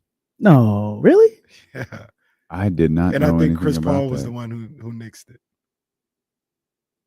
It was rumored, or there was discussions, or those guys were available for Chris Paul. Would have been Steph and Monte Ellis. Is that who? I mean, CP3 and Monte Ellis in Golden State, or was Monte already gone? Monte might have been gone because it was. So what would he have gone to Golden State for? That's probably why he nixed it, right? But the Warrior, according to that thing, they had like that doesn't make sense on. You sure it was both or one? They said Steph and Clay. I'll pull up the clip. Steph and Clay, Splash Brothers were available. Now, also remember, like people think it's crazy right now. Remember who Chris Paul was at that time? Oh yeah, but what I'm trying to figure out is like, who does that benefit? Maybe it benefit. I mean, remember at this time, Steph is a guy getting ready to get a very market value contract extension. People don't know who Steph is. Yeah, they know who Steph is. They're trying to decide if they're going to sign him because of his ankle issues. Right. There was a wild trade, another one for Curry back in the day that never happened, but this tells you how long ago it was. There was a moment where people thought Ty Lawson was about to get traded for Curry. And at the time, the Denver Nuggets were like, no, we don't want that guy. He's always injured, which is insane. When you go back, I can find the article. Wild times. You don't have to go looking for the article, but you probably do have to go to work. Good stuff. Good stuff. We appreciate it. Leezy Fridays, man. Always fun here. Leezy Friday. We'll come back. Eddie Gonzalez joins us here at the top of the hour. Stilo and KC, brought to you by Sky River Casino and Sacramento Sports Leader, ESPN 1320.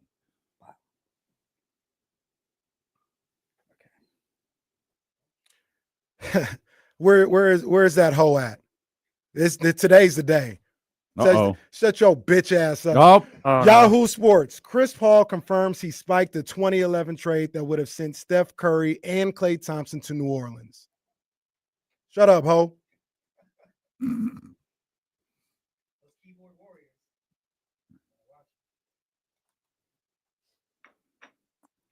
Okay.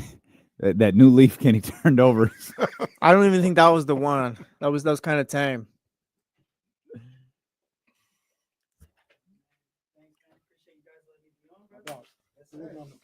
Oh yeah, anytime. Smoothies next time for you. No, don't bring me anything. You good? I appreciate it. Not for dealer for us.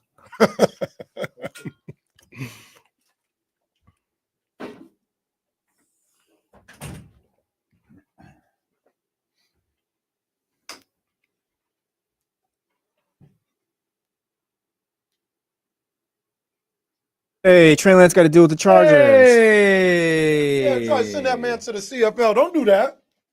We'll be waiting. Don't do that. Chargers. We'll be waiting.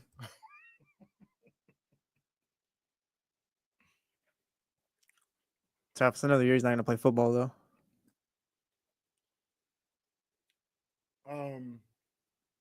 Yeah, they don't have a backup there, do they? I don't think so. Haven't had a backup since they stabbed Tyrod Taylor in the chest. That was crazy. That's how Justin Herbert got his start. Man.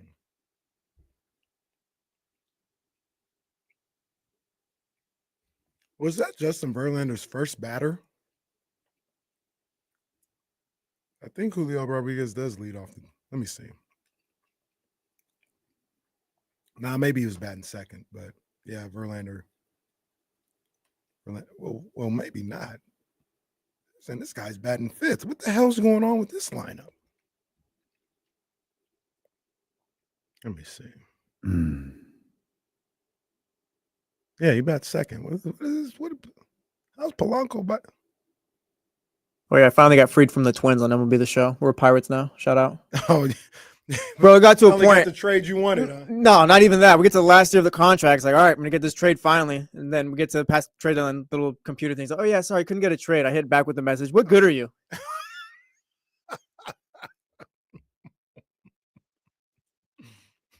Video games are so stupid. Yeah, now I'm stuck on the Pirates for a 9-year deal. I'm just going to get MLB The Show 25.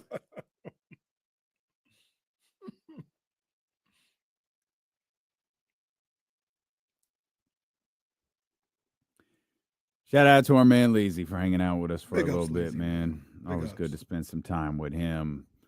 I don't know if Giannis has a rival or not, like we were talking about a second ago, but man, he put up a hell of a stat line last night. Giannis had me thinking yesterday. I feel like maybe not you guys, but everyone else. I don't know if he's the first round exit for sure this year. Like he's still really good. Like he's Jokic level where he can take a team. I feel like we've kind of been riding him off. Just there's evidence the last 2 years, but what's the matchup if the season ended today? The Knicks. What do you want to say about that? He not beating no. Him by himself is. What if Lillard is back? They got a shot. They got a shot if Lillard's back. But if Lillard's not, or if he's compromised in any way, They can't. I don't think that's right. Is it? They were 6. Last time was 6-3. No, they're 5 now. Oh, they're 5 now. Yeah, they're the Pistons. Then I'm assuming. Yeah, they're 5. Yep, that's absolutely right. So that would make it. Pacers Bucks, right? Yeah, 5-4, right? Yeah, that's Pacers. That's even. I think that's even tough. I hear what you're tough saying. for sure. I hear what you're saying. I want to believe in Giannis and that he can almost like kind of be forgotten about him last few years, but yeah, maybe it's just not possible with the matchups. Man, every time for him. But like, and look, Jokic scored. Was it 40 something when he had 20 assists? Yeah. It was a 40-point assist triple double. It's crazy. Man, Giannis just gets 20 assists and damn self. Man, this guy he'll never win another MVP. Till he moves to another team. I know. Well, there's it. And then we got a new story. We got a new story at that point. I still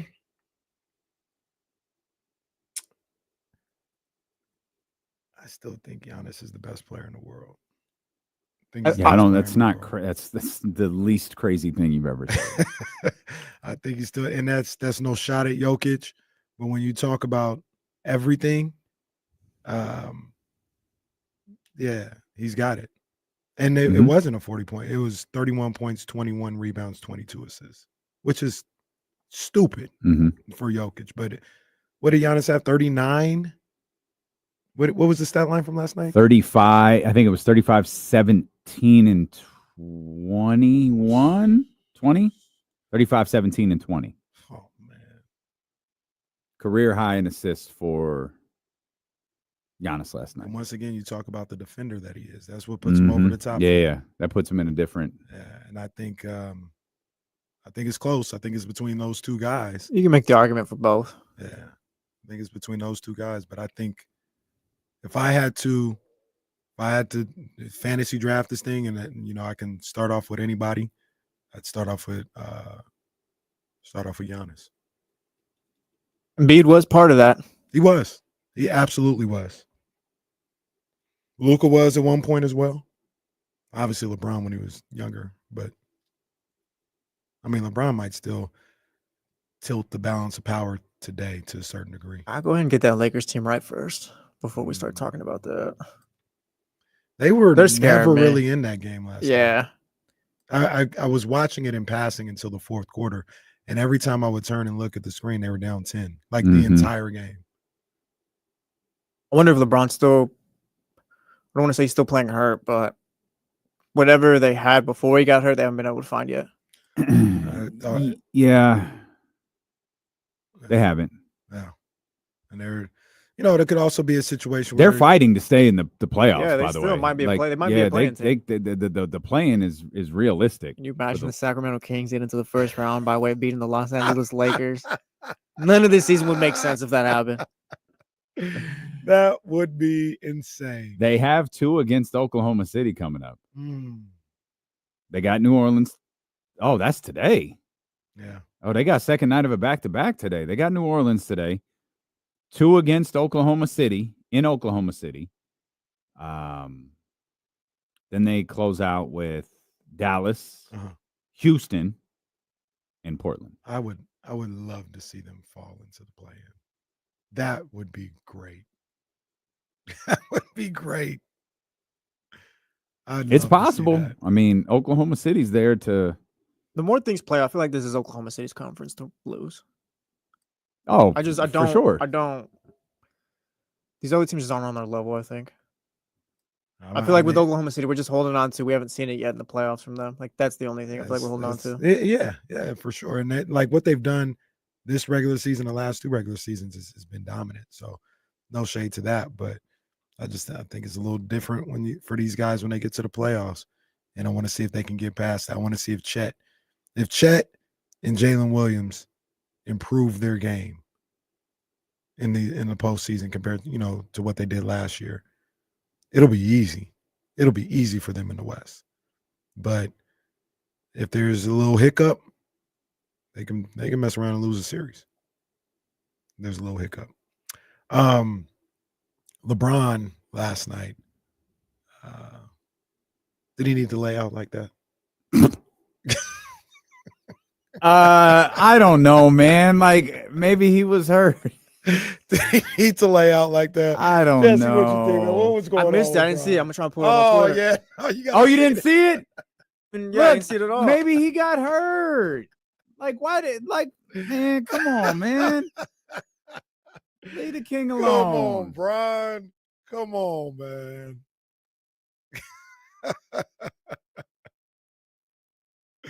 That was crazy. The biggest guy in the league.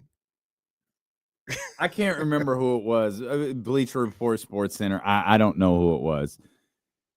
LeBron goes down, and I'm watching the game. Like he's right there. Like he's. Then you click on it. He came back 3 minutes later. It's like, sure, you guys suck, I'm dude. watching it right now. Yeah, this is crazy. Let me see if I can pull it up. Yeah. King don't really get the benefit of the doubt anymore. I wonder if he did this as a kid. It's a good question. All right. Oh boy, here we go. Did this one? All right, let's see. Let's see. Oh. The pounding. Yeah. Well, wait a second. Can we at least show the part where he gets hit? This is the first one I found. I wasn't even sure if it was this one. No, this is it. No, Right, the leg and the pounding yeah, on the ground is crazy. No. So, okay, look. I love LeBron. It's funny because he came back 3 minutes later. Just dominated the game. Just dominated the game after that. We can't talk about Aiden O'Connell leaving in a wheelchair and then, just Aiden takes the cake. Taking snaps the next day. Aiden, I don't think we'll ever see one worse than Aiden.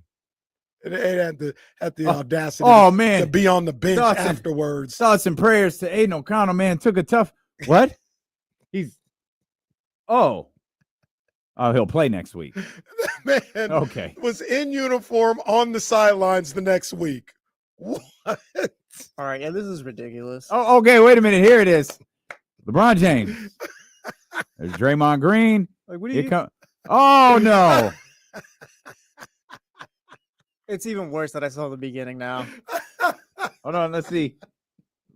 I don't think anyone made contact with LeBron. He's holding his belly. Oh man, looks like Kuminga's forearm to the stomach. Yeah. Maybe he probably thought knocked out of him. He probably thought I'm close enough to Draymond. If I just go down, they'll think Draymond kicked me in the balls and I can get him thrown out. Oh, I saw something this morning. So that is why the pounding of the floor was funny. Oh, he got it. He saved himself. Oh, calm down. He got 2 feet in. Shake Gildress Caraway. He dragged the back foot. No, I caught it. We had to look at it. Yeah, he dragged the back foot.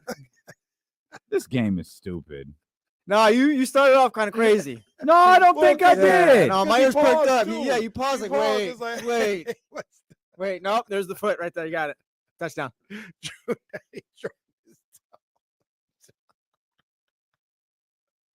Hey.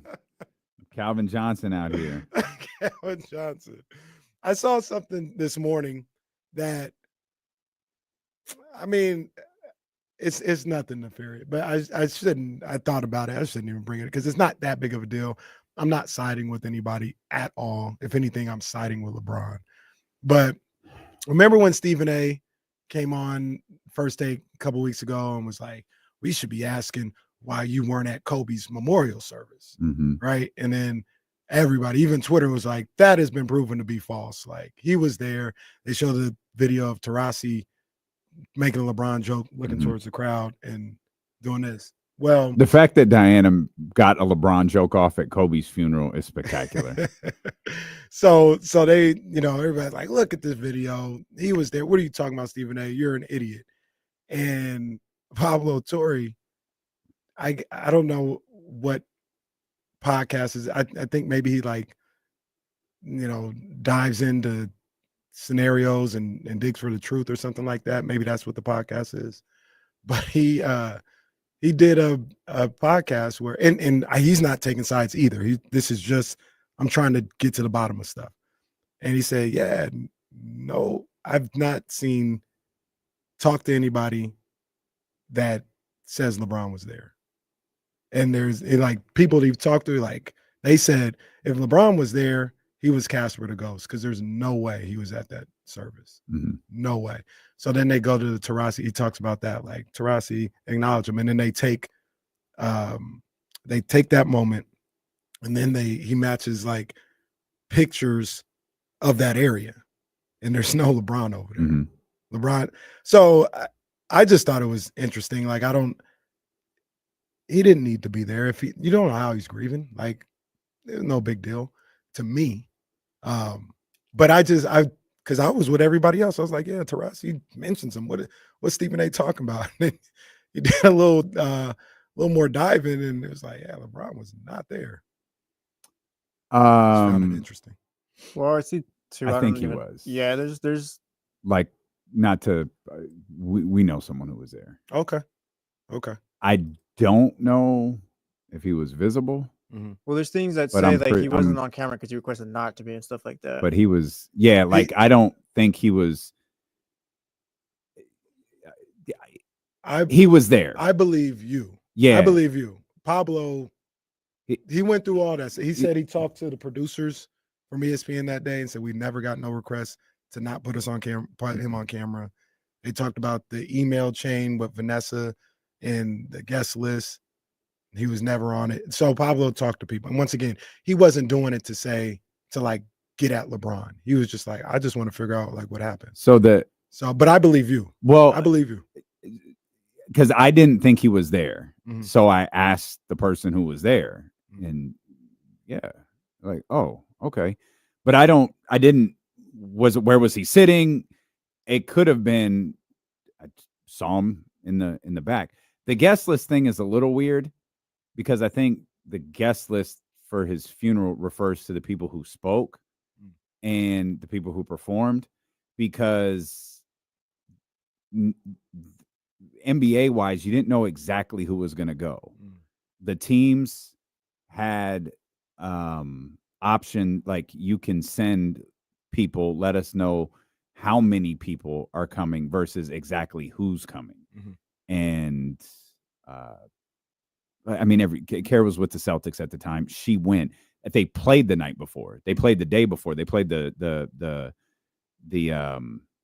played the Lakers the day before. Like, fun fact, I was working here in a different position. It was obviously months before our show started. Mm. And our old boss, Stacey Kaufman, had recommended a book to me that I listened to on my way to LA to go to that game. So I flew in, watched the game, said hi, flew out and came back. That book got me to write the plan for what became ESPN 1320. Mm. And shortly after that game, I quit my position here that I had at the time and said, you'll be back. My dumb ass quit like 2 weeks before COVID. I could have gotten paid forever. But I decided I'm going to lean into my sports podcast a week before all sports ended. Shout out to the board out there. Brilliant. Too. That's how I got this job. See? There you go. There you go. But I had always wondered if he was there. Mm-hmm. And I asked and was, yeah. And I always took that to mean he was not visible. Yeah. I like I said, you got firsthand knowledge, so I believe you. It was a clip that I saw from it. It was like a 2-minute clip, and Pablo was like, I'm sure everything Pablo found out was 100% true. Like, I don't think you saw him. I don't think he was, because I think he knew he wasn't gonna be visible. Yeah, I think he knew that from jump. He just said like nobody that he talked to has any recollection of him being there, whether they saw him firsthand or heard that he was there. He said nobody does. Once again, that doesn't mean he wasn't there, but that's just the people. And he talked to producers of ESPN and, people who were the whole notion of he didn't want to be on TV. Mm-hmm. The camera, we never got anything like that. We don't know. Somebody was like, there were more people more definitive. Like if he was there, he was in ghost mode because there's no way he was there. So I don't know.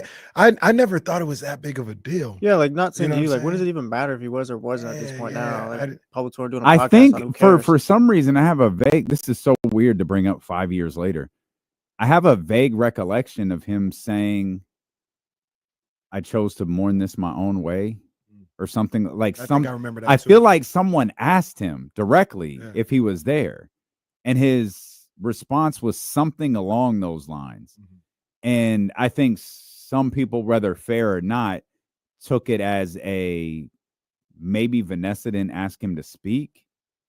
And he took that opportunity to stay away. Mm-hmm. Maybe not out of the Staples Center, but like away from the celebration. I don't know that any of that is true, but I do know I asked and was told he was there. I never thought about this. Like, I never thought about whether, like, I remember in the moment, since then, like, I thought it was weird Stephen A brought it up. Like, it never mattered to me. And yeah, I apparently there's people it did matter to or who've thought about it a lot. It's a weird thing for Stephen A to bring up in the midst of all of this. Mm-hmm. It's a really like weird. You're trying to attack his character or something. Yeah, it's a really weird diss track to try to drop. Like, don't do that. This is very literal life and death. Like, right. don't invoke Kobe's name into this. Well, if he wasn't there too, like, what are you trying to say about LeBron then? Well, the way I would have taken it with him saying that is that Kobe had an issue with you. You guys weren't cool, and Kobe had a reason for having an issue with you. That's how I took LeBron saying something like, or excuse me, Stephen A saying something like that. Mm-hmm. And much like Jesse just said, like, man, don't do that, man. We're talking about the man's funeral. Mm-hmm. Whatever little point you're trying to make doesn't matter in that respect. Don't bring Kobe's memorial service into whatever little sorry beef you got with him. It was weird. I thought it was whack, and it was completely unnecessary in my opinion. But once again, I had never thought about whether he was there or not. You think Stephen A took it up a notch since he got his deal? He's talking a little bit more freely. I don't know. It's just been that one moment. I think that's him. I just think this isn't like with KD. KD probably hit the ignore button with him pretty quick, and you can get a lot more attraction out of LeBron than you can Kevin Durant. Kevin Durant, not talking about basketball, just Kevin Durant headline wise, isn't the same. Like, LeBron is, one of the two greatest to ever do it. If you need traction, you can get it with him. Right. And he had a few different points where he could keep getting traction with it. So, right. and the game, I guess. Once Stephen A told me he's gonna put it like if LeBron swung, I would have put my hands on him. Like, who even brought that up? Because people probably were talking about in that moment. Yeah, we don't acknowledge that. Like, as a media person, like, you're gonna listen to the Twitter people. Oh yeah, LeBron, blah blah. Like, what are you doing? I'll say this about Stephen A. He did say, he reiterated. He said, "Yeah, I would have swung. I would have gotten my ass beat, but I would have defended myself." But why are we like? Why like? What made you like? Why was that a discussion? Yeah, you don't acknowledge that. Did you really think LeBron James was gonna swing like at Madison Square Garden? Crypto. Sorry, did you really think LeBron James was going to swing on you? Come on, man. What are we doing? Like, come on, dog. Like, stop it. Yeah. What are we doing? And also, I just want to reiterate because I don't have no problem with Pablo Torre. I love Pablo. From what I could gather, it was nothing nefarious with how he was. I think he has a show where he tries to. He does. Yeah. Kyle sent me the Wilt. That's right. The 100-point game. That was a Pablo show. Yeah. I love Pablo. So I think that's all this was. Yeah. This was topical, and he was like, "All right, well, let's see." Yeah, I'm all for that. Right. So that's all it was. He wasn't picking a side or trying to get at LeBron or nothing like that. I do wonder if he asked, because I know there was a room for NBA people to meet, or rooms. There was an area for NBA people to meet. I do wonder if he spoke to anyone in there. Because I get asking the producers, that's easy. The request, I guess. Again, the guest list is weird. It's not the people who were invited. That's not. I think the guest list is the people who were performing and the people who had a role in the ceremony. Because again, the teams didn't know exactly who would be there, till the morning of. So I don't know. Pablo says he spoke to 8 high-level sources who were involved with Kobe's memorial. And they say LeBron wasn't there. You be whispering into that mic sometimes. Oh, me? Sometimes I be getting too loud. I know. Like, I'm leaning over here, pulling the mic up and down. DJ Dave. Man. I gave up on Casey's mic. One more time. I gave up on Casey's mic. Yeah, I understand. Well, I was talking to Charlie. Hey, we got to get the mics fixed. They're not even So this is what y'all don't know. I'm the one who gets pulled aside and goes, "Hey, man, how come we can't hear Kenny?" That's just how Kenny talks, brought man. brought it to me. He's like, "Yeah, the tribal chief was asking about Kenny." I was like, "Yeah, Charlie. Like, I pot him up and he's too high. I pot him down." So that's and the he's other too low. thing. That was the tribal chief's little thing. Yeah. How could sometimes Kenny overmodulates? Well, God damn it, Aaron, there's nothing I can do about it. 1 minute he's whispering sweet nothings to us, and the next minute he's going through 7 different impressions. What do you want from me? I'm trying. I mean, we're just trying. Casey, you know who they haven't talked to? Casey? Right. They wouldn't dare. They're going to come to me. They're going to come to you. What do you mean they wouldn't dare? They wouldn't dare. I'm approachable. Literally, Damien will try to slide. I see it. I got the virtual board right here. Who do you think is more looked at as being approachable, me or Damien? In this building. I think they're scared of you, damn. No, ain't nobody scared of me. They used to be. They used to be. I think they used to be. Nobody's scared of me. Maybe we got enough people in the building now. There's one person in this building that's scared of me. No. That's what. Yeah, like I said, we got some people out of here. I don't know if they still are scared of you. I mean, we did We did walk into the tribal chief's office one time and lay down the law.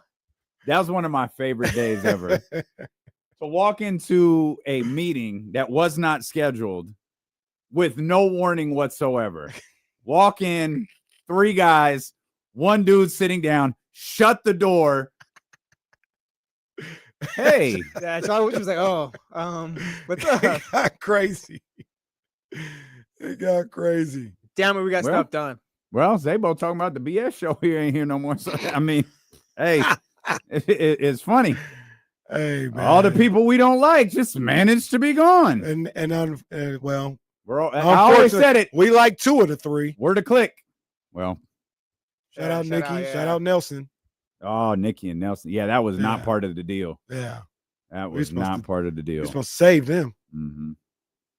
Yeah, shout out them. Said, "Get me out of those Monday 9:30 meetings, please, or I'm done." Well, that was scary. That was scary because I thought you were talking about somebody because Jesse was looking like Tupac and Juice in the elevator every morning meeting with PDX.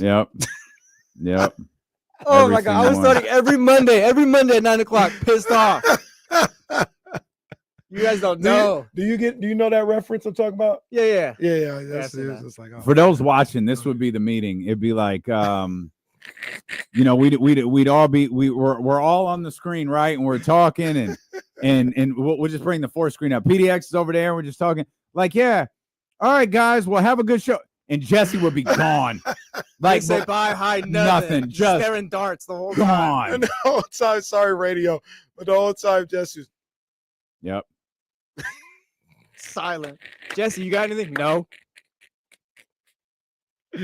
Oh man! Literally walked in like, hey, this isn't working. Okay. He let me know if I wanted to go to the PK80 anytime I want to go. I'm up there. Gotta hit him up. Throw it on the list. PK80? Yeah, the Phil Knight Invitational joint. Oh. So I gotta hit him up. Oh, you're talking about PDX. Yeah, I thought you were talking about the tribal. Oh no, tribal. No. Oh well. Real life. We're talking about it now. I still get mad. No, I still get mad. I'm still pissed off. So what pisses Jesse off? The Kings. Retro references to PDX, and then useless staff meetings caused by one singular employee's mishap. Facts. That's it. I'm a pretty easygoing guy. You are, but you are you're the real Jeff Jarrett of the group. Don't piss me off. I'm just not here for the nonsense, bro. Jesse's like, no. Hey, Jesse, you got anything to add? Yeah, I'd like to do my job. Jesse literally said that in a meeting. Aaron's trying to be funny. The tribal chief's trying to be funny. Yeah, anyone got anything? Jesse, you got anything? Yeah, I'd like to go do my job. Okay. I guess meeting is adjourned. That's hilarious, man. Eddie Gonzalez joins us next. We'll talk basketball with him. We'll talk this upcoming summer. We'll talk about a variety of different things. Steelo and KC, brought to you by Sky River Casino and Sacramento Sports Leader, ESPN 1320. You know what's funny? I have no idea if James is on at 3. He asked, do you want him? Yeah, I thought we did too, but then I realized, did I? I don't know. I think I did. Let's go, man. 13th round. Let me see where we at. 13th round with your main man, Kenny Caraway. It's kind of shout out to the dope ones. Big ups to Jordan Brand. You already know what it is. It's kind of a light Saturday here. We got a couple of fights coming up on the horizon. Boots Ennis is fighting next Saturday. But this Saturday, we got 2 fights that really kind of piqued my interest. Joe Joyce, he's fighting Philip Hrgovic. I'm not sure if that's how you say his name, but that's a 10-round heavyweight bout in England on DAZN. And then Tim Tszyu back in action on Prime Video on Sunday, going up against Joseph Spencer. Tim Tszyu, he had a rough time coming to America. No Eddie Murphy. He lost to Fundora. And I forgot who the other guy who beat him, but it was kind of a random guy who just beat the brakes off of him. And Tim Tszyu was somebody who I thought could be a unified champion, in that middleweight division. And he suffered 2 tough losses in his last 2 fights. He's going back to Australia, going up against a guy like Joseph Spencer to try and get back on solid feet. You know what I mean? Trying to get his feet under him, see if he can get back into the championship picture. It's a good call for him. I think in this fight, he'll handle it relatively easily. But the question that I have is he going to be able to really get back and be a champion? Was he, for a lack of a better term, was he exposed in those 2 fights? Is his fighting style, the guy that's always going forward and isn't as defensive as maybe people would like? Is that something that against the top junior middleweights is going to be good enough to get him back into that championship status? So we'll see. Like I said, 10 rounds. Joseph Spencer back home in Australia. I expect him to handle business. I actually expect him to make short work of Joseph Spencer. But after that happens, what's next is the real question. That's 13th round.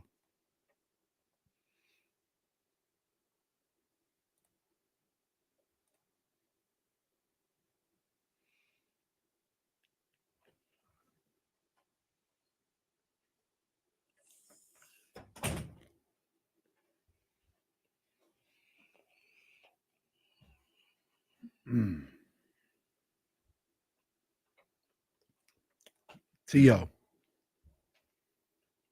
T.O.'s my pick. Now, I'm not picking T.O. to lose, but the question you asked, I think T.O. is. I'll go Ryan. I don't think he's very good. Still. Ryan will be Rolly. Yeah, Rolly's not good either. Counting on Rolly maybe catching him if that was the case, but yeah, I don't see it. Oh, he could.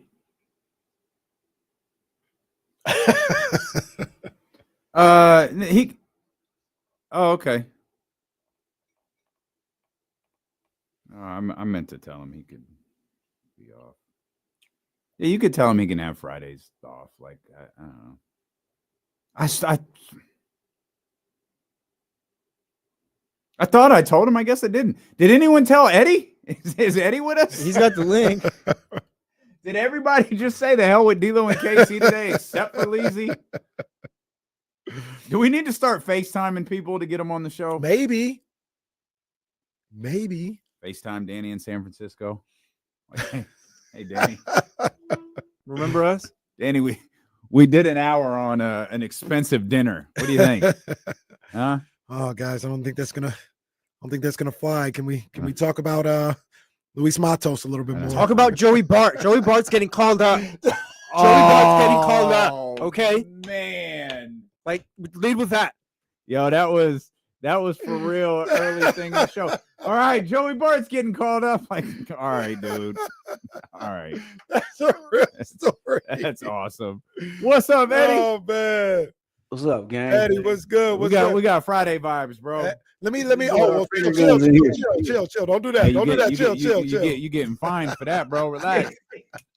I wanna ask Dame. You could take a second. Drink the smoothie real quick. I want to ask Eddie a quick question. Jesse will help out too. Somebody asked us a question that I thought was pretty cool. Of the May 2nd card at Times Square between Ryan, Haney, and T.O., who would you say is most likely to lose their fight? I said T.O. I don't think any of them will. Yeah, I don't think any of them will. But if I had to pick one, I'd say T.O. T.O.'s fighting the best comp, so I'll say him. I think I'll put Haney second because I really think his chin is Amir Khan.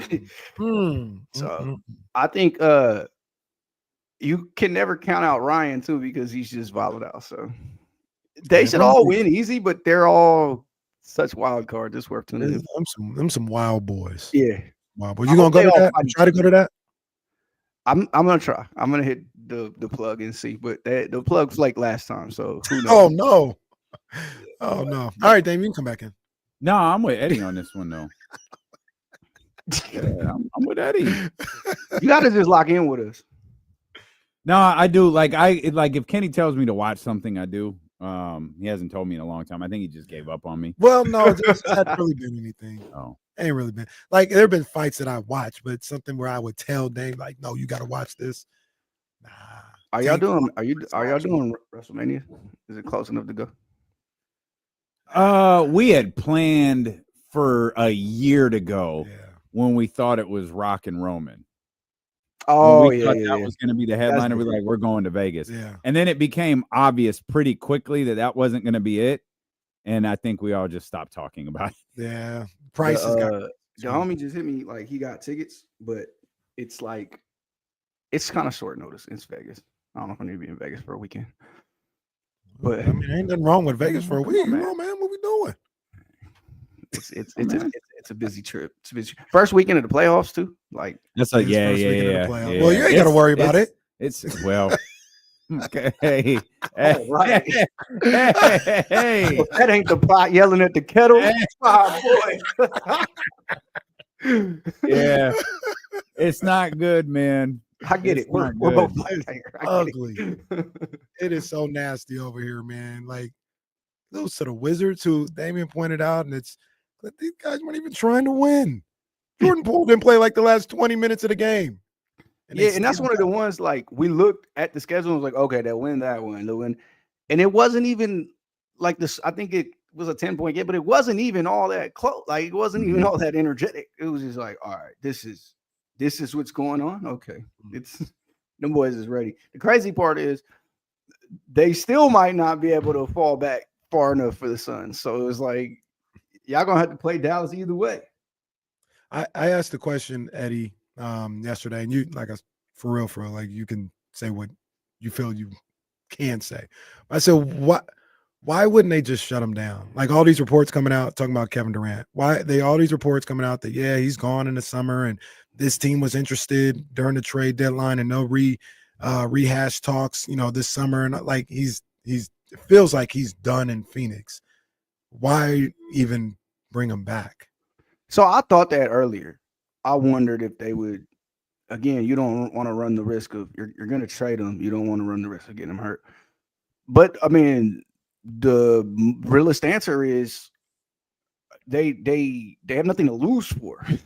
They don't have their pick. There's no incentive for them to lose. They actually need to win as many games as they can and try to get in the play-in and try to salvage whatever they have. They're the highest payroll in the league. You probably shouldn't be punting any games. Now, do you look at it now and say, okay, we're eliminated? Do we run risk of further injury by forcing him back? Or if you're Kevin, I'll tell y'all what I said, and you could make whatever you want to do. I called him the day after he got hurt. And I said, hey, big dog, you might want to just shut it down. He laughed at me, but I'm like, yeah, man, you might want to just start your summer and get it going. Like, what, And he laughed and he was non-committal. But me personally, I'm like, what's left to go back to? I'm teasing him. He's not going to make all NBA. So I said, yo, it only works good for me. I get to talk a little bit more trash because that's one less all NBA on your resume. And but I don't know. There's rumors he may come back Wednesday. They're trying to get him back out there. He needs to play 3 more games, and I think he would make All-NBA. I don't know if I'm him, and that's my leg. That's enough for me to come back and play through that for, because that was a tough turn. He's turned it a few times this year. He's dealt with a few different injuries. You know, I want Buddy to come out healthy at the end of the day. So that's why I'm teasing him and saying he might as well just start the summer. But that was a real bad. He a competitor though. Like, I mean, when push comes to shove, is that what this is about? Like, he's a competitor. This is what he wants to do. Yeah, I mean, he told me instantly, like, you know, ankles, it could be a day, it could be a week. I ain't really nothing out, and they left it at that. So, you know, he turned it this same ankle a while back, and I think it was 11 days he missed. And so he turned it literally 2 weeks to the end of the season. So it was like it was going to be tough either way. But yeah, he's a competitor. He wants to be out there. He wants to play. We just saw Jason Tatum go through the same thing. Thanks to y'all. Thanks to Domas. Chill.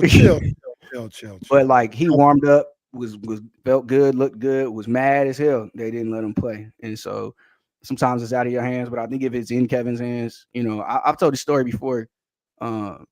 When he turned his ankle in warmups, it was supposed to be his first game at home. I flew out there. I was all geeked to see it. I remember that. That was crazy. And he turned his ankle in warmups, and he texted me from the locker room. Was like, "Dog, I might not play." I'm like, "It was that bad?" He's like, "Bro, it's like golf. It's like a grapefruit right now." I'm like, he's like, I'm gonna try to play though. I'm like, all right. So he tells me the story afterwards because he obviously doesn't play. He goes, "Yeah." He's like, I would have went out there, but the whole thing was like they had to wrap my ankle. So like I was gonna have to show the trainer eventually. So he waited to the very last second and then went to just get his ankles wrapped like nothing. Was trying not to limp.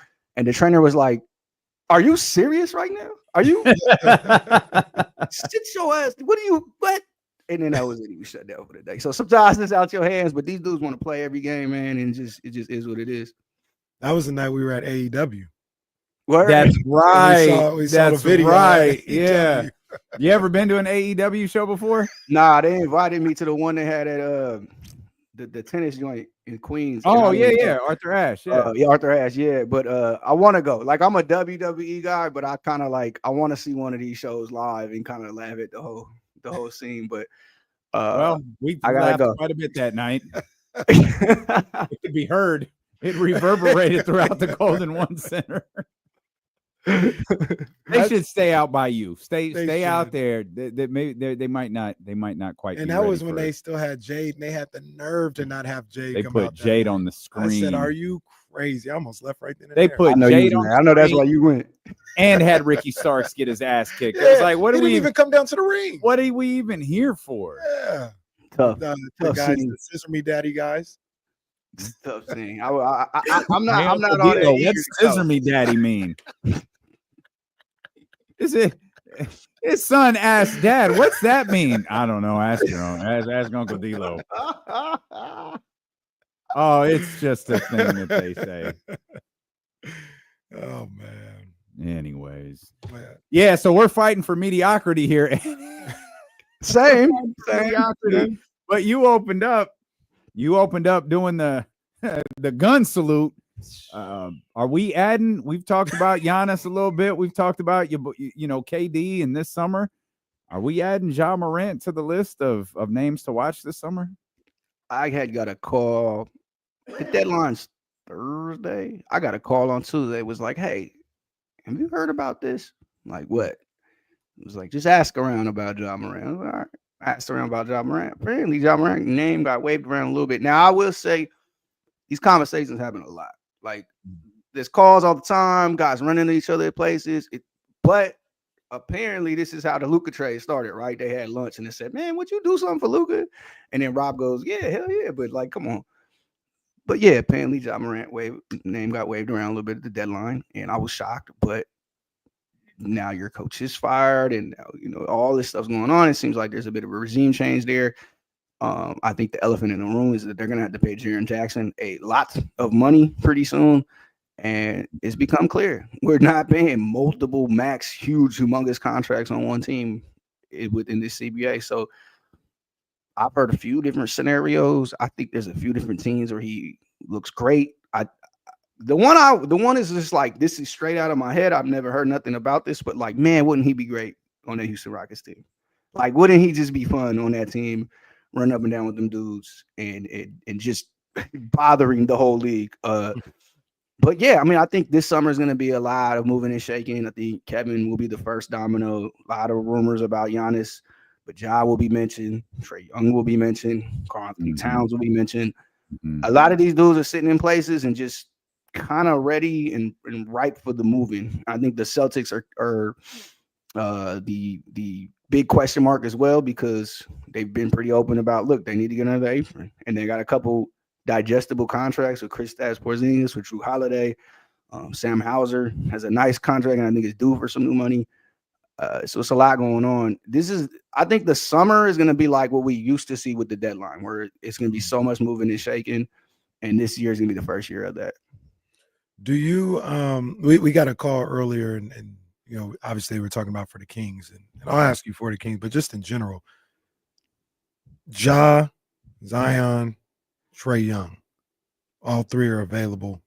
If you had your choice of, you know, a team that's trying to elevate, like who would you take in that scenario? If you could only take I'm a big Trae Young truther. I think Trae Young might be the most underrated player in the league right now. I think he's an efficient offense under himself. I love Trae Young. But if I'm going like the highest ceiling possible, I'm gonna go with Zion there.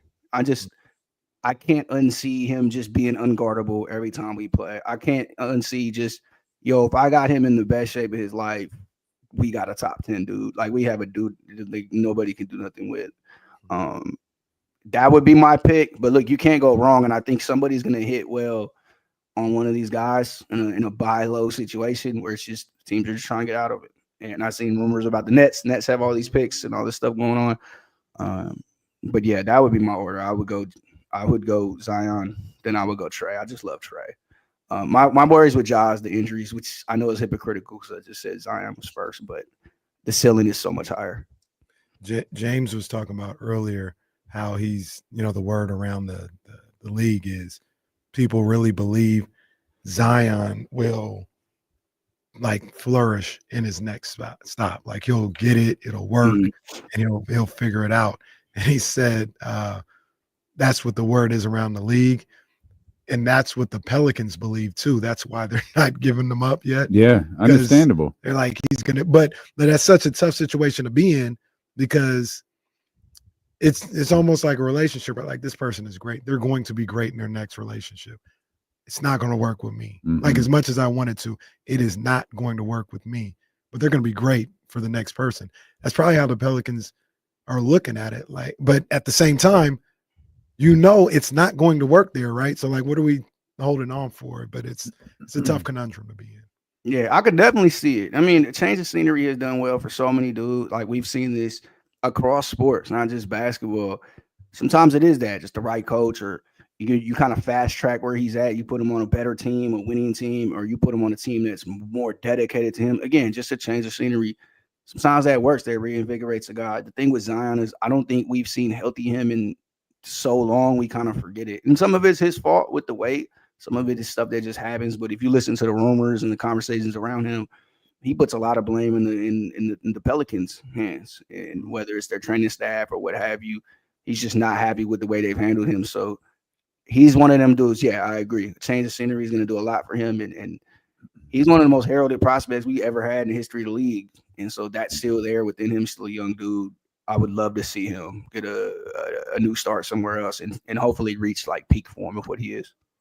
The killer part of this, Eddie, is every one you just named, from, with Giannis probably being the exception, but you talk about Katie, Ja, Trae, even Cat to a certain degree, to use a line Kenny uses sometimes, everyone's got warts.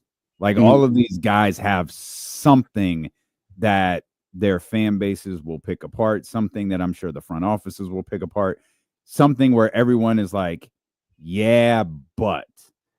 And for you, Zion is the one where you'll deal with the yeah, but. Like, if you're willing to accept that's your number one guy this summer. Yeah, and again, it goes to the age, it goes to what the potential is. I think there's also a little bit of the ability to sell tickets, right? He's still an attraction. And if your team, we'll use the Kings. You put Zion on that team, that's the biggest star that's been in the city since when? you know, and you can build around that. And Mitch, like, Jason Williams. you build around the idea that, and you know, again, as an organization, you really lock in and hope to get on the right path with his health and with his training and with his fitness. But you can sell that. You can sell that dream. You know, what did Slim Charles tell Stringer? We live on that lie. Like it's what we do. So you can do that. And that's why I'd say that Ja has, like you said, he has his warts. I love Ja. I love watching Ja. He's one of the more fun players in the league. Same with Trey. But I think, again, Zion, there's that mystery box element of like, yo, this is the guy from the video. Like, this is the guy who his shoe exploded because he's so amazing. Like, there's some blockbuster to that. There's that old 2010-11 Blake Griffin excitement. And you can sell that with a new team, I think. So there's a lot to it. I really just want to see it. I want to see the best version of him. Yeah. Did that game last night say anything to you? I'm talking about Lakers Warriors. Warriors kind of they were in command of that game the entire way. Lakers haven't looked like we thought they might since LeBron went out. Even when he came back, it's been a little up and down. Did last night say anything to you about either team? Yeah, I mean, look, the Warriors are legit. We watched them beat up on some bad teams for a while and wonder what would they look like when they played this person and play that person. And they've had some tough losses as well. But they went into that gym, one they've historically been up and down in, and Steph has been up and down in, and they took them dudes on head on and looked great. You know, all the guys, you get big performances, obviously, from pods, but, you know, you trust on your veterans to do that. And I think they match up so well with the Lakers that it's tough with this version of the Lakers. When you watch the Lakers, not the greatest Luka game. He's had a few games back to back that have been really good. So it wasn't the greatest Luka. You hate to see LeBron and Austin play as well as they did and shoot as well as they did and lose that game. But my main takeaway from that is, like, the Lakers are obviously dedicated to this small lineup, bunch of 6'8" dudes and Austin Reeves. That has its issues. It's not like the Warriors are going really big on you, but if you're not going to be crazy strong defensive with that lineup, they're going to pick it apart, you know, and that's kind of what you got last night. And people are blaming Luka, but I think there's a lot of blame to go around. So it was a tough matchup for them. I hope we get that series. They're lined up right now to get a series. I hope we get that series. But I just don't believe in this small lineup for the Lakers. They only played Jackson Hayes 15 minutes last night. They won't play any other center on their roster. They've decided this is what we're doing. LeBron at center or Rui at center, depending on how you want to look at it. And that worries me going into the playoffs. I had a tweet about it last night and kind of got yelled at. But again, I'm confident in the playoffs. A couple of these teams will just stay big. Jaren Jackson will just stay on the floor and will just out-rebound you over and over and over. You know, same for, obviously, Jokic. Same for the Thunder. Like, these are three teams they may potentially play. And I think they're just going to stare at them and stay big. So I think that's something to watch out for. Unless LeBron and Luka are going to be much better on defense, it's going to be an issue on and on and on. I think the Warriors are good, Eddie. Like, I think they're for real. They showed me something last night. I think they're for real good. Yeah, I think this is why I wanted Jimmy Butler on the Suns so bad. It's not that Jimmy Butler is this megastar player, but he fills so many gaps.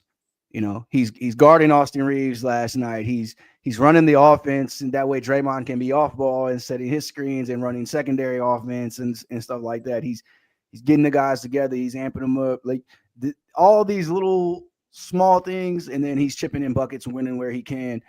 He just fixed so much of what they had wrong, and he slid everybody down a peg a little bit. Now you need a little bit less from Jonathan Kuminga, and he only has a little bit less responsibility, so that helps. It makes it easier for him. Same for Brandon Podziemski, and on and on.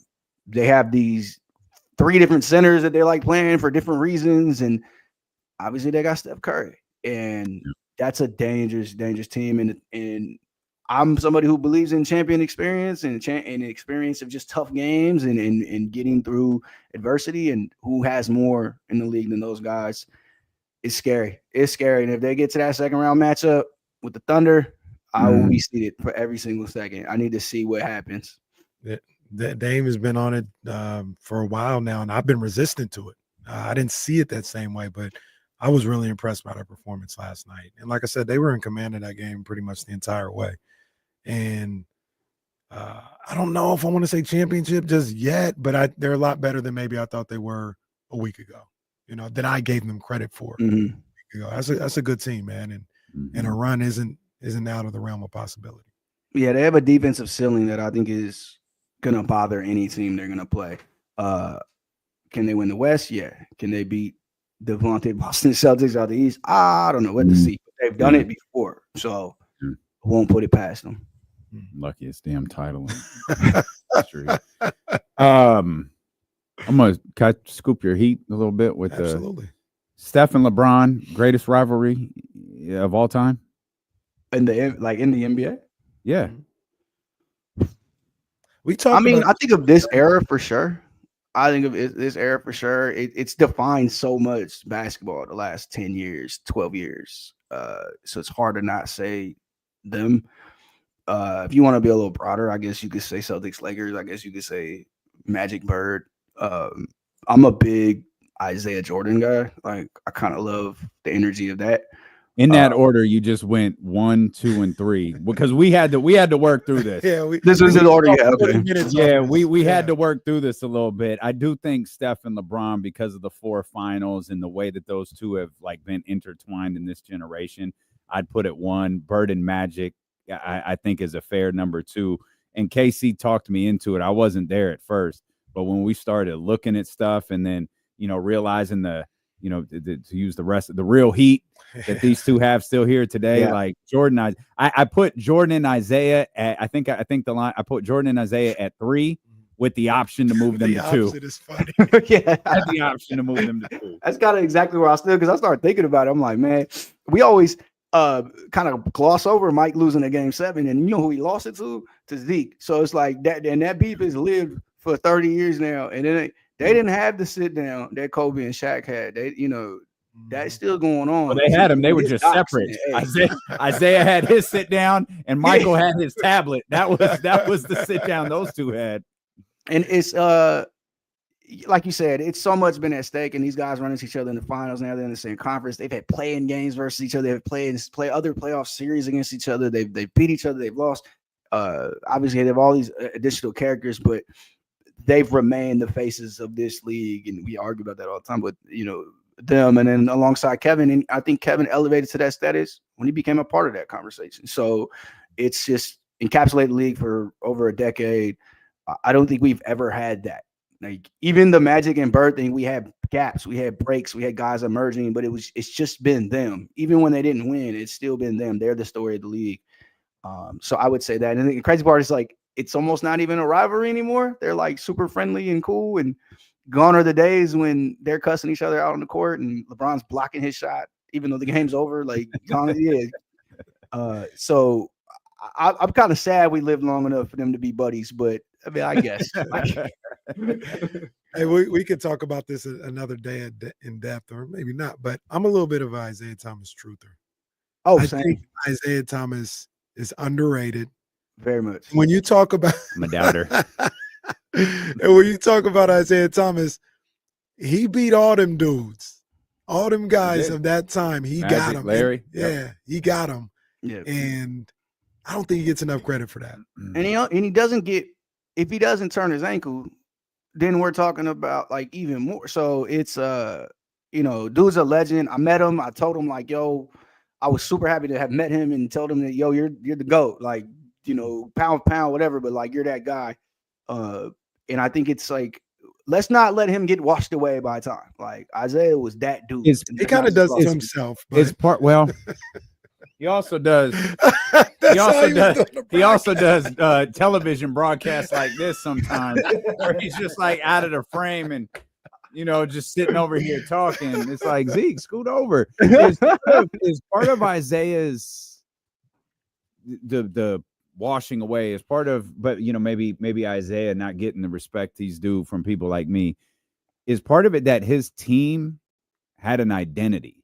Mm-hmm. Like you might not think of Isaiah first, you think of the Detroit Bad Boys, and you could say the same thing about the Lakers, right? The Showtime Lakers, but you almost always reference Magic. Magic in the Showtime Lakers. No one really says Isaiah in the Detroit Bad Boys. Right. They say the Bad Boys of Detroit. And it's funny because we should. You know, he's the Chicago dude whose mama was bringing that thing to the game in her purse with some chicken. So like he's that dude. He's the reason why that team was what that was. But yes, you're right. I think much like the 04 Pistons, we turned them into a group of guys rather than this is the band and he was, you know, the lead singer. But yeah, I mean, I think when you go back, you look back, the numbers have all been fluctuated and they're all funky and stuff now because we think of that team as a defensive team, but Isaiah was he was the key cog in that machine, and he always good in my book. When they be having that point guard conversation, I'm like, y'all putting people above him a little too quick for me. So that's just, I'm on the same boat with you. Behind Magic and Steph, I put Steph as a point guard, and not in that order. Maybe it is. I don't know, but just saying those two. Is Chris Paul fourth? Yeah, he's got to be behind Isaiah, and I love Chris Paul, but he's got to be. Isaiah got two of them things. I hate putting Steph as a point guard. It doesn't feel fair. Like it doesn't even feel right. I mean, he is. It just doesn't feel right. Eddie, go enjoy the weekend, man. We appreciate you. Thank you as always. I appreciate y'all, fellas, man. Good talking to y'all. Go Kings. I kind of want to get this over with. Next Friday. Next Friday, we're gonna know. I think this game know if that game means anything. my boys got. I know y'all got commercials coming. My boys got Celtics tonight. Knicks Sunday. Warriors Thunder. Look, if y'all don't handle business, hey, we got Washington, Charlotte, Murderers Row. Everybody's Murderers Row against the Kings. That's what it is. Hey, did you see Shedeur throw today? He looked like a Raider to me. Come on, man. Hey, man, come on. I don't think New York let him get by him. He might go to Cleveland, but I don't think New York let him get by him. He looked like a Raider if he gets that. Y'all gotta. I'm dying to see. Did you see the Geno extension? Did you see like the numbers of him and Darnold are like the same? Yeah, it's basically the same numbers. Yeah. What I read was Darnold has. I guess Seattle can get out next year if they needed to. Yeah. We don't know when the Raiders can get out. Well, they said the Raiders essentially can be a 1 year, like $60 million, but which it sounds crazier than it is, but they can get out quick. So that means the extension, they gave him some comfy money because he has 1 year left on his deal. So if they, give him that bonus, they give it all to him at once. Right. Yeah. All right. I think that's a good deal. I don't have no problem with it. To me, that opens the door for them to possibly take a Shedeur if he's available. You know what I'm saying? I think that's the best case scenario for both Shedeur and the Raiders is a situation where this veteran quarterback already in place. He can take a year, maybe two, to get right, and also for the Raiders to have that bridge and continue to try to compete. And they got to wait out some stuff in this division, whether they like it or not. So build for the future, keep moving. But I like what they're doing, man. I'm being a homer. I like what they're doing. We'll see what happens in the draft, and we'll see if I'm talking big. They got to hit a couple. They got to hit a couple of solid doubles and triples in this draft to kind of make this thing come together a little bit. They quietly had a good draft last year. If they have another good draft this year, then I'm like, all right, we're on the way to something. But the Raiders. Let me ask you something as a Raider fan, though, because obviously the Kings have been just dreadful in the last couple of weeks, and this year's been frustrating, all this other stuff. So when things like that happen, it goes back to this is all Vivek's fault, right? And yesterday we made the comparison, is Vivek Mark Davis? Are you a Raiders fan that looks at the troubles and the issues that they have and say Mark Davis is at fault? Or sometimes I kind of make the argument he just hires the wrong people because he does what everybody says to do, get your GM, get your coach, let them cook, stay out the way. It feels like Mark stays out the way. He just doesn't hire the right guy. Do you look at it that way? Yeah, I agree with that. I think that's the most balanced way. And when I ask around, that's kind of what I hear about it too, is he doesn't really knows his way into a lot of these conversations. Now he has this core group of Raider alumni he listens to and is a big part of his decision-making when he hires the personnel, but then he lets them cook. The mistake he makes is he gives them basically no time to do it. And sometimes it's warranted. A couple of them coaches deserve to be fired. Gruden deserved to be fired. McDaniels deserved to be fired. But I thought you got to give these GMs time to work through their picks, to fully put together the team they're trying to put together. I hate when Raider fans are like, well, they had all this revenue. I'm not on the board for the Raiders. I get no points off that pack. I don't care how successful they are in the boardroom. I want to see wins. I want to see fun on that field. But yeah, I think he's incredibly impatient, but I do give him credit to where he is handing it off to football guys. And whether they're the right or the wrong guys, we kind of don't know because of him, because he gets rid of them so fast. So I'm with you. I give him credit. He said at the meetings the other day, when asked about, because it's 3 coaches and GMs in like 3 years, and he didn't pass the buck. He was like, I didn't get it right. Yep. And that's another thing I'll say. Like, he stood up in front of everybody and taking onus every step of the way. Whether you like him, dislike him, I can respect that. And it's a lot of responsibility being that. He could be Jerry Jones out there saying, y'all are wrong, I'm right, get over it. Right. And just doing the same thing. He came up there and said, no, it's on me. We're going to try to get it better. And again, I think at the end of the day, he does want the Raiders to be better. He's not tanking the team. Whereas Jerry Jones, I'm not sure what the hell he's doing. There are worse places, but yeah, I just want to see some good competitive football from that team. I want my Sundays to be fun. That's all it is. Yeah. All right, my man. Go enjoy your weekend. We appreciate you, brother. Yes. See y'all soon, man. All right. That's a man, Eddie Gonzalez, right there. Again, he's gonna be with us. He's gonna be with us 2 days before that game. I'm like, I don't know. I gave KD my Redfin password, so Jesus. I mean, and this has been talked about a little bit. Like, the Kings aren't playing good basketball at all. Mm-hmm. But I don't know if the Suns will win another game. Like, with KD out and that schedule, wow. If the Kings making the play and now feels so hollow. Because like a week ago, even a week and a half ago, it felt like, oh yeah, maybe for me, but like they feel like, all right, maybe they have a chance to get to the playoffs. But now it's like they get to the plan. I don't even expect them to beat Dallas. I think that's when their season ends. Like, it just feels hollow at this point. I hear you. But it's also, and maybe there's a little NCAA tournament vibes here where anything, it's one game. Yeah. You're not opening the postseason, the playing, like, it's not a playing series. Right. It's one game.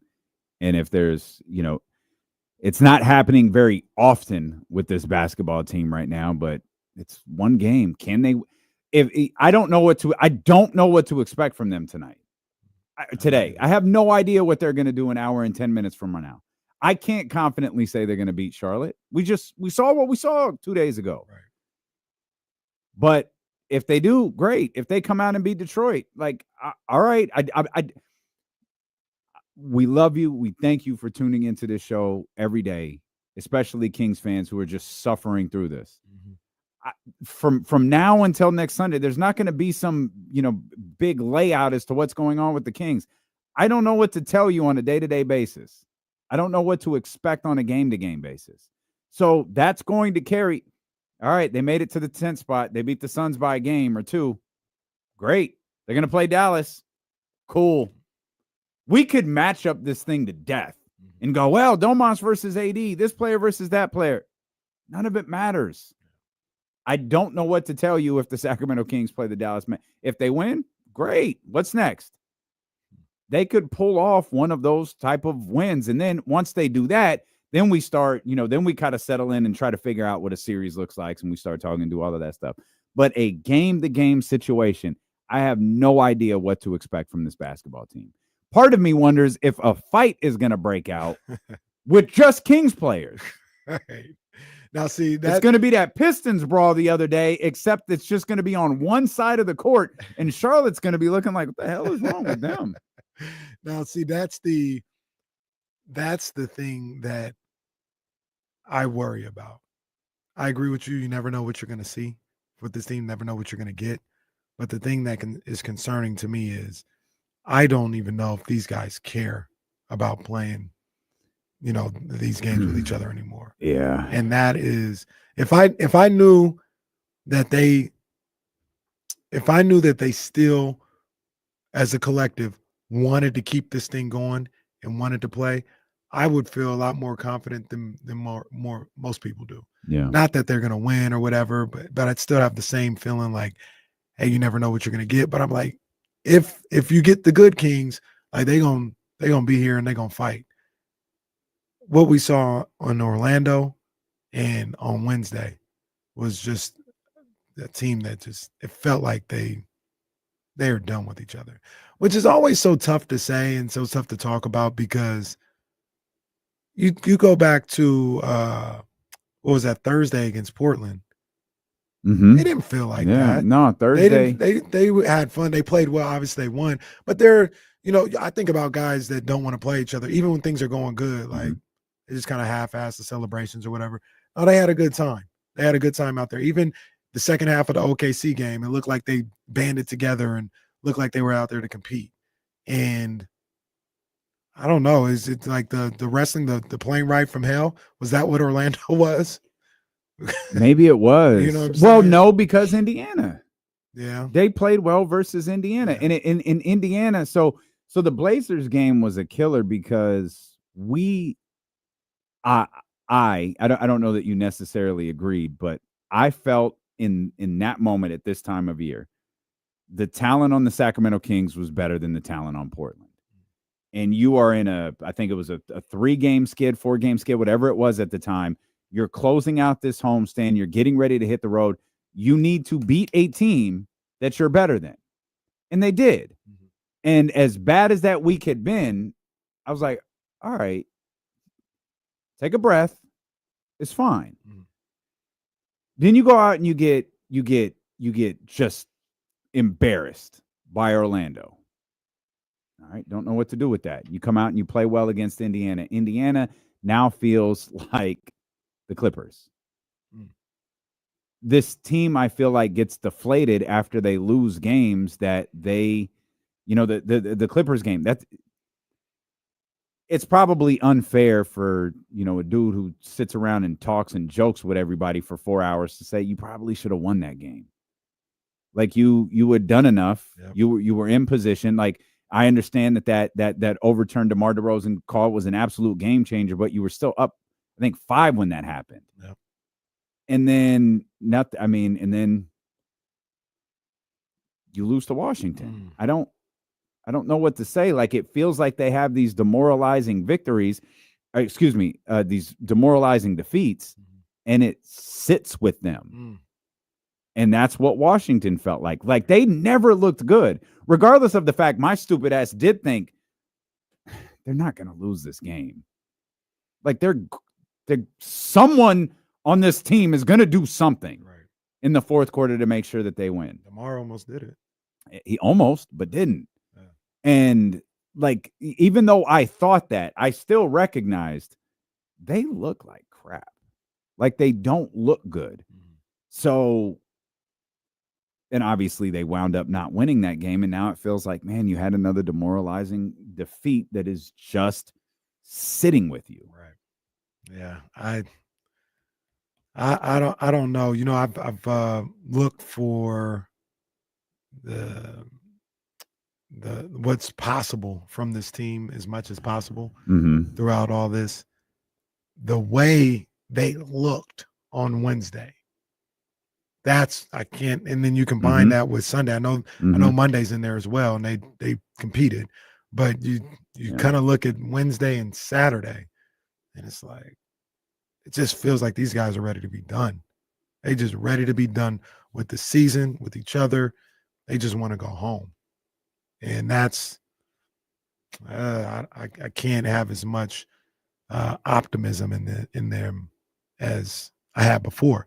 Yeah. But it's also one of those things. Like you said, if you can get to that play-in, if you told me the Kings won 2 games, I would not be surprised. 2 games against, like you beat a Mavericks team. It'll be one really good team. Yeah. Yeah.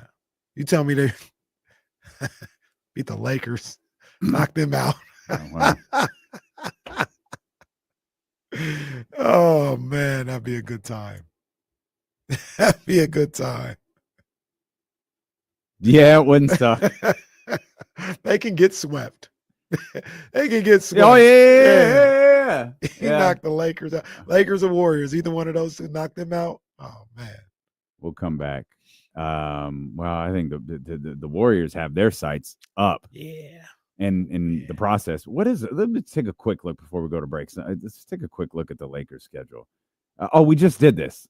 They have the 2 against Oklahoma City. Tough games and then easy games. Yeah, they got the Pelicans tonight, which is the second night of a back-to-back. They got the 2 against Oklahoma City, Dallas. Houston was the other tough one you were talking about. And then they end the season with Portland. We'll come back. We'll continue to talk Kings basketball, NBA basketball. We threw James out. We're going to find a way to have some fun. Who knows? Maybe we'll talk about how rich Kenny is when we get back here. We still haven't discussed that. We will do that next on Sacramento Sports Leader, ESPN 1320. You know, I was thinking about this. I'll speak in code. But what somebody had told us yesterday, and they were like, all these people were just in the way. As soon after that first, everybody was in the way. Mm-hmm. But you don't have total control. Mm-hmm. Mm-hmm. What do you? Mm-hmm. That first one of them, that's his job. Yeah. What are you talking about? Right. Well, Drew might wind up being 95.7 part 2. Like they're gonna. I think, my opinion, they are gonna be around for a while. They are going to be around for a while.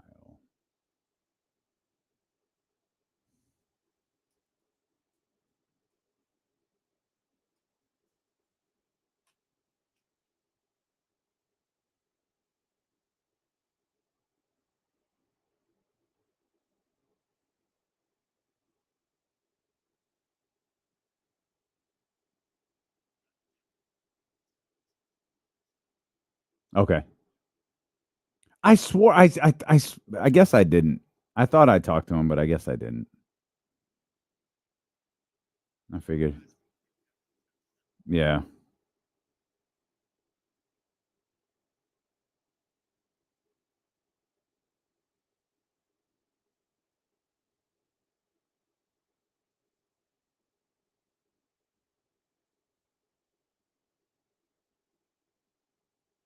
Leezy, these guys are a year too early, I think. Yeah, I'm not losing in the first round. I'm not there, Leezy. I haven't been with them all year, to be honest with you. So I can't really jump on the bandwagon right now. How did like a true superstar out there and they're working? They're good though. Like I'll take it. Like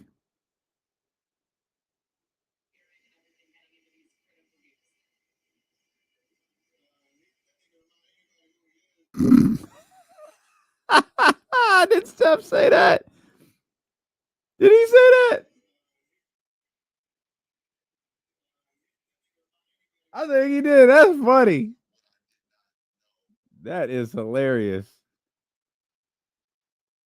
Sound like Steph went Booker T. More or less, Kenny 30 seconds late. I'm gonna go less because we still got like a minute 10 left on this break. Oh wow. Yeah. Okay. But if he showed up like 30 seconds after that'd be tough for our guy. I'll go. Oh man, that does seem like a lot. That seems like too much. Yeah, I'll take the less. He's tweeting though.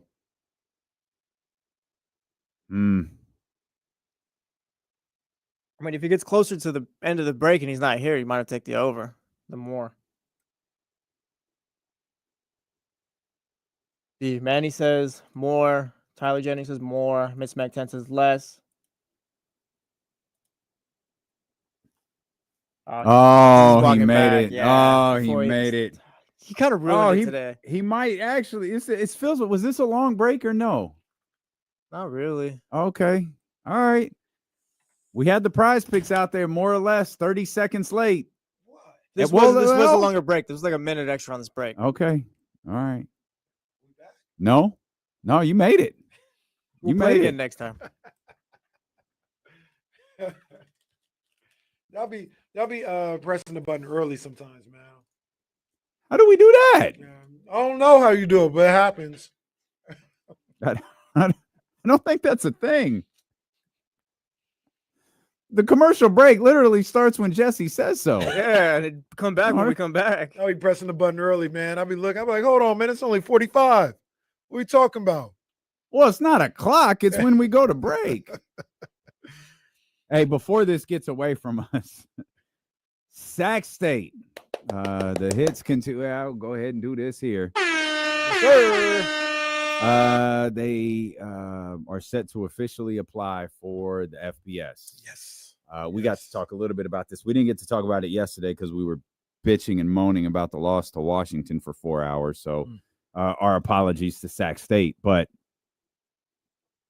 so the plan right now is to go independent. The third party candidate here. Yeah. Is an independent. The plan is to go into FBS independent. And they applied for a waiver because I think the way it's said is usually you have to go with an invite or get the waiver and they'll see if they can waive something for you. But the other independents in FBS, obviously Notre Dame, UConn, and UMass. And one of the things that's been talked about is going in as an independent, having a schedule agreement with whoever. Like a lot of people think the new Pac-12 or the Mountain West. And just because of the proximity. And that would be awesome. There was one of this podcast guy who's really on like all this college football stuff. Forgot his name. Sorry about it. But he was like, he said a couple days ago, he was like, I've talked to people and they've already thrown out names of what the scheduling, like the schedules they would have when they got to FBS. He said people are going to be pleasantly surprised. He's not even a Sac State guy. He's just a random guy. He's like, they'll be pleasantly surprised. Today, but go ahead. So what does that mean? That means big time teams. Big time teams. It ain't gonna be New Mexico. Oh, so that was a shoot when you said we want Bama. Auburn, you get your ass kicked and come down to Sacramento. I'll tell you that much. Bama's coming through to the stadium, huh? Okay. Yeah, man. The Ohio State University out here. Bring that little stupid band out here too. As a matter of fact, USC, you want to leave California, come back and come take this out. But he said that. I saw that on like Tuesday when he said that. And then today,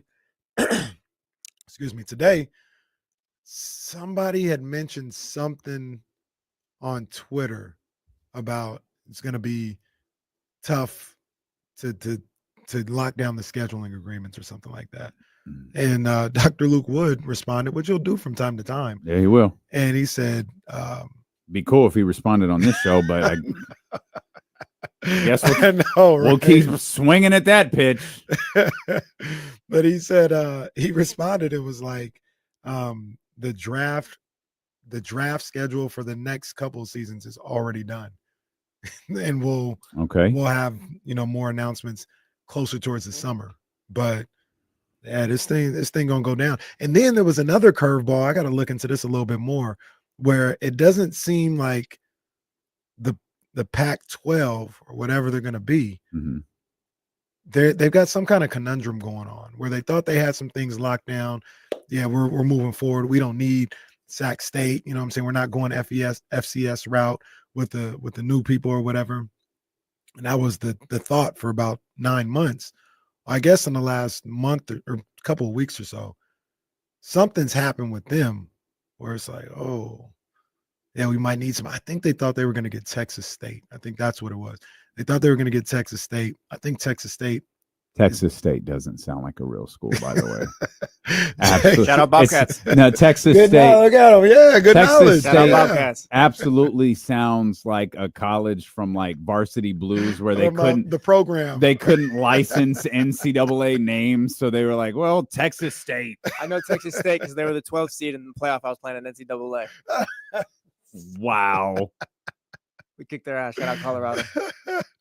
So, yeah, it seems like they might have pulled an okie doke on the Pac-12. And now it's kind of left them scrambling.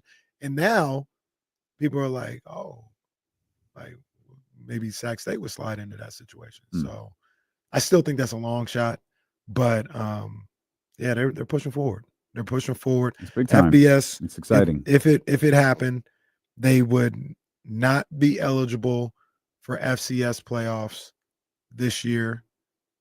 Not eligible for FBS postseason in 26, and the first year of bowl eligibility would be 27. Well, wow. You notice we would have won them both. Right. When, They're when are scared they of doing Sac the stadium? State. When are they doing the stadium? I think 20. So Dr. Wood has talked about how there's going to be little changes it's going to be in phases, and you're going to see different stuff as the years go along. But I think the ending of it all would be, I think, 28. Sac State hosting FBS playoff game 2028. Wow. Oh, first round. Clemson versus Sac State. They got to go on the road. It's the Valley Bowl. Dabo Sweeney doesn't want these problems. Clemson got to go. Dabo running around. I can't compete with this. This new college football crap. I can't compete with it. I saw something. God, he sucks. He's such a horrible person. I saw the coach at Grambling. I think he's a basketball coach. Pretty sure he's a basketball coach. He he was kind of chuckling when he said it, because I read it first, then I saw the video, and he was kind of chuckling, but I think he was still a little serious. He said the coaches need how do you put it? They said they need a chunk of that buyout. Yeah, there needs to be a buyout if these players are leaving with their NILs and stuff. Exactly. Yeah. He said, yeah. He said, yeah. And he didn't say the players should, or any. He said the NCAA needs to give us a buyout when we lose these players. Chunk of their NIL or whatever percentage. Why should the NCAA do it? The NCAA doesn't have anything to do with NIL. I don't know. I think he just wants his Who money said if the this? players leave. The head coach, yeah. And Right, he pal. said, so it's, and he said, like I said, I read it first. I was like, what? And then I heard the whole thing and saw him. And he was pretty clear. He's like, look, the coaches have been doing this for a long time. Mhm. It is, and it's fine. Like, if you penalize the coaches or if they got to play about, it's fine. They've gotten away with it for a long. He was sympathetic to that. But his thing was, I'm at a lower level D1, and basically, I'm doing all this groundwork to recruit these kids, build them up. And now, the way things are now, I'm really just looked at as a stepping stone. And I still got to do my job. I got to win games and to keep my job. But because of the university, I'm just a stepping stone for these kids. So if they leave, like, that's the way things go nowadays. I should get something from somebody. Nah, you don't get anything, bro. You have to keep these kids. Like, there's no such one thing that the NCAA or compliance has to deal with is there's no such thing as legal recruiting anymore. Like we've talked about this before. We're gonna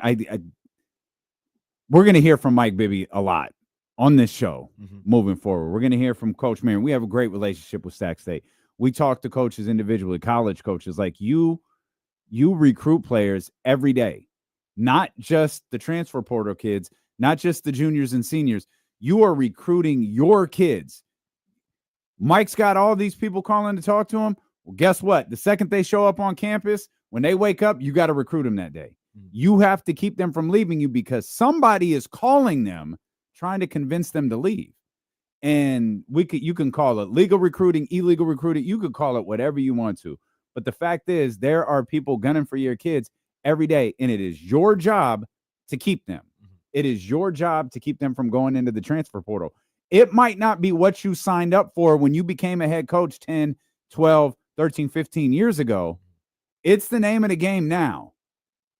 Dawn is where she's at because she's mastered it. These programs, these USCs, these UCLAs, the women's game is wide open now because there isn't the dominant place to play in stores. The biggest disadvantage in women's basketball now is stores. I'm gonna go to stores instead of LA when I can go make $1 million in LA. Like somebody, I had a conversation, you'll never guess with who the other day. like these NIL deals they're not what I thought. I'm learning more about them every day. Mm-hmm. There are kids who are Trey Lyles level players. Mm-hmm. No, what Trey Lyles is to the King. Right. Talking about, okay, it's going to cost $300,000 to get him there. It's bye. Right. $300,000 for you? Well, the for a Trey Lyles equivalent? No, man. But that's how this works now. The crazy thing is that the NIL from the school is different than if they can get a deal somewhere, right? That's facts. Like USC. That's facts. I know she made more probably, but Juju, 500,000 from more. USC. A lot more. Yeah. Right. From USC. Right. But we put you in place. That's right. To get a $2 million deal from State Farm. Because they have agents. Right. Like, and hey, good for them. But an agent's job is to find you the best deal. Mm-hmm. So, Juju's out, not the right example. But if you're a player at USC and you feel like, man, they've promised so much money to Juju, there's no money to go. I got to go somewhere else. Mm-hmm. Your agent starts calling around. Mm-hmm. Hey, such and such player starting forward wants to transfer. I mean, the starting price is, $400,000, $300,000. And that's how this works now. And it's crazy. And SC's job is, do we have to go or are we going to 28? We're going to 28. Okay. SC's job is to say, all right, yeah, we've given X amount of dollars to Juju, but check this out. The Ford dealership in Torrance, they're going to give you 200,000. Like, we got you. Don't I know you look at our books, we don't have any more NIL to give from the university, but we've got a director of NILs here who goes outside of the university and finds deals for you guys. And that's how you try and keep those guys. The one thing I'll say about this coach that I do understand it, and I think this is what he's talking about. I understand it. I don't know if it's going to work out or how they would work it, but it makes sense. If a coach leaves, the university that gets the new coach typically has to pay a buyout. Correct. To get him out of his contract. Right. And there is no buyout for these kids leaving. And I think that's more so what he's saying. Whether it may not be the kids, it's the State new Farm university. has to pay. Jake from State Farm got to pay a transfer fee. Jake from State Farm got to pay the transfer fee. But yeah, the new university, and it's not as much as these kids as the coaches because the contracts are higher. Yeah, but they got to pay a $2,500 buyout fee to get this kid to come over here. So I mean, I don't know how you do that. I really don't. That works. That's fair to me, but I don't know how you do that. I don't know. So you just don't do anything, I think, because I don't know how you make that work. Yeah, I just don't think you can. Yeah. I don't think there's any way to do it. I don't know. But maybe that's why he was talking to the NCAA because they're allowing it. So if I lose a player, the NCAA is probably like, you wanted them to get paid? I can't help you. The NCAA is smart enough, though, because what this is the time where the NCAA needs to stand up and go, listen, we're useless. You know it. We know it. Leave us out of this. Like, the NCAA is the most irrelevant group of individuals on the planet right now. Yeah. You mean nothing to what is happening in college sports now. Right. Absolutely nothing. And your little compliance department, you might as well disband that. You're nothing but a platform right now. And that's it. Once initials. Once the SEC and Big Ten sign their own TV deal with ESPN, that's when you're really irrelevant. Because that's what's keeping the NCAA together, is because the NCAA has, in some form or fashion, has a TV deal with ESPN Fox. Like you kind of got to go through them a little bit. But once they completely cut out, like SEC and Big Ten is who I'm talking about first and foremost. Once they completely cut out the middleman that is the NCAA, says we're going to start our own league, it's over. It's over for the NCAA.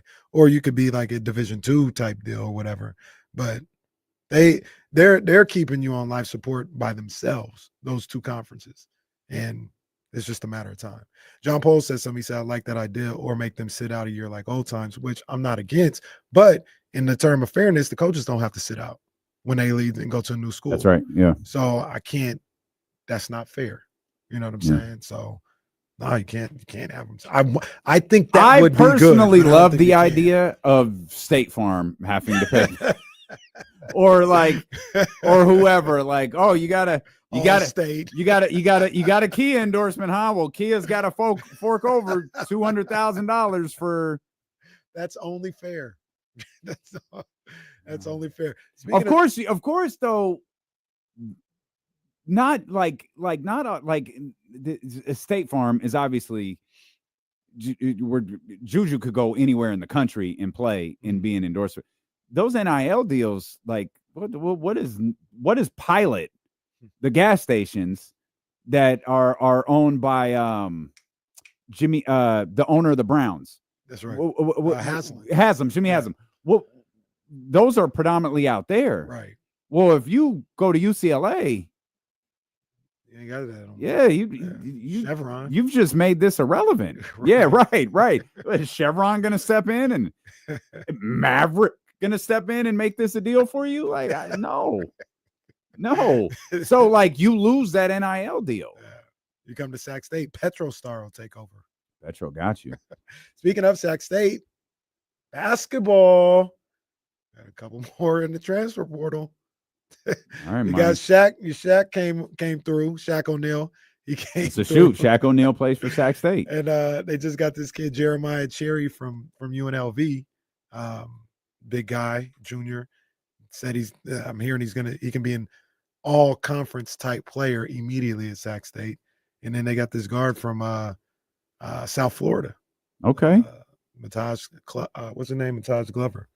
So Mike working. He said we out here working. We're hitting the ground. We're running. That Cherry guy, I think he was a pretty solid recruit coming out of high school.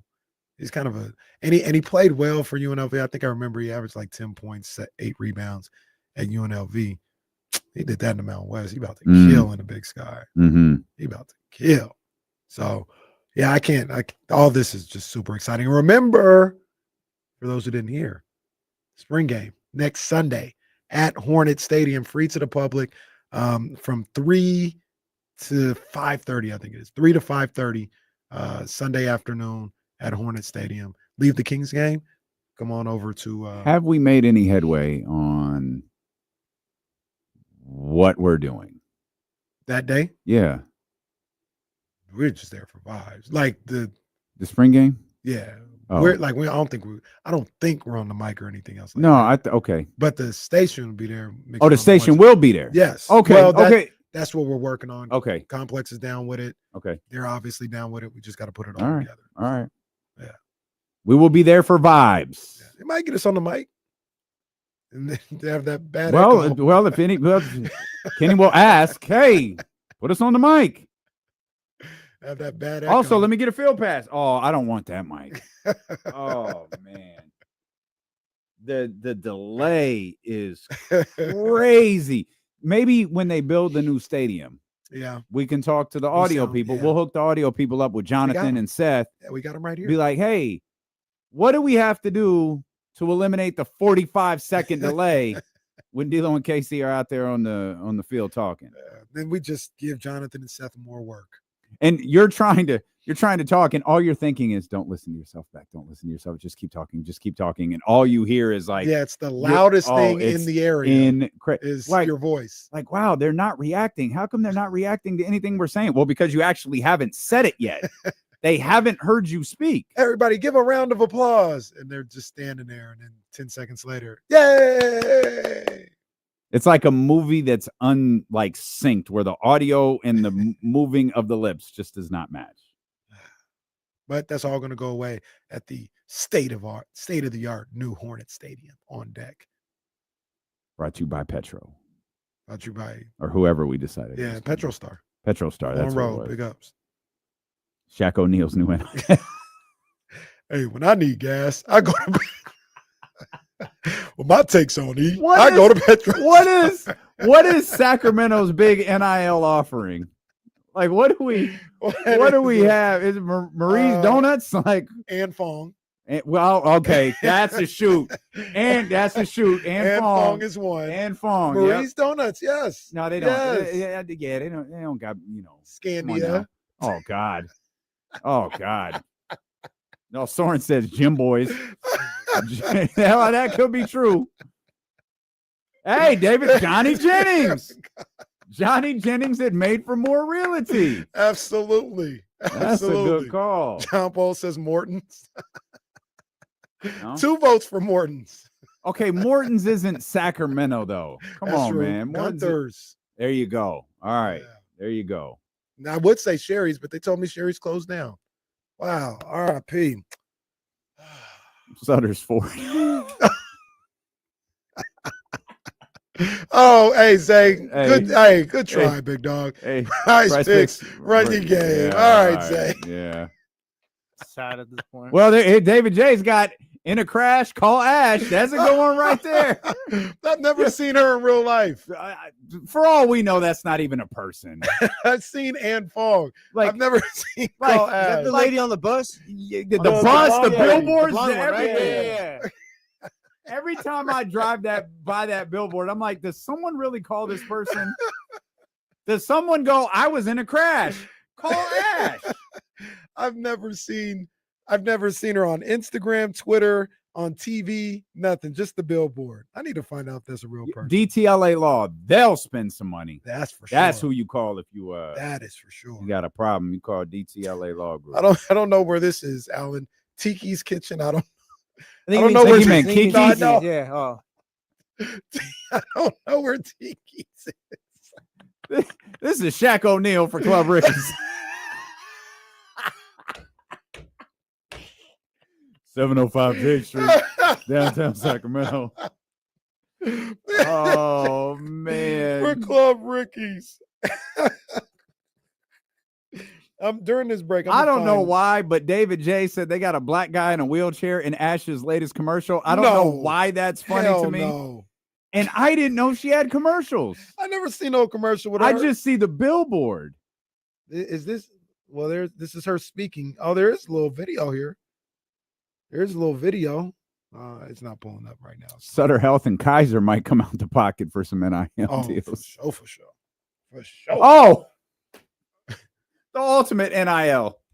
Sky River Casino. There we go. Tilo and KC have been on that Sky River Casino NIL for years now. Hey, I'm going to the kitchen because of our Sky River NIL tonight. Shout out to Sky River, man. I saw they started construction on one of the phases. Oh, let's go. Yeah, man. Shout out to Carrie. Yeah. Carrie, if you're listening, you're not. You're going to be hearing from me because I'm trying to go to Sutter Health Park. I want to go on Monday. Who's Monday? It's the Padres. Oh, I was trying to look at weekend games, but like weekends. One, I'm trying not to be like the jackass who goes, hey, can I go this weekend? And it's the Yankees. So I'm trying to look to see, all right, what's a reasonable ask? One of the ones I saw was the Padres. It was like, all right, don't ask for that. Aren't the Padres 7-0? They are, but ain't nobody I gotta go see the Padres. Really? Yeah. I mean, Tatis is a draw. No? That's why I want to take Reese because he likes Tatis is his boy. That's why I wanted to go, but I also figued that's why everybody else. They got Tatis. It looks like nobody goes to the games no more. Well, so okay, it's an easy ticket now. So they went selling them on the street. So what do we have? What was it? 12,000 the first night. It dropped by about 2,000 the second night, and then 2 more thousand, a shade under 2,000 for the day game. Mm-hmm. On Wednesday, there were about 9,000 people there for that 12:35 start, I think, on Wednesday. I think the Sutter Health Park A stuff is going to be hyper analyzed. Yeah. I learned this week, and maybe this is just me being dumb. Am I wrong? No one wants this to succeed.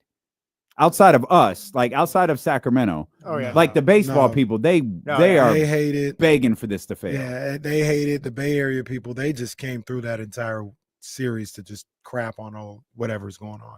And one of the things about that is, it is a minor league stadium. Nobody's. Well, don't want to draw the ire of Allen Styles. Well, no, they was talking crazy, and I got some receipts because I pulled up some pictures. I got the numbers right. You don't need pictures. I got numbers. The average ticket sold last year. This isn't a shot. This is just life. Right. The average ticket sold last year in Oakland was 11,000. The average, and that's so you had 9,000 at the day game yesterday, 2 days ago. Mm-hmm. I don't know what to tell you. Look, man, and once again, it's not a shot. It really isn't because I rock when I have no problem with the Oakland A's. Look, I ain't even gonna do this to the people of Oakland. I'm gonna just send you guys, and I want to know if you've seen this shot before. I mean, this is what we talking about, man. Like, and I know there's a why to it and all this other stuff, but come on, man, that can't happen. Like, what are we doing? What are we doing? Yeah. Now, Sutter Health Park is a minor league stadium. Like, I don't think that's there's more people on the field than it really is. They said that was the second game of the year or third game of the year. There's context. Yeah, I understand the why. I know. Yeah, but okay, that's still just that. You know what I mean? We'll come back. We'll wrap up this week. We'll talk a little bit more about this, and we'll get you ready. Kings basketball at the top of the hour. Forgive me for not being excited about it. We'll talk about the A's on your de facto pregame show for the Kings. That's here. what it is here on Sacramento Sports Leader ESPN 1320. Now the interview shed is it's ridiculous. That's ridiculous.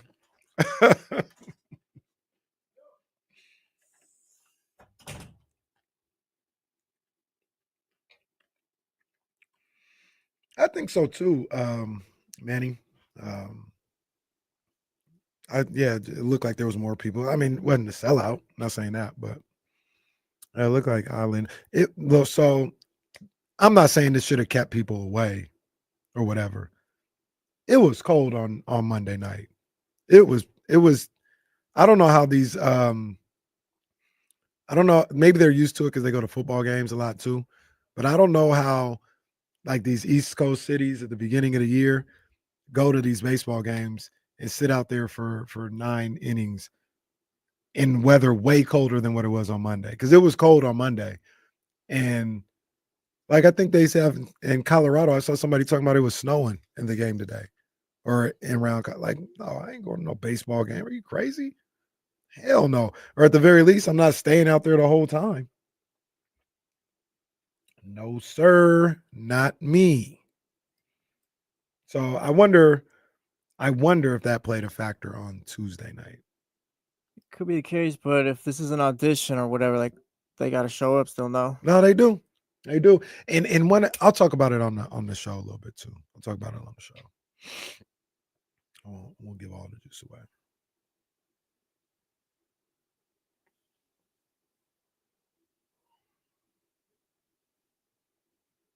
Five, Giants and Mariners. Rafi Devers went 2 for 3 today, so we're back. Oh, he's back. He's back. I think it was Chris who asked who would get a hit first, or if you get a hit first, so the Kings would win first. Devers won. Devers is running away with that.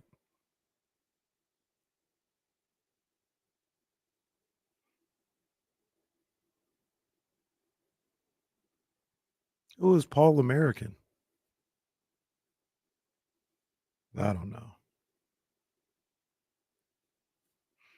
I mean, it's snowing in the game. In this Rockies game. Yeah, I saw that. Come on, man. It's snowing. These people look cold. It's the most anyone's ever paid attention to a Rockies game. Wow. Yeah, I'm not. It was if it's a first professional game ever in Sacramento. Yeah, I'm there. It was cold. I was there, but Saturday, no, not in the snow. You might need to relax off Stephen Brown because you did drop a 5-5, and I thought the same exact thing. I thought, wow, he's really going to diss him again. Not you too. Yeah. Like, you got us brainwashed at this point.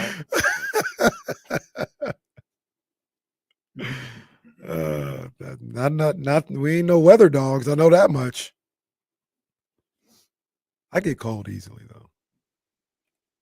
So can the East Coast handle 105 though? Right. Can you guys handle 108 in the Valley? Yeah, y'all can't handle that. Damn, it really is snowing. Call the game. Get me off Wait, the so who's field. snowing? Snowing where? The A's game right now. Where are they? In Colorado. Oh.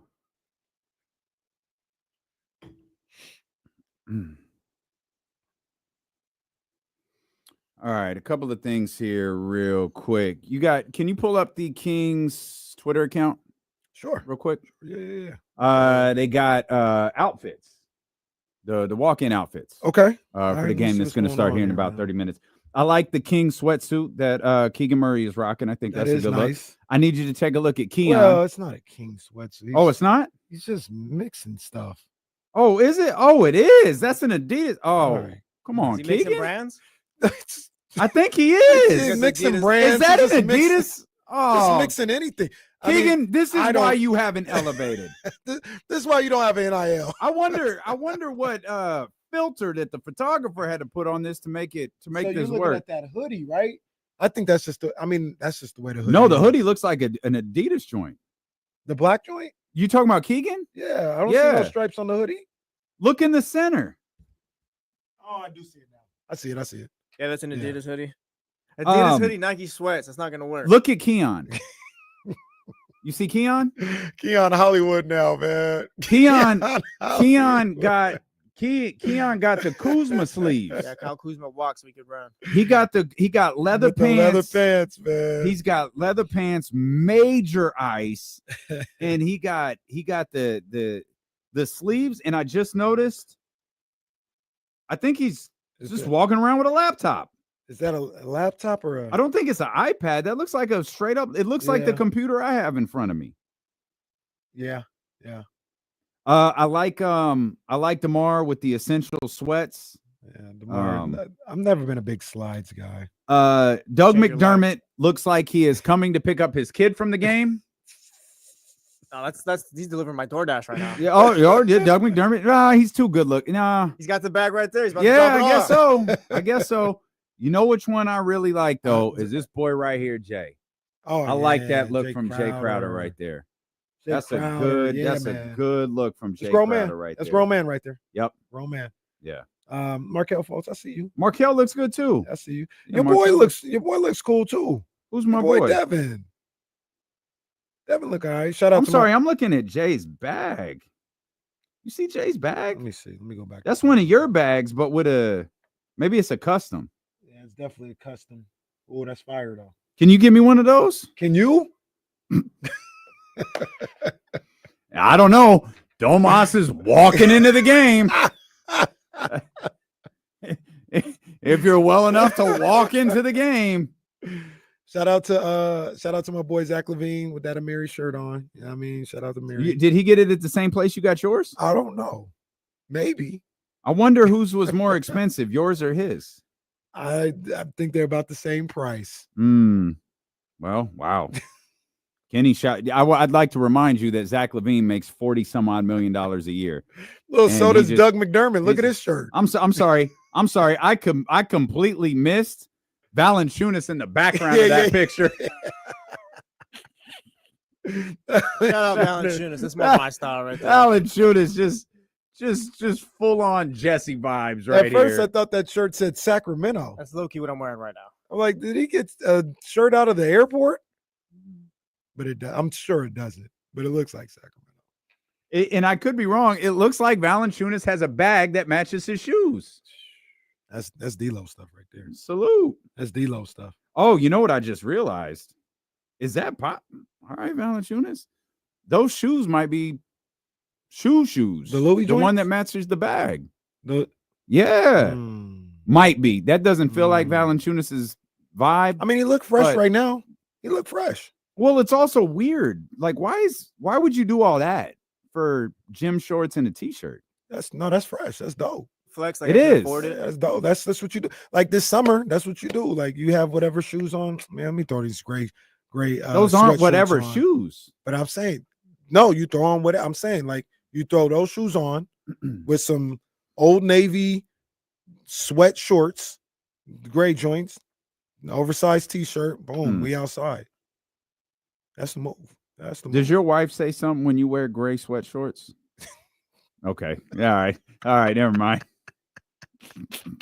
Couple times. Couple times. Yeah. Yeah. All right. Oh man, what you think about your boy though, man? You ain't comment on your boy, man. Who? Devin, man. I like what Devin got on today. I don't think Devin's on my feed. You on Twitter, right? Yeah, it's part of the thread. He's like the second tweet under the first one. He went with that looked like just a regular polo. Oh, I missed all of these. Okay. Yeah, regular polo. I like Trey in the all black. No. Those are some nice pants. I like the pants. No. He went with the simple polo t-shirt. Yeah, but it's wrinkled. It's not that wrinkled. I've seen more. Kenny, stop it. I've seen more wrinkled shirts. Those are Supreme wrinkles right there. What's that bag? Nah. What's that bag doing? No, it looked like it's probably a Supreme bag, actually. Nah. This ain't it. Damn, Devin can't even win. This ain't it. I like the beanie on too, man. He got the hair flowing out of the beanie. That's I like a good that. look. I like that because anything that covers up the top of his head is a good look. He knows. I'm not a Devin Carter guy, man. I don't know what to tell you. I thought that's why I pointed out. Thought he looked good today. He had a nice outfit on. He's got a wrinkled shirt on. Like, I like he's walking at the same time. That could be the case. The shirt, okay, Kenny. Like, I don't know what wrinkles look like. His shirt is wrinkled. You're doing an NBA walk-in. What did you just? Is that a Fruit of the Loom shirt that you just bought? That's a polo shirt. That's probably like a $40 polo shirt. Okay, how do you know? Okay, where's the little horse? All right, it's right there. Where's the horse? By his left arm. I got one on right now. It's not $40. The pack of 3 is $40. Oh, it's down there. I see it. My bad. I was looking. Okay. All right. Pack of 3 is 40, man. It feels good. That's a good feeling shirt. Well, yours is cleaner than his, and I can't even. All I can see is the top, under all of the diamonds that you got on. It's a good. Yeah, you know what I'm saying. Got the polo right here. You know what I mean? I love these shirts. I need to get about 2 or 3 more packs. Devin look good. I think Jay. I don't think Devin looks good. I think Jay look like I ain't here to play basketball. Jay looks great. I mean, Trey is trendy, but Trey's fine. I like the pants Trey has on. I do too, but it's all right. Okay, now hold on a second. You over here capping for it's riding. Cool. You riding with Devin Carter? Trey's not top 5 today. He's not top 5 today. Who? Jay's 1, right? Jay's 1. Keon, I put Keon maybe a 2. So that I can't get into that look. I don't get it. I put Keon. I like the leather pants. I isn't it risky to walk around with an iPad or a computer when your hand is tucked into the like you can't what if you have to hold something? Well, the new laptops they fall, everything's okay. I don't want to find that out. I'm not gonna find out either, but that's what they sell you on. I probably put Valanciunas in the top 5. I put Zach in the top 5. But Valanciunas didn't even get his own photo. He did. He's in the back of Levine's photo. He didn't get his own photo. And I'd go Devin ahead of Trey Lyles. Stop it. Yeah, I go J1. Jay is easily 1. I think Markelle looks good. It looks Markelle like look cool. Yeah, it looks like Markelle's rocking some off-whites down there. No, those are the Jordan 5 joints. Markelle? The reimagined Jordan 5s. Fire. One of my favorite shoes this year. Yeah. Fire. Oh, I see. Okay. Yeah. Okay. Yeah, Markelle might be top I like 5. that jacket a lot. Yeah, Markelle might be top, but Valanciunas doing his thing. Doug McDermott looks like the least professional athlete in history. Doug McDermott looked like when Mac Jones got drafted. Oh, God. Oh, man. I'm gonna put DeMar up here too. I like DeMar's casual look. I wouldn't do the slides the way that he did, but I like the essential sweats with the Incredible Hulk shirt. Yeah. I'm gonna go Jay. DeMar, Levine, and Trey. Okay. Trey not in the top 5 today. All I know is Domas is walking in. Your thoughts, Jesse? Yeah, so let's yeah, great. So you well, think no, he talked about Domas walking. You think this is a work? You think Domas is? No, I don't think it's a work. No, it's having not. fun. Yeah. No, nobody thinks it's a work. Yeah, that it wasn't even what we were talking about. It was just. Oh, I'll say for me, and because we've had this discussion, it's and it goes with the clarity thing and everything else like that. If he can't play, for a game or 2 or something like that, I don't think the Hornets game would be really fair. But if he can't play for like two games or the rest of the road trip, and Valanciunas comes in there at a quarter of the price, and you don't lose much, kind of like we saw it sometimes earlier when Domas was out. Yeah, hell yeah, a question needs to be asked this summer about how we're allocating our funds. And that doesn't mean Domas is a bad ball player, he's overrated or nothing. But that price tag might need a little bit more with that price tag. You know what I'm saying? Domas is starting, by the way, today. Domas just started out. Yeah. Okay. All right. What let me ask you this then. Does Domas have a market? I don't know. Like who it depends. Who do you look at and go like, they're a Domantas Sabonis away? Let's go. Or what team do you see and go, man, this team could really benefit from Domas? Again, Domas is good. Not the question. We're asking if there is a move to be made this offseason with Sacramento, and they look to make what would be a pretty big move in moving Domantas Sabonis. Who is looking? Can we come up with 2 teams that would potentially covet him? Can we get a Kenny Caraway, Hassan Whiteside bidding war? What do we think about Detroit? No, Jalen Duren's starting. Yeah, I like Jalen too. I looked at them too though, but that's why I was so quick, because I just seen them and said Jalen Duren. Nah, and he's cheaper. What about Orlando? Okay, Franz at the 3, Paolo at the 4. You get Sabonis there at the 5. Let's Paolo shoot the 3.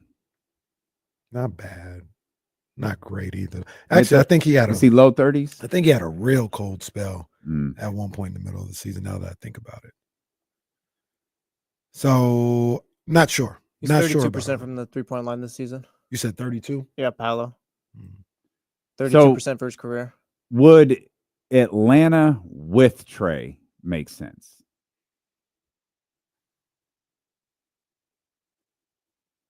Sure. I don't know how much just better that makes them. Just to break the silence, sure. No, not sure, but well, don't lie to us. Well, I'm not going to say it doesn't make but sense. I'm trying to okay. But okay, let me rephrase it. We got to do this. Let me rephrase it. Does it make Atlanta better? Domantas Sabonis. Sure. Jesus Christ. No, I think it makes him a little bit better. Or it might be a minus 17. I don't know. Oh, well. No, I think it makes him a little bit better. Okay. What about Toronto? I don't know how to evaluate. I don't know. Toronto, they've got Scotty Barnes. They've got RJ Barrett. Are they missing a center? I feel like I should know who their center is. Still Pirtle? Yeah, Pirtle's still there. I think Sabonis is obviously better than Pirtle. I mean, you would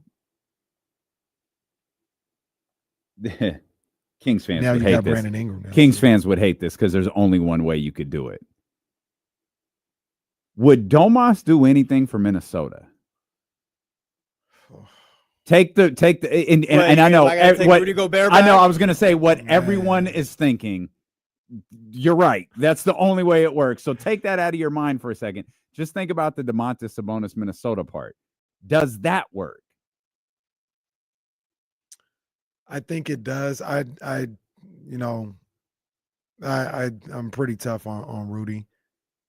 Rudy's not a bad player, but you got to figure out after the 82nd game. Yeah, the first 40 minutes of the game, he does a lot of good things out there, defending the rim. From time to time, like he's not a complete scrub or nothing like that, but. You mean in crunch time you can't get the ball to Rudy Gobert? Is that what you're saying? Yeah. And maybe Maybe Minnesota it does do something. Great. We just traded Domas for Domas. Can't go to this guy in crunch time either. Well, at least you can play Domas. That's facts. You can't play that other guy. Yeah, no, I don't know. We're going to find a different center for the playoffs. I don't know that there's a team because you have to believe Domas can do something for you because of the money that he makes in the years that he has left. It's not. What about the never mind, I guess. Lakers. No, that's a good one. But they would never do that deal. So, and I don't think he fits what they want, though. When you think about what's the brother's name, Mark Williams, right? Is that it? Yeah. That we're going to see tonight. Questionable tonight, by the way. Right. Thank you. Might see tonight if you watched the game. Wouldn't blame you if you didn't. He's a defender, and kind of just a gritty centerpiece, not a focal point. Yeah, that's not what Domas is. But like Domas would help them with their rebounding issues, and obviously he's the best rebounder in the game. I could see Domas. I could see that maybe working out for them, or them wanting him. Can LeBron? Okay, are we in agreement that LeBron connected Luka and the rest of this group defensively to a level where you're like, this is fine? Yeah. Can you do that with Luka and Domas? I don't know, because now you're talking about, what do you always say with Rudy? The perimeter defense. That's where Luka is. Okay, then you have Domas down here. Kings fans, you're not going to believe this. He's not a rim protector. Anthony Davis was. So, when all of the Anthony Davis, Domas stuff, that was something Anthony Davis did significantly better than Domantas Sabonis. Yeah. It's very literally why Nico Harrison tells us he went to acquire him, is because of what he does at the rim on the defensive side of the ball. Right. We saw it the other night when he had that 35-point game. Everybody was talking about the 35 that he had, but what about the defensive possession that he had on the last game? It wasn't at the rim, but he forced, was it Trey? Was it Atlanta? He forced someone into a tough step back three on the final defensive possession. I think it was Trey. I can't remember if it was Atlanta or not, but that's what you have him for. That's not what Domantas Sabonis is. No, the other thing about it too is I don't know what a Lakers trade package would look like for Domas. And what I mean by that is you got to get to $40 million. Then right now, I just came with like something random. It was Rui, Austin Reeves. So I don't think they would trade for Domas. But Rui, Austin Reeves, and Dalton connect, and that still financially doesn't get it done. I'll take LeBron, whatever, then fine. No. The more we talk through it. Send Bronny too. That right. And so that's the other aspect of this too, his contract. If Domas was a $28 million player, that's right. I think there'd be a lot more people in on trying to get him. I agree. At 40, 41, whatever he is. I don't know, man. It's like you're stuck with us, Domas. Well, yeah, it's the number one reason why I think, hey, you want some clarity? That clarity is in that contract extension we signed you to. It's like that meme Kenny talks about where it's raining on that person. The other person's all pissed off. Come with me and they have the umbrella. Right. He's got 3 years left. And next year, it and escalates a little bit, huh? Like just a little bit each year? A little bit, my ass. 43, 46, and 49. Oh, this thing is ending at $50 million, 49.9. But the thing is, like, Domas is 31 at the time of that deal. Like, Domas is still a good basketball player. I don't want to trade Domantas Sabonis. I don't either. So, like, we could be frustrated. Everybody, get your anger out, get your frustrations out. I don't want to trade Domantas Sabonis. Yeah. But I do want to figure this thing out. Yeah. And I don't know how you do that, but like I'm not interested in trading Domantas Sabonis. And I think those numbers, 43.6, 46.7, 49.9, make any trade, especially when we can't find this spot. Right. This spot. I think that makes any sort of trade really difficult. And I think, to a certain degree, people always talking about they stuck with Zach LaVine. I think they're stuck with Sabonis and LaVine. And I know that's very well true. Yeah. That sounds I'm not trying to disrespect Domas, but as great as we think he is, and I don't see a lot of teams lining up for $40+ million of Domantas Sabonis. He might not have gotten that deal from anyone other than Sacramento. Agreed. You want to ask who's easier to trade? Zach LaVine has 47.4 and 48.9 on a player option in 26-27. LaVine is easier to trade. Mm-hmm.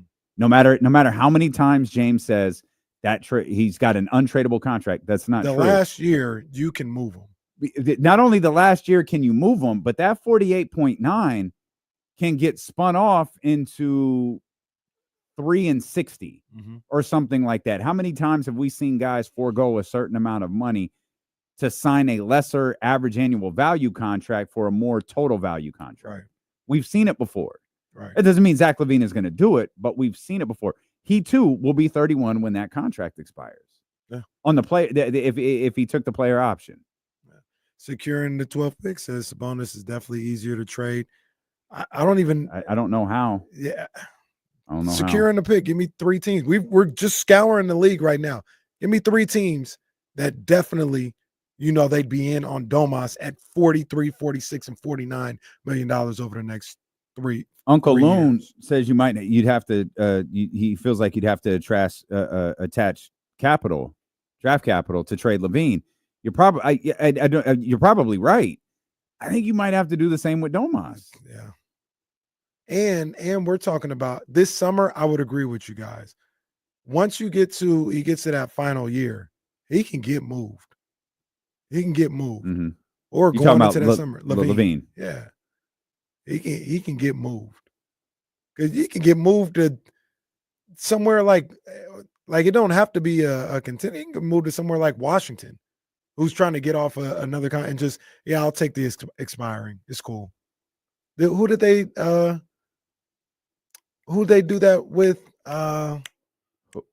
Who they? Washington. Well, I forgot. How did it go with Chris Paul? Did they use Chris Paul's contract? It's like, yeah, we'll take it. Like, if we keep him, we'll keep him. Yeah. But if not, we'll just move him. Like, that's yeah. You can find 5 teams. You can find 5 teams easier to do that with Zach LaVine's last year than you can somebody that's going to take 3 years with Domas at $45 million. Right. Kings play the Hornets in 6 minutes. Can't wait. I can. I'm not watching. I'm not watching because I'm gonna be on the road. But I'm not watching. I got a date to get ready for, and you're not ruining my Friday night. I'll watch it tomorrow. I sat through far too much of the Orlando game before I walked away. Oh man, yeah, that was just from dumb. what you told me. Yeah, that was dumb. You were gone. I was gone earlier than you. You were. And usually that's not how it goes. I think they'll win this one by like 10 plus. What's the spread on this one? Because I laughed at the last one. Okay, I don't know. So they learned. You're guessing. I'm guessing 7.5 Kings. Washington, like I saw that one coming. Like, bro, it's 11.5. I think they cover that. It's really. Yeah, really. That. Yeah, because the Wizards was 13.5. Washington, they're not Charlotte. Like Washington, like we were talking about before the game, like they're competitive. Like you can't sleepwalk through this one. Like Charlotte, I think they're done. I might be a 4 right now, but I don't know. I got a feeling they win by at least 10. All right.